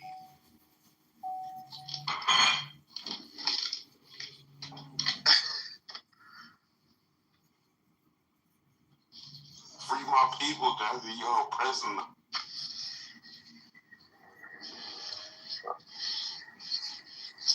Hello. Welcome to the Y'all make me for all kind of foolishness, bro. Jazzy, don't leave it. I'm trying to make it home. I left my How you know I was about to try to go? Because this shit getting annoying. Don't leave my phone right down. I'm trying to No, don't leave. I'm gonna leave, Jazzy. I'm gonna leave.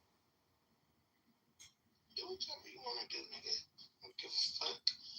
Can you not call me a nigga? Cause Alright, nigga. yeah. Whoa. You're a Native American. Black is a skin color. I got it.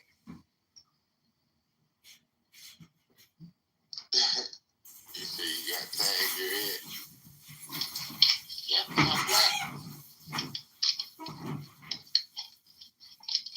Nothing anybody can really do about it. Why you sound defeated saying that though? I'm sleep. I just told y'all I was tired. I'm defeated talking to y'all. It is draining. I'm tired. Very much don't want to talk to y'all no more. I'm sick.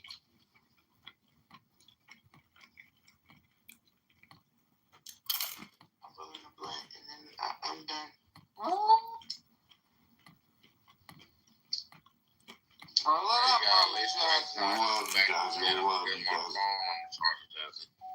Just no kickers. You keep calling me. You like that October London Jazzy?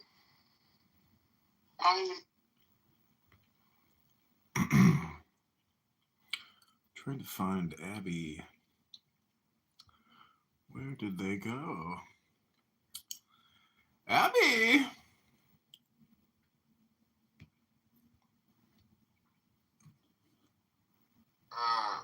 Respect to you, bro. But right is right, wrong is wrong.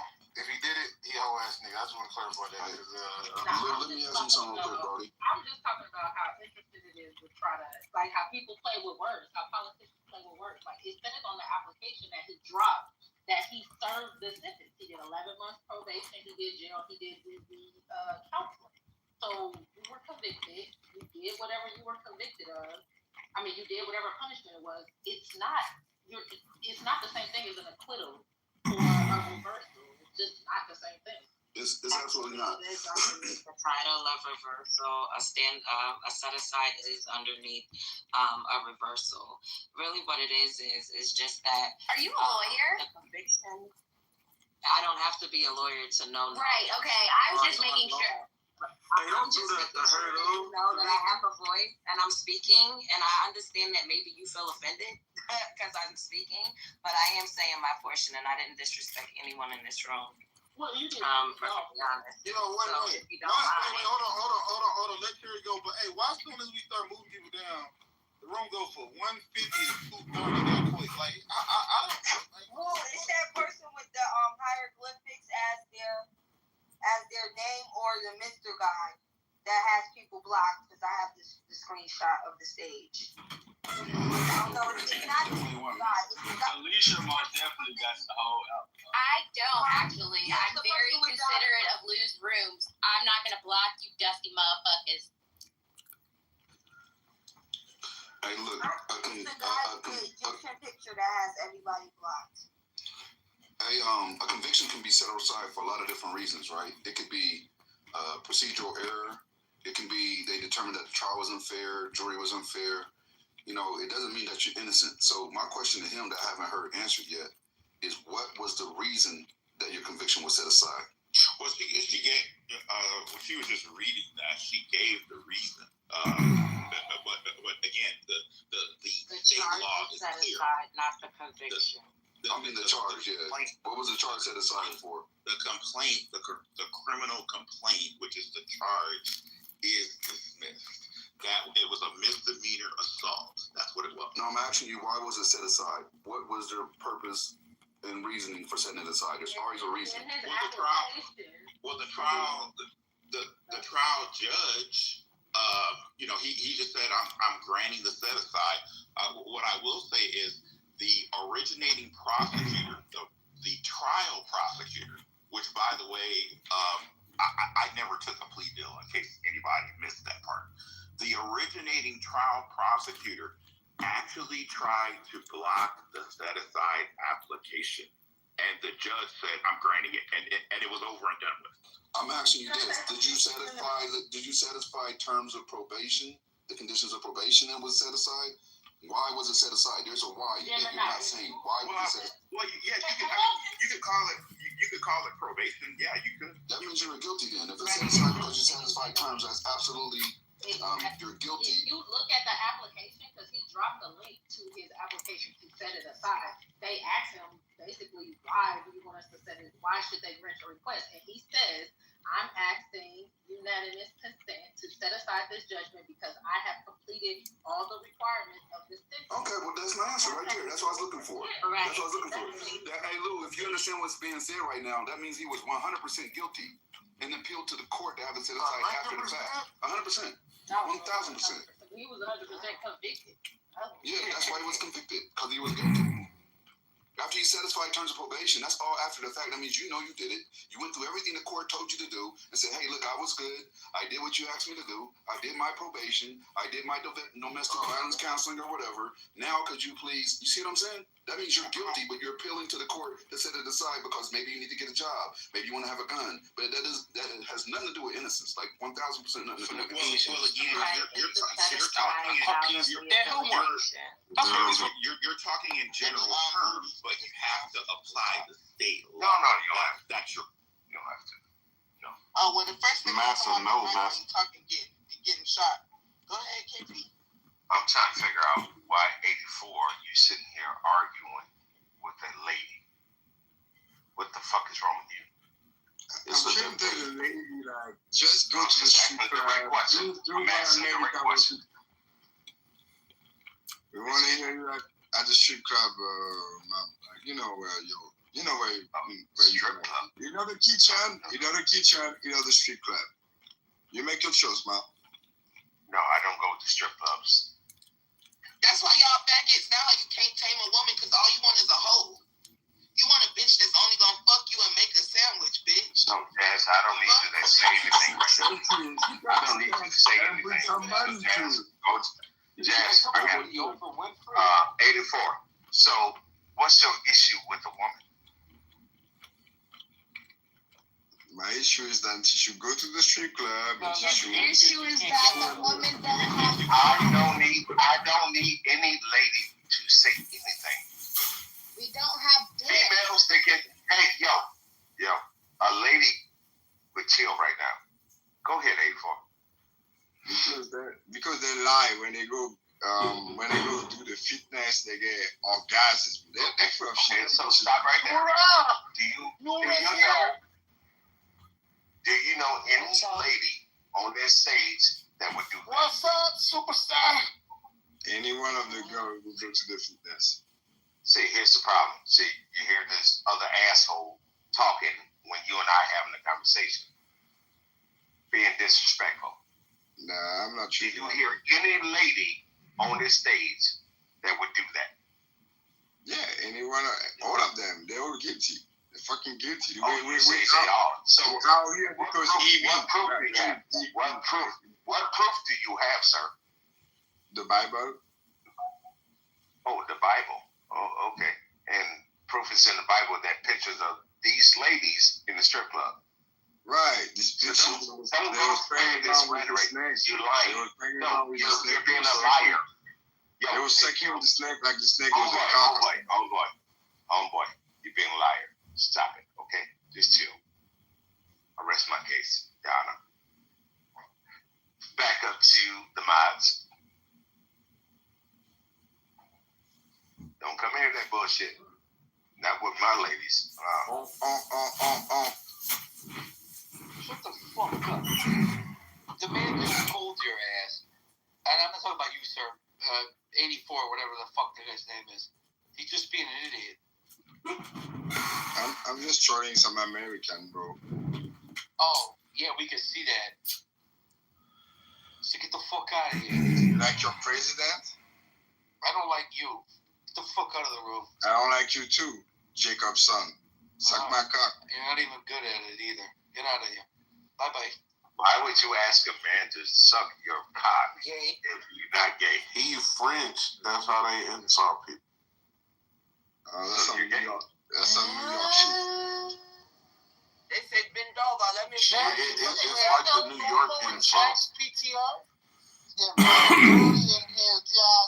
What's up, Red Bro? What's up, KP? You got it, brother.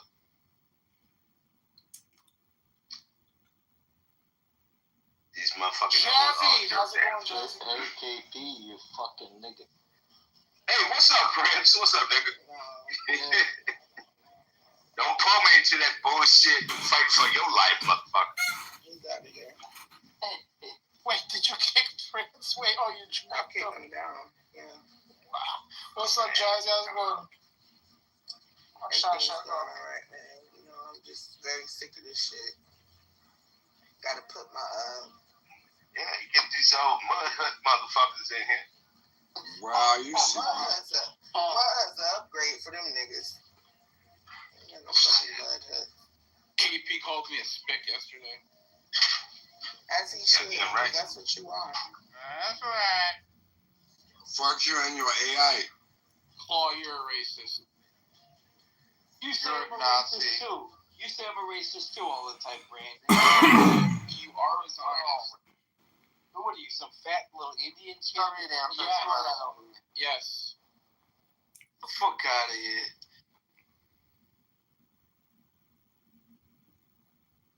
Some liberal we get it. You're from Staten Island. Like, you don't have to, like, emphasize. Are you gay, too? What's wrong with you? Gay means happy. So, yes, I am. Dude, he's good first. Gay does mean happy. Yeah, he's happy and gay, I guess. Yeah. It's kind of, like, redundant now. I guess you're thinking of the ass and you're happy. Whatever. I'll make the clarification, Jacob. I'm gay, right? And you are a homosexual, right? You see the difference? I'm gay, and you're a homosexual. I don't understand the logic. You blow guys in the subway either way. Ooh, dude, he called you out. He saw your video. Come on, he's depressed. Just blow a guy in the subway. You'll be happy again. You're gay. Ty, what's up, Ty? Caught up on the Walking Dead? Caught up on the Walking Dead? Bring my boy Prince back up. You know who this is. You remember me. Yeah. That's right. Walking Dead. Why was Prince caught up? Came in and said, of course. Well, he was talking to me. We just Man, y'all, listen, KP, I know you it's don't been for fuck. years. I don't give a fuck. Yeah, I'm tired of these people disrespecting us, and when they get mad, I dropped Norm too earlier. Cool. He said he's not gonna let Pookie and Ray Ray tell him where he from. The fuck everybody that got something to say about groups of people. Open a room, bitch, and let me come in there talking about them and watch where I end up in the fucking audience. I went in there and told him Trump is gonna take Gaza and save Palestinians. That nigga dropped me to the audience. Hey, doctor, you don't have a problem. What are we talking about? You don't have a problem with me, do you? You know, black people, we always been the butt of jokes and shit, you know. Not anymore. Yeah, well, y'all could be the butt of the jokes. I'm not letting no second class wannabe American bitch ready to suck a dick for a shit about no motherfucking niggas and shit. Like, you got me fucked up. Y'all can let these low class ass niggas call you nigga and play with you like they fit in. That's some man shit. I'm a fucking woman. I don't play like that. Stop disrespecting me because I'm a fucking black woman. Oh, now he's a black child. And that's why you so pretty. This is why I ask you to be quiet so I can go take care of this. Yeah, I get it, but what we talking about Prince right now. 1984. You say one I dropped him. We talking about Prince. Y'all be cool with that shit. Let that nigga, when he come in your room, call you a nigga. It's not happening in mine. That's the end of the story. Yes, and you have and Princeton, y'all can make a room for that nigga. Go to his room. I got plenty of shit to do. I don't got to be on this motherfucker. You have every right. So, girl, where you from? Do what you do. Damn. I'm sick of these fucking dirty Arab sand niggas trying to come in here playing games. And when I say something about Palestine, they ready to ring me by my fucking neck. What are we talking about? Fuck them. Philistine. Prince got some fucking nerves with his dumb ass. Go tell him Trump saving Palestine. Watch what happens.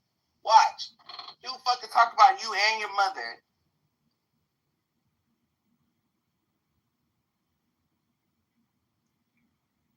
Jasmine. Yes. What are you doing for the rest of the night?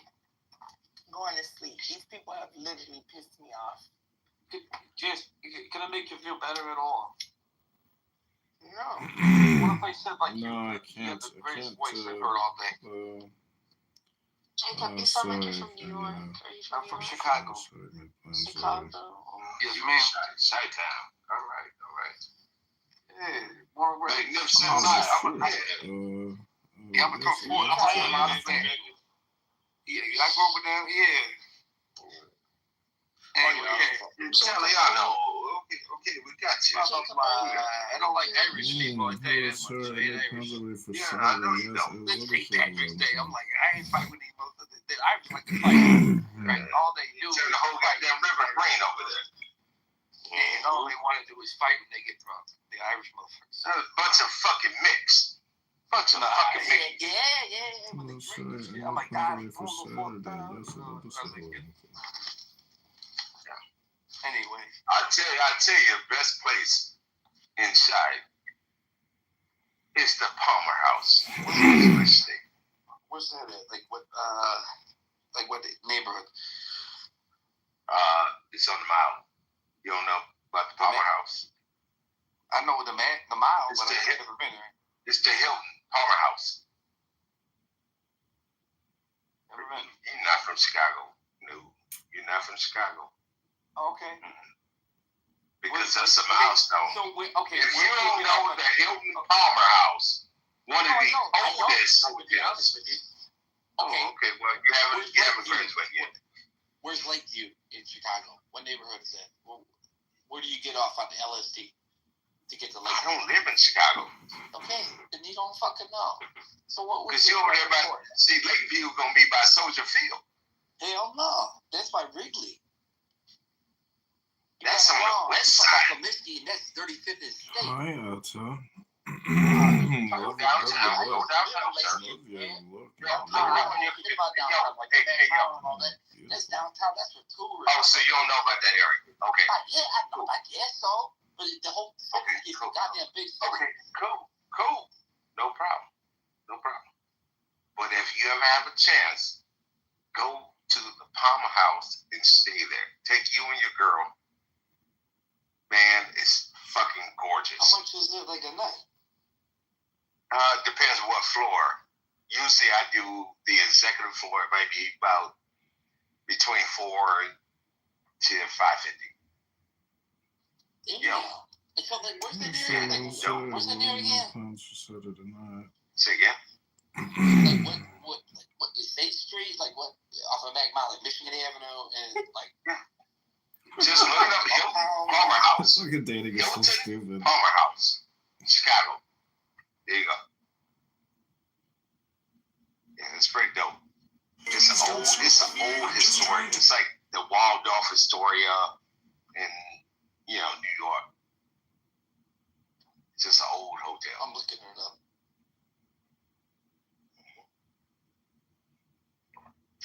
Now go stay in the basic rooms. Go to what's your number? your executive level. You have a whole set of elevators for yourself. Brunch on Sunday. Oh, okay. Boom. Oh, yeah, that's fine. Okay. Yeah, Wop ashing on it. Okay. What's your number? Let's do brunch on told Sunday. you. Shit dope. Yeah, it's like near the South Loop. Yeah, that's good. That's good property over there. I used to live in downtown in the presidential town. My plans are ready for Saturday. Yes, I'd love to say hello. I ain't got no reason to lie to you. Shit. No, I know, man. Like, I love it. Like, that's real talk. Like, that's why I'm out here. I got to play games.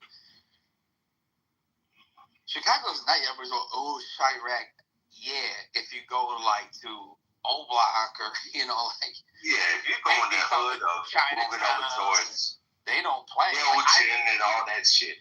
But with all due respect, though, I don't want to sound like a tough guy, but I didn't know it at the time. But I was staying in West Inglewood when I was, it doesn't matter, with my ex-girlfriend, and these guys would be like, are you an officer and all that? And I was like, I can understand why, but I was like, no, man, my girl stays up here and blah blah blah, and they're like, oh, okay, well, just so you know, this and that.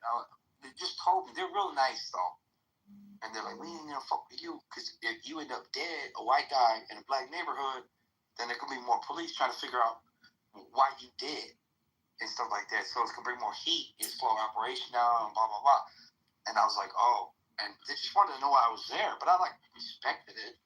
I didn't understand it, but like they had no future, and that's why I was like, ever since then, it changed me about who cares where people are from or anything. Chicago is a big split. You got Bloods and Yeah. I was selling vacuums when I was a little boy. I was in high school, and Kirby vacuums. They cost $1,800 back then.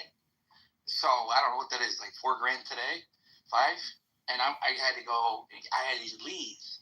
You know, back then I was on paper and all that, and so it would say this and this, west side of Chicago.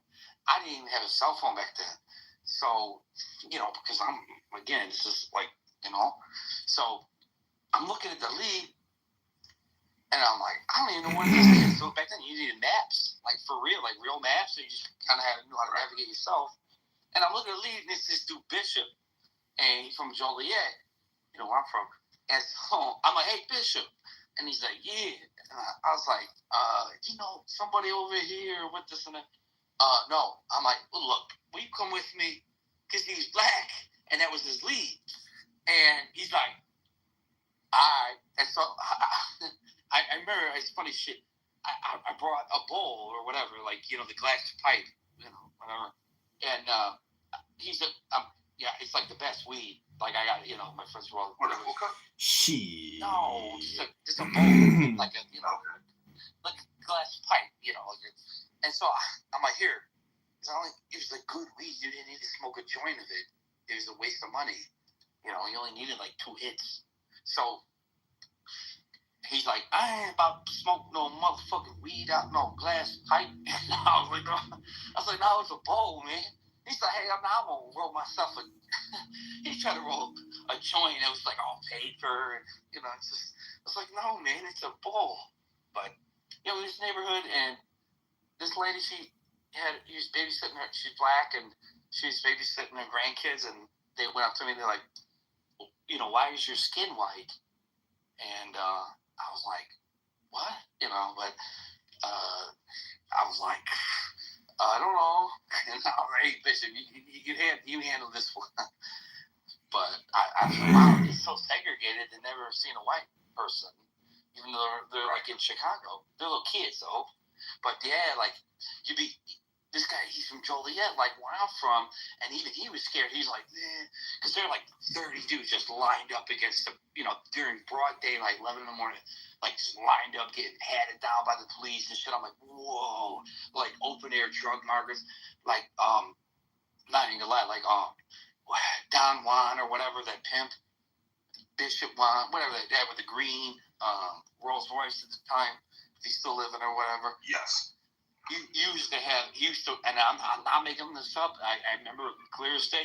This motherfucker, he would park it off of Madison Avenue, and you just see this green Rolls Royce. I never seen him. I just seen the car, and nobody, he didn't even carry it. Nobody would even mess with it. I was like, whoa, like it was, man, like I almost went. This is how crazy I am. I am a little nuts. I almost went to the Nation of Islam. I like State Street, I want to say, just to see Farrakhan, because even though I don't agree with everything he says, he's like an icon. And no, I am not. Yeah, Don Juan, he's cool dude, man.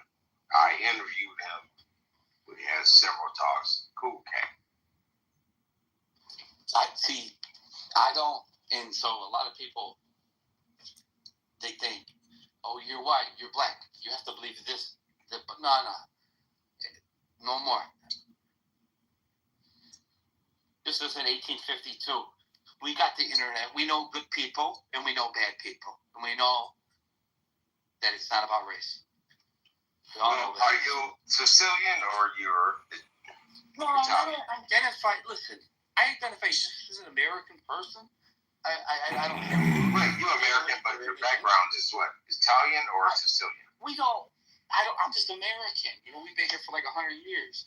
So, whatever, I mean, mixed in things. A little bit of Polish. My name comes from Poland. And then we had to leave. Because, okay, so you're Jewish. No, I'm not Jewish.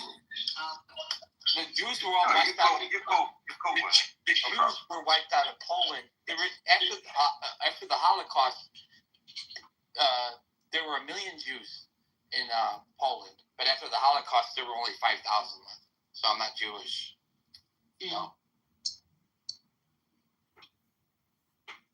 But we don't feel sorry for ourselves. Like these Jewish people, I'm not Jewish, but I've been called a Jew, so I figured I might as well stand up for them. They got these people that want to destroy them. Bro, I'm Jewish. You don't need to stand up for us. It's okay, bro. No, because you said you got kicked out of Poland, so I assumed it's okay. Don't entertain Jew. Don't know what the fuck he's talking about. He's an American. Let him be what he is, an American. Okay. Okay. Where are you from, sir? I'm Jewish. As a Jewish person, right? Jewish person from where? Man, from Israel. That's where the Jewish come from. Fuck your bullshit. Where does from the kingdom of God. You say ish. From the kingdom of the Most High, man. From your Creator, bro. Shalom. I'm His people. Shalom. Salam to Nuba. I got Muslim father and I got Jewish mother. Right. So if you're not sure, Jacob, about what's going on with that, respectfully, be the American you are, you don't have no paperwork to prove that you're Jewish. You was lost doing whatever. It's over. Let it be. Or I don't know, traumatized. But please don't. Okay. All right. I respect that. I think you're doing more damage. You're trying to help, but you're gonna do more damage. I respect that. You're right. I respect it. A lot of these Christian Zionists and all this crazy shit. Yeah, brought a lot of damage to fucking Middle East. He said, okay, move on.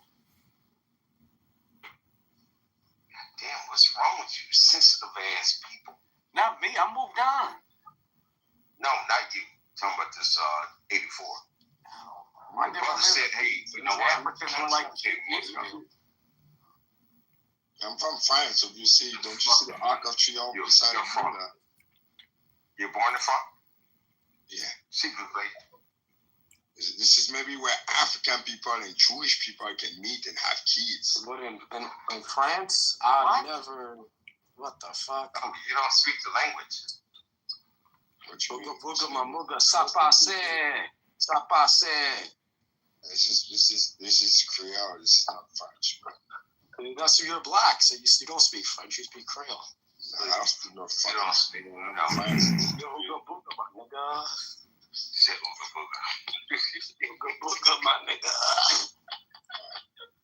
No, I'm actually French. I have some French ancestry. You don't speak the language.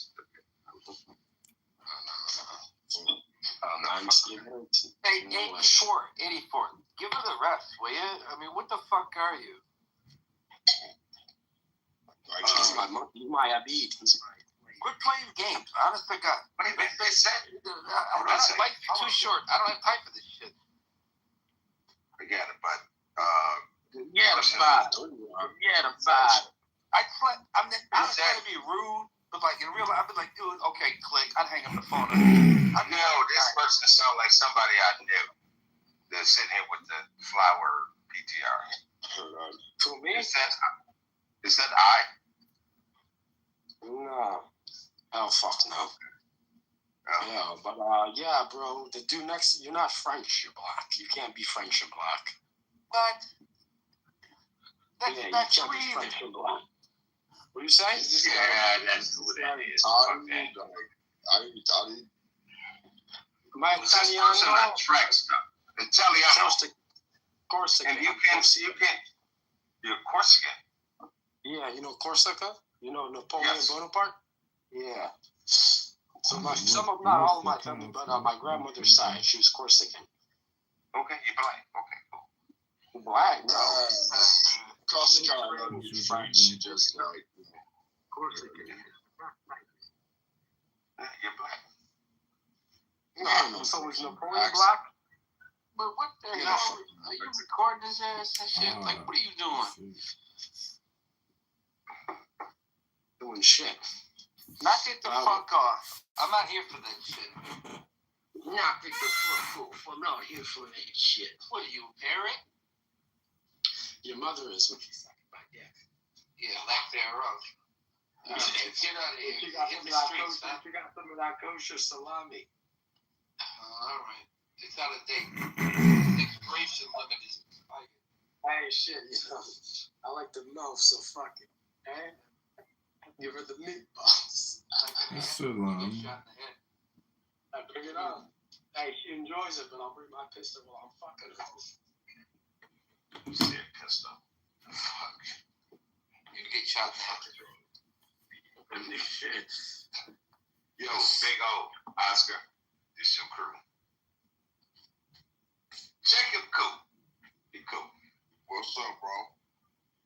What's up? What's going on, Big O? Shit, no, bro. Same old. Yeah, you got some wild ass Italians, Corsians, and Sicilians. They just doing that shit. You know how this shit goes, bro. Yeah, they need some motherfucking black tape. Yeah. Get rid of your fucking fingerprints, you dummies. You talk to Nora? No, she left. It's not my story. I have nothing to do with that shit. That's her issue. Y'all being too much bullshit, man. Y'all being too much bullshit. Yeah, she got what, 5150? Yeah, she's on her. What you guys talking about? Nothing. That's none of my business. I'm just bored. Yeah, none of your business, so guess what? You sit at the table, shut the fuck up. All right. Sorry, you go. Sometimes shit happens.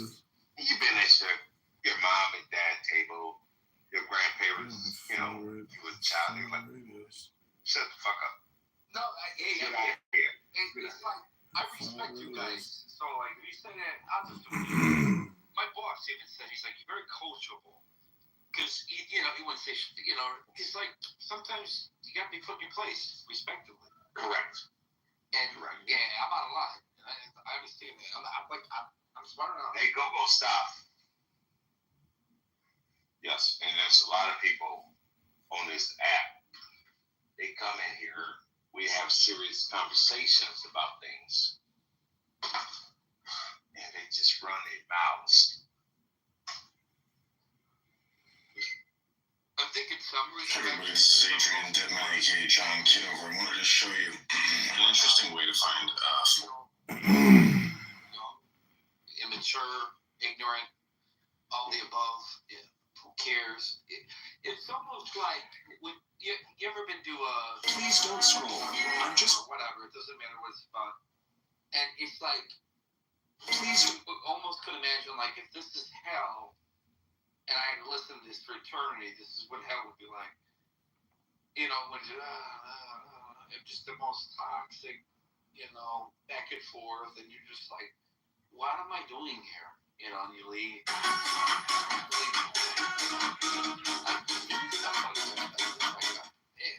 It drains you as a human. Yeah. When there's a lot of voices talking at the same time, it's like that you talk. Like it's like in the fourth argument or the fifth argument, we need to read that book. I don't come on here to argue. I come on here to learn and you know, get along. Yeah, but you know, with all this AI stuff. Damn. Why? You gone? I don't know. I don't care. Why would somebody Here's the thing, man. I stopped asking why a long time ago. Today, How long have you been up there now? I don't know, 2-3 years, but that's not my real life. In real life, I'm like I'm in sales. I hear people tell me no, or fuck you, or I'll kill you. It doesn't matter. I don't think they don't know me. You may be starting to find it the wrong people. I don't care. And then I have more patience as I get older. You don't pay attention to what I'm trying to say, bro. Like, you find the wrong people, which kind of show you the wrong rooms. I understand what you're saying, but if you don't, here's the thing. If you live in a small town and you never leave your small town, let's say population 500 people. Okay, there's going to be a lot of benefits from living in a small town, whatever they are. And then you say, okay, for whatever reason, I want to live in a big city. So it's just, look, there's an upside and a downside wherever you go. I met a lot of good people on here, and it makes it worth it for me to keep going on here and try to do that again, because yes, there's a lot of negative people. There's always going to be more negative people than positive people. That's just how life goes. But I was listening actually in the background. Oh, okay. Then you ate, right? Yeah, I ate. I'm drinking my coffee now because I got a little. Coffee addictors. Yeah, it got a lot quieter when Black Guy left. Interesting. Julian, shut up. Can you stop talking behind his back? He's a good. No, I'm just making an observation, you know. Julian, are you actually high? I think Julian is in love with Gaslight Hampton. Right? You miss him, right? Well, I'm taking his shift. No, I think he's on vacation. Are you emotionally attached to Hampton? Yeah, he's very funny. No, I think you're emotionally attached to him. Is your type? Oh, God. No, Julian's type is... I want to know. Let him answer. What's your type? Is your type? I'm not answering that. Okay, then. Please the fifth. He likes bears. See, okay, never mind. So what is your type then? If you don't... I'm open. A lot of beautiful things interest me. That was a very diplomatic answer. Liar. What? Wait. Oh, wait. I just realized what you said. A lot of beautiful things interest me. So, any man that's beautiful interests you. Well, I think he's into. Are you into black man or white man? He's into that Middle Eastern men. Doesn't matter. I mean, personally, like, I don't even label myself, so beautiful men, beautiful women, you know? Oh, you're bisexual? Man and woman? Damn, I thought you were strictly dickly. He is strictly dickly. But no, I don't label myself. If he's drunk and he in the mood, he's a baddie. Strictly dickly. What the fuck does that mean? What? You never heard that before, Amir? It's your first time hearing it? Yeah, strictly dickly. What does that mean? You mean homosexual? Bisexual? No, strictly means only. Only the shalong. I don't know what else to tell you right now. How else would... Only the hot dog. Wow. Has Black Rabbi come in and been mean to you since that day Wednesday, or has he just? He's not mean to me. He just got. Or did he try? to be an asshole. He tries to be an asshole. Was he back to it again? No, I don't even remember the last time I spoke to him. Oh, good. I think he's just mad that I don't fall for his stupid shit. No, so I don't know. I could see it through. I don't know, man.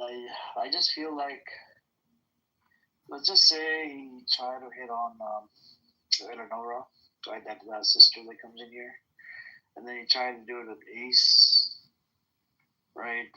And I think he hates me. What do you mean? He hates me? No.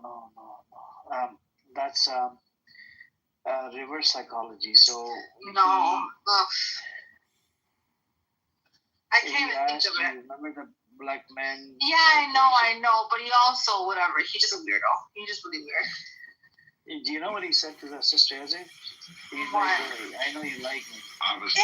I'm your type. Yeah. This happens like that. And what I'm saying is, he has this mindset that the women that he speaks to, they like him. And he's sort of like, I don't know, maybe some sort of a competition or something. I don't know. So I think, look, some of these so-called, whatever you want to call them, women abuser, whatever, some people use reverse psychology. Yeah, I can see that. The grade school thing, when the girl bullies a guy, the boy, but she actually likes him. That could be it. But how old is he? He actually lies about his age. Actually, we know he's actually 50, but he says he's in his 30s. I caught him twice in a fucking lie. Then he tries to connect. Well, a lot of those pictures are really old. No, it's what he said. It's what he said twice, and I caught him. And then he tried to. What he said? He was talking about something. I don't know what it was. Was it 9/11? I can't remember what the conversation was. And he goes, "Oh, at that time I was like in my 30s," and then he went and said it was 2006.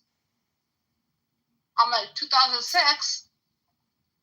In his 30s in 2006? Yeah. Then he goes, no, 2016. I'm like 2016. He paused and he never answered. So he does lie about his age, which is fine. Oh, so maybe, okay, so if somebody, 2006, 26, it sounds to me, 21, 19 All right, years. so maybe he is 50. Yeah, I think you're right. He is. I think he probably is 50. He is. Which kind of makes sense, considering the way in which you can see from the quality of the pictures, old pictures. They're from the 90s. They are old pictures. And that's when he was younger. He doesn't post anything more recent that would show himself to be. But then the thing is, though, black and melanated skin does age really well. So even if you were to post something sooner, it's just the things that he said. It's not the way that he looks is what I'm saying. It's the words that come. Yeah. Okay, fair enough. Oh, he's an old man. It's okay. But did you guys enjoy the conversation going back and forth Wednesday, and everybody that was here is skinny general? About what? About him? I think you guys were having a random conversation about different stuff, right? And relate to some was about Palestine, some was about Pat, some was about that earlier brother ABC that was here. You know? Oh yeah. Yeah. No, because I saw his PTR and I was like, oh, I like that PTR. I want a cat with a kufi on the head, so I went and found a cat with a kufi. Yep. And a lot of the brothers and sisters from the Arab community in Michigan, they voted for Donald Trump. So I guess some of the people, even from California and a whole bunch of other states, they decided to go with Michigan. Oh, you know what? I just got off the phone with my brother, and he just told me he didn't invest any of my money this week. He wants to see how he wanted to see how the Wall Street was doing, and it's not doing so good. So I was like, oh, okay. Are you in the stock market business, Wednesday? Well, my brother does it for me. He's good at doing things like that. Oh, good, mashallah, that's good. Yeah. Yep. You want to say something, Julian? You want to troll again? No, actually, I just wanted to know your opinion about do you know who Joe Rogan is? Joe Rogan. Yeah, he's the guy with the podcast. So he had Ian Carroll on recently. You know who that is? Tell us. Well, he's this guy who claims like anti-Semitic conspiracy theories, like the dancing Israelis and I believe the 5-something Israelis or something related to that. Basically, those 9/11 conspiracy theories that Mossad did 9/11. So, what do you think about that? No, I mean, the biggest issue I have, anybody can say anything, right? The biggest issue I have is how did they find this passport on the floor, mint condition, right? And there was a passerby that gave another passport to the cops. Who the fuck was that passerby?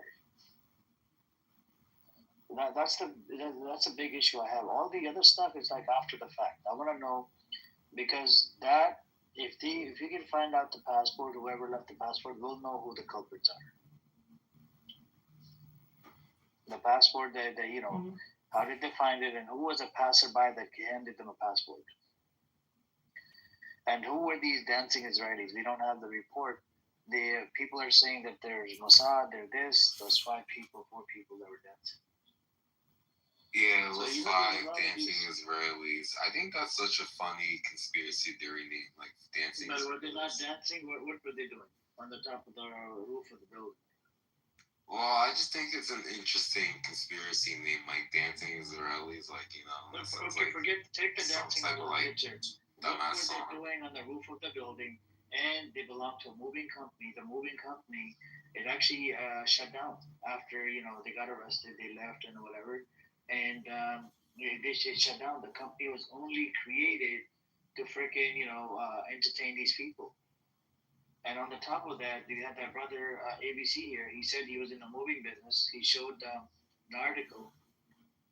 Freaking bro, there's a big. Come on, man, around. I'm thinking about Mucci. You better get to it, because I'm going to get my. I was there.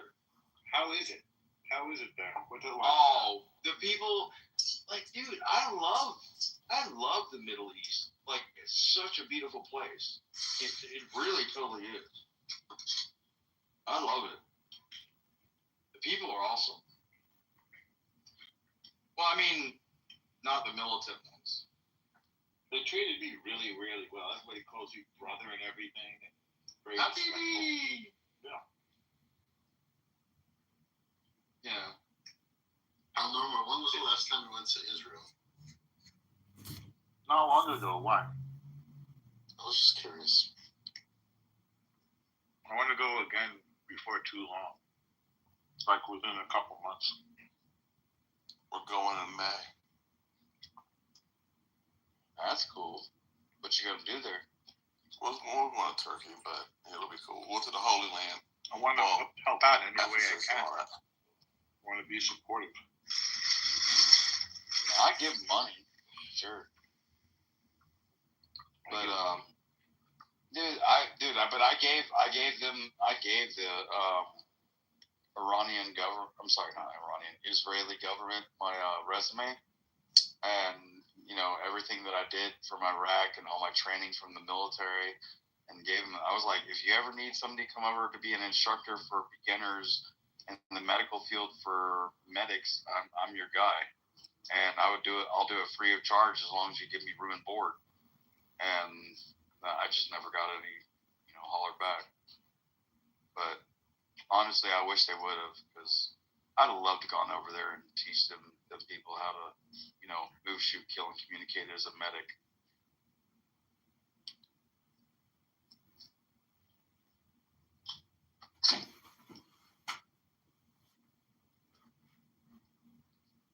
First you move, then you shoot, then you kill, and then you communicate that you killed that motherfucker. Move, shoot, kill, communicate. Those are your 4 objectives.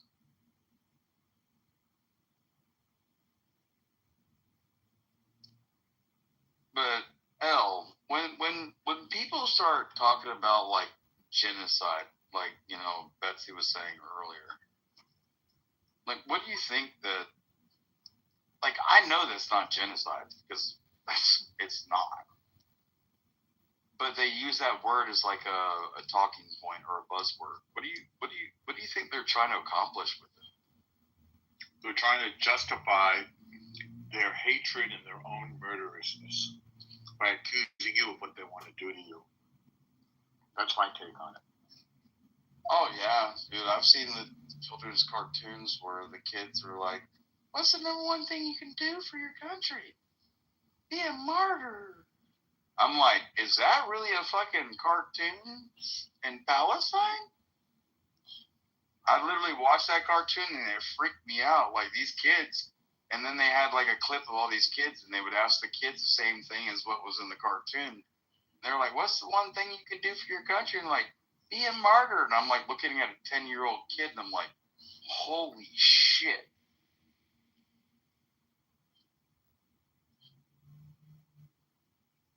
Like they're conditioning these kids from a real early age. Like, you ring a bell and they drool. Gonna have to deprogram them. Dude, that's gonna take decades.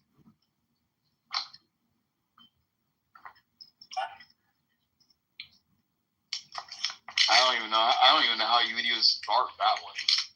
Other than turning, get the women and children out of Gaza, the men that want to stay and fight, turn that bitch into a glass parking lot, and rebuild the motherfucker. And if you got enough money from when you come from those refugee camps that you can come back and buy this redeveloped land, probably doubt it. You're still in a refugee camp. But good luck trying. Get the fuck out.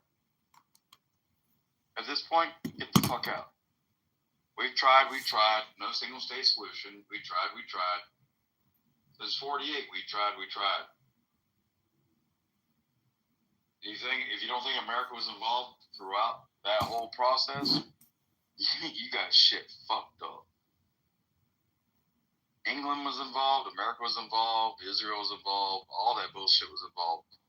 But if you're not willing to come to a solution, a two-state solution, not just a one-state solution, there's been so many solutions put on the table, and like under Muammar Gaddafi and the PLO back in the early 80s or mid-80s.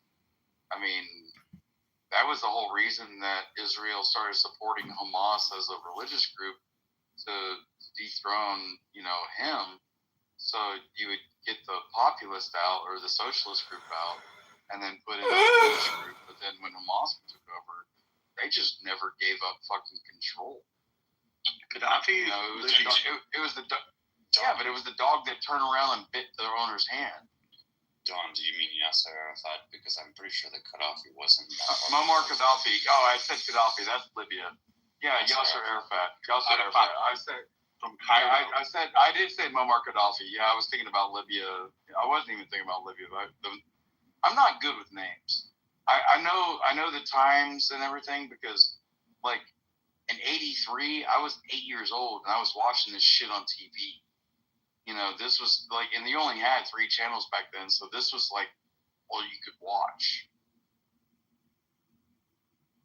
Like this was YouTube and all the apps put together.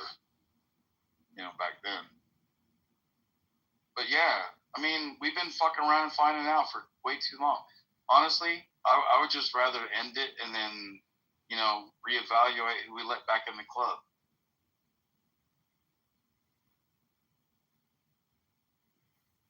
I think that's the best move at this point. Kick everybody out and let the people we know are good back in. And the ones that are questionable, they can stay outside until we figure out if they're good. I think that's what needs to happen at this point. Get the women and children out. Let's fuck it all up, rebuild it, and do our damn thing. tired of watching all this damn rubbish and rubble. So in this case, Brian, what would be your litmus test? How do you decide who's in and who's out? Do you surveil them? Do you? No, you get them all out. You get them all out, and then you let them back in one at a time.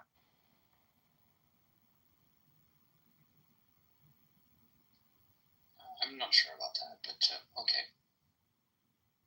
Well, I mean, otherwise, it will be genocide. Because you're hiding behind women and children because you're a pussy and you don't want to fight a man.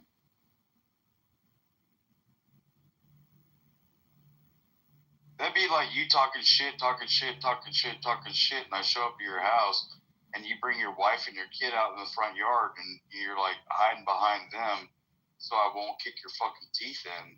But all you've been doing is talking shit. Like, at this point, I'm kicking your fucking ass. And I don't care if your fucking wife and your kid are there at some point. I'm beating your ass before the cops show up. I guarantee you that.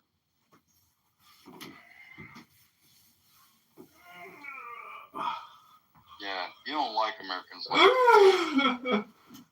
No. Yeah, well, suck a dick.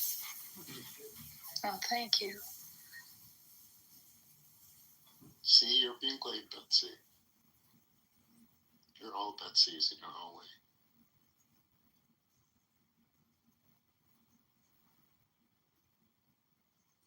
Men are dangerous? Really? That's because you women can't beat us up in a fucking thumb wrestling competition.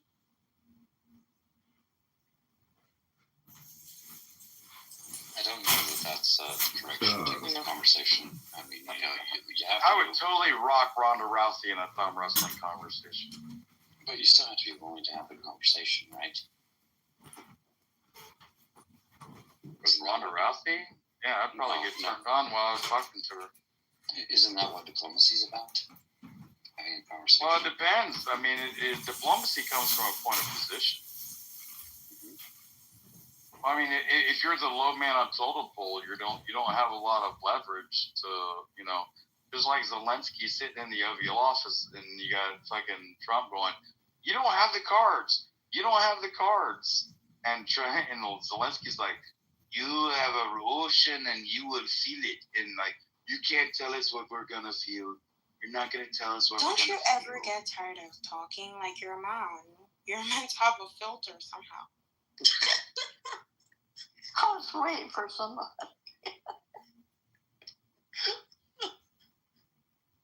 That small penis energy.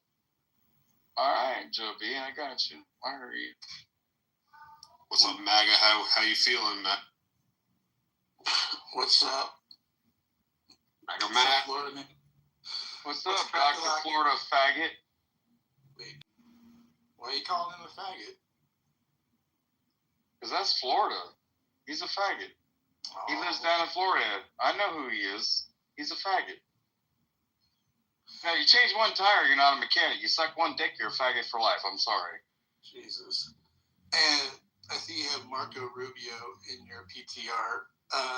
What do you make of him right now, Doctor? He's Trump's bitch in, like, not a disrespectful way. So I knew he was going to be Trump's bitch. We all knew he was going to be Trump's bitch. That's why he was put in this position, is to be Trump's bitch. I think he's doing a decent job of being Trump's bitch. I think that much is fair to say.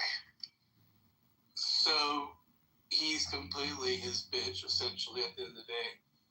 Does that go for Elon too? I'm assuming, right? Like a lot of the cabinet is Trump's bitch, or is it just like certain people? The education secretary is definitely his bitch. Linda McMahon? Yeah, certainly. Yeah.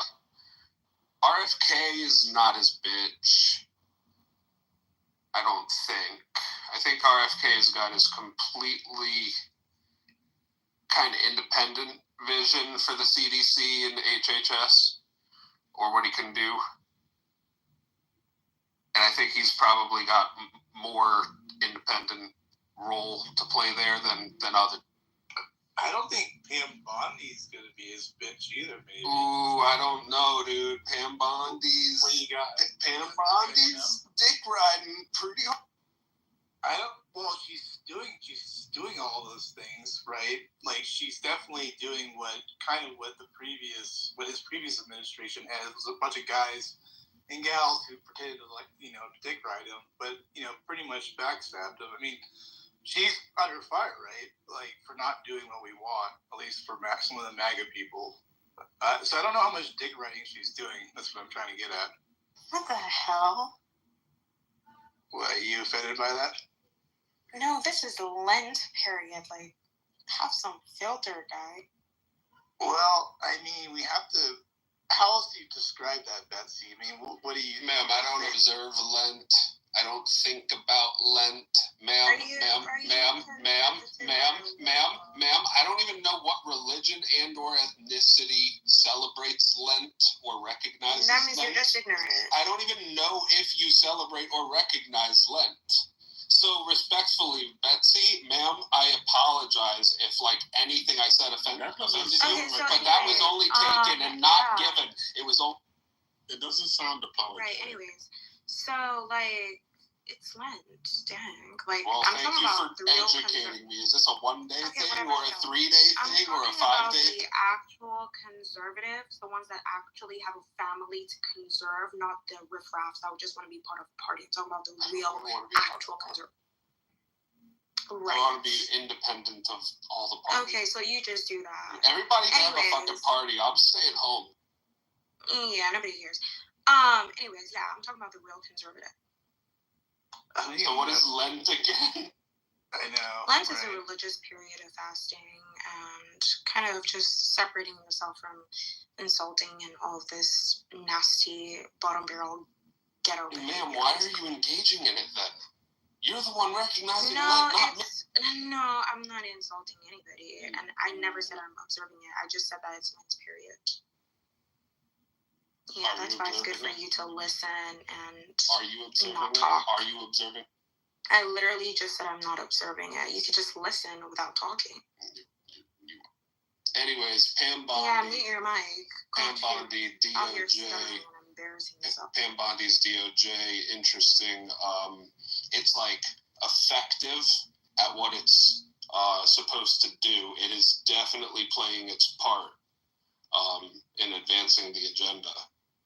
I don't think that it's competent enough with its legal team at the core to actually muster the courts in ways that are going to be politically significant, if they even result in victories. I think is how a lot of this might. Trump is a fascist. I mean, define that, Betsy. I'm always curious what people It is Lent, Betsy. Which part is the fascist part?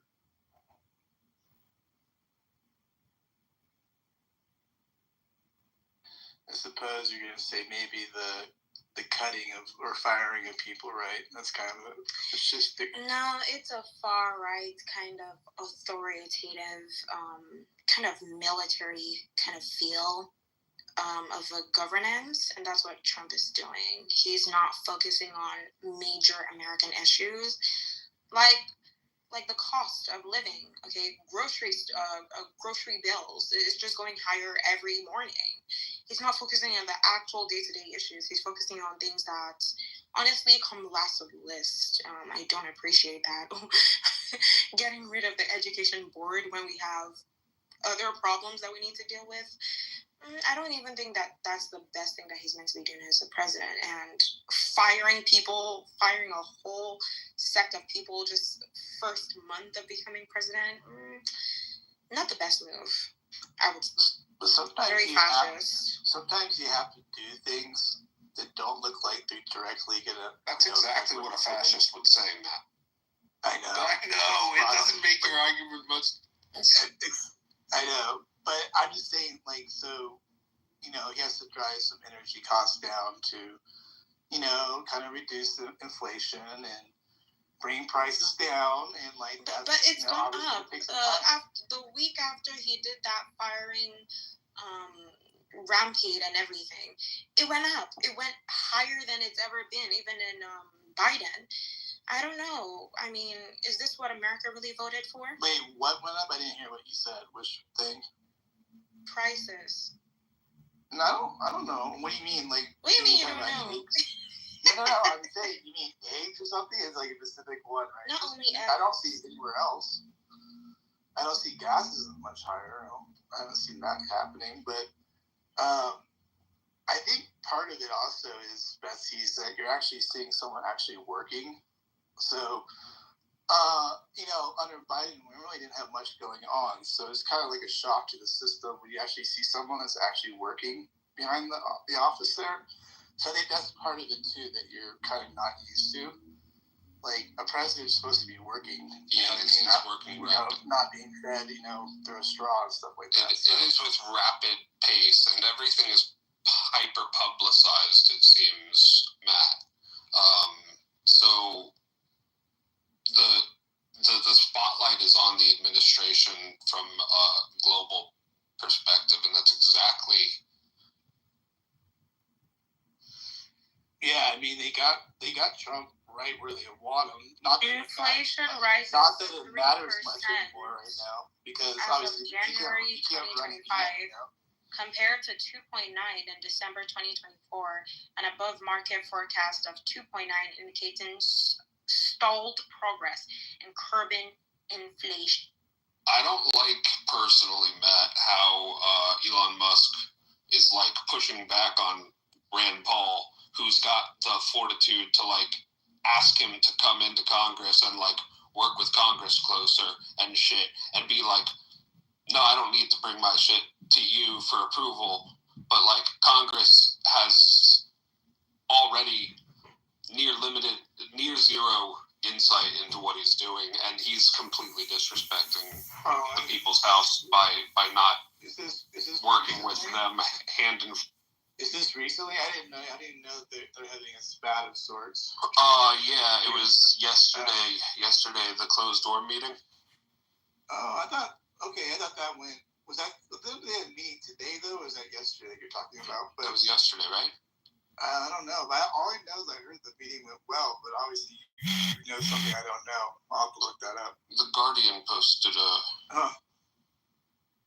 quoted Rand Paul and I think a couple others, including Mitch or Lindsey Graham. Elon is a clown. Let me see if I can find it.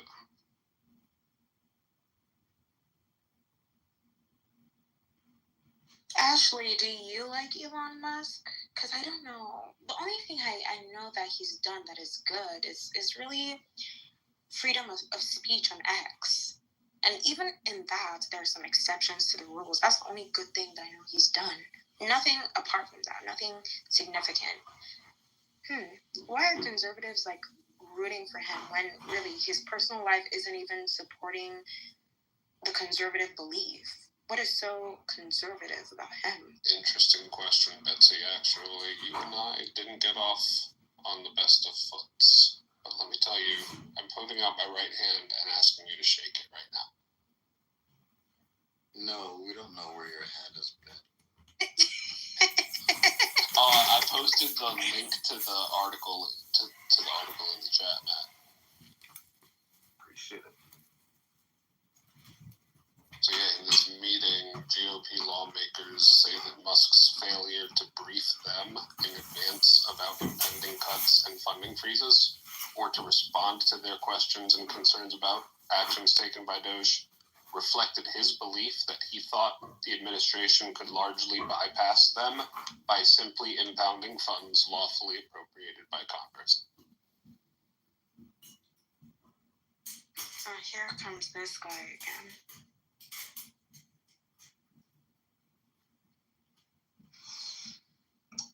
Talk us to death, Don. You can do it. We need your talking next. He talks way too much. What, about genocide? No, just about random stuff that nobody asks you. What do you think about genocide in Chick-fil-A? Well, I know that from a chick to the time they kill the chick to make your Chick-fil-A sandwich is 4 to 6 days. Can you elaborate on that perspective? Hormones, GMOs, all that shit. Pump it full of chicken. It grows in 4 to 6 days to full maturity. You kill it, make Chick-fil-A sandwich out of it.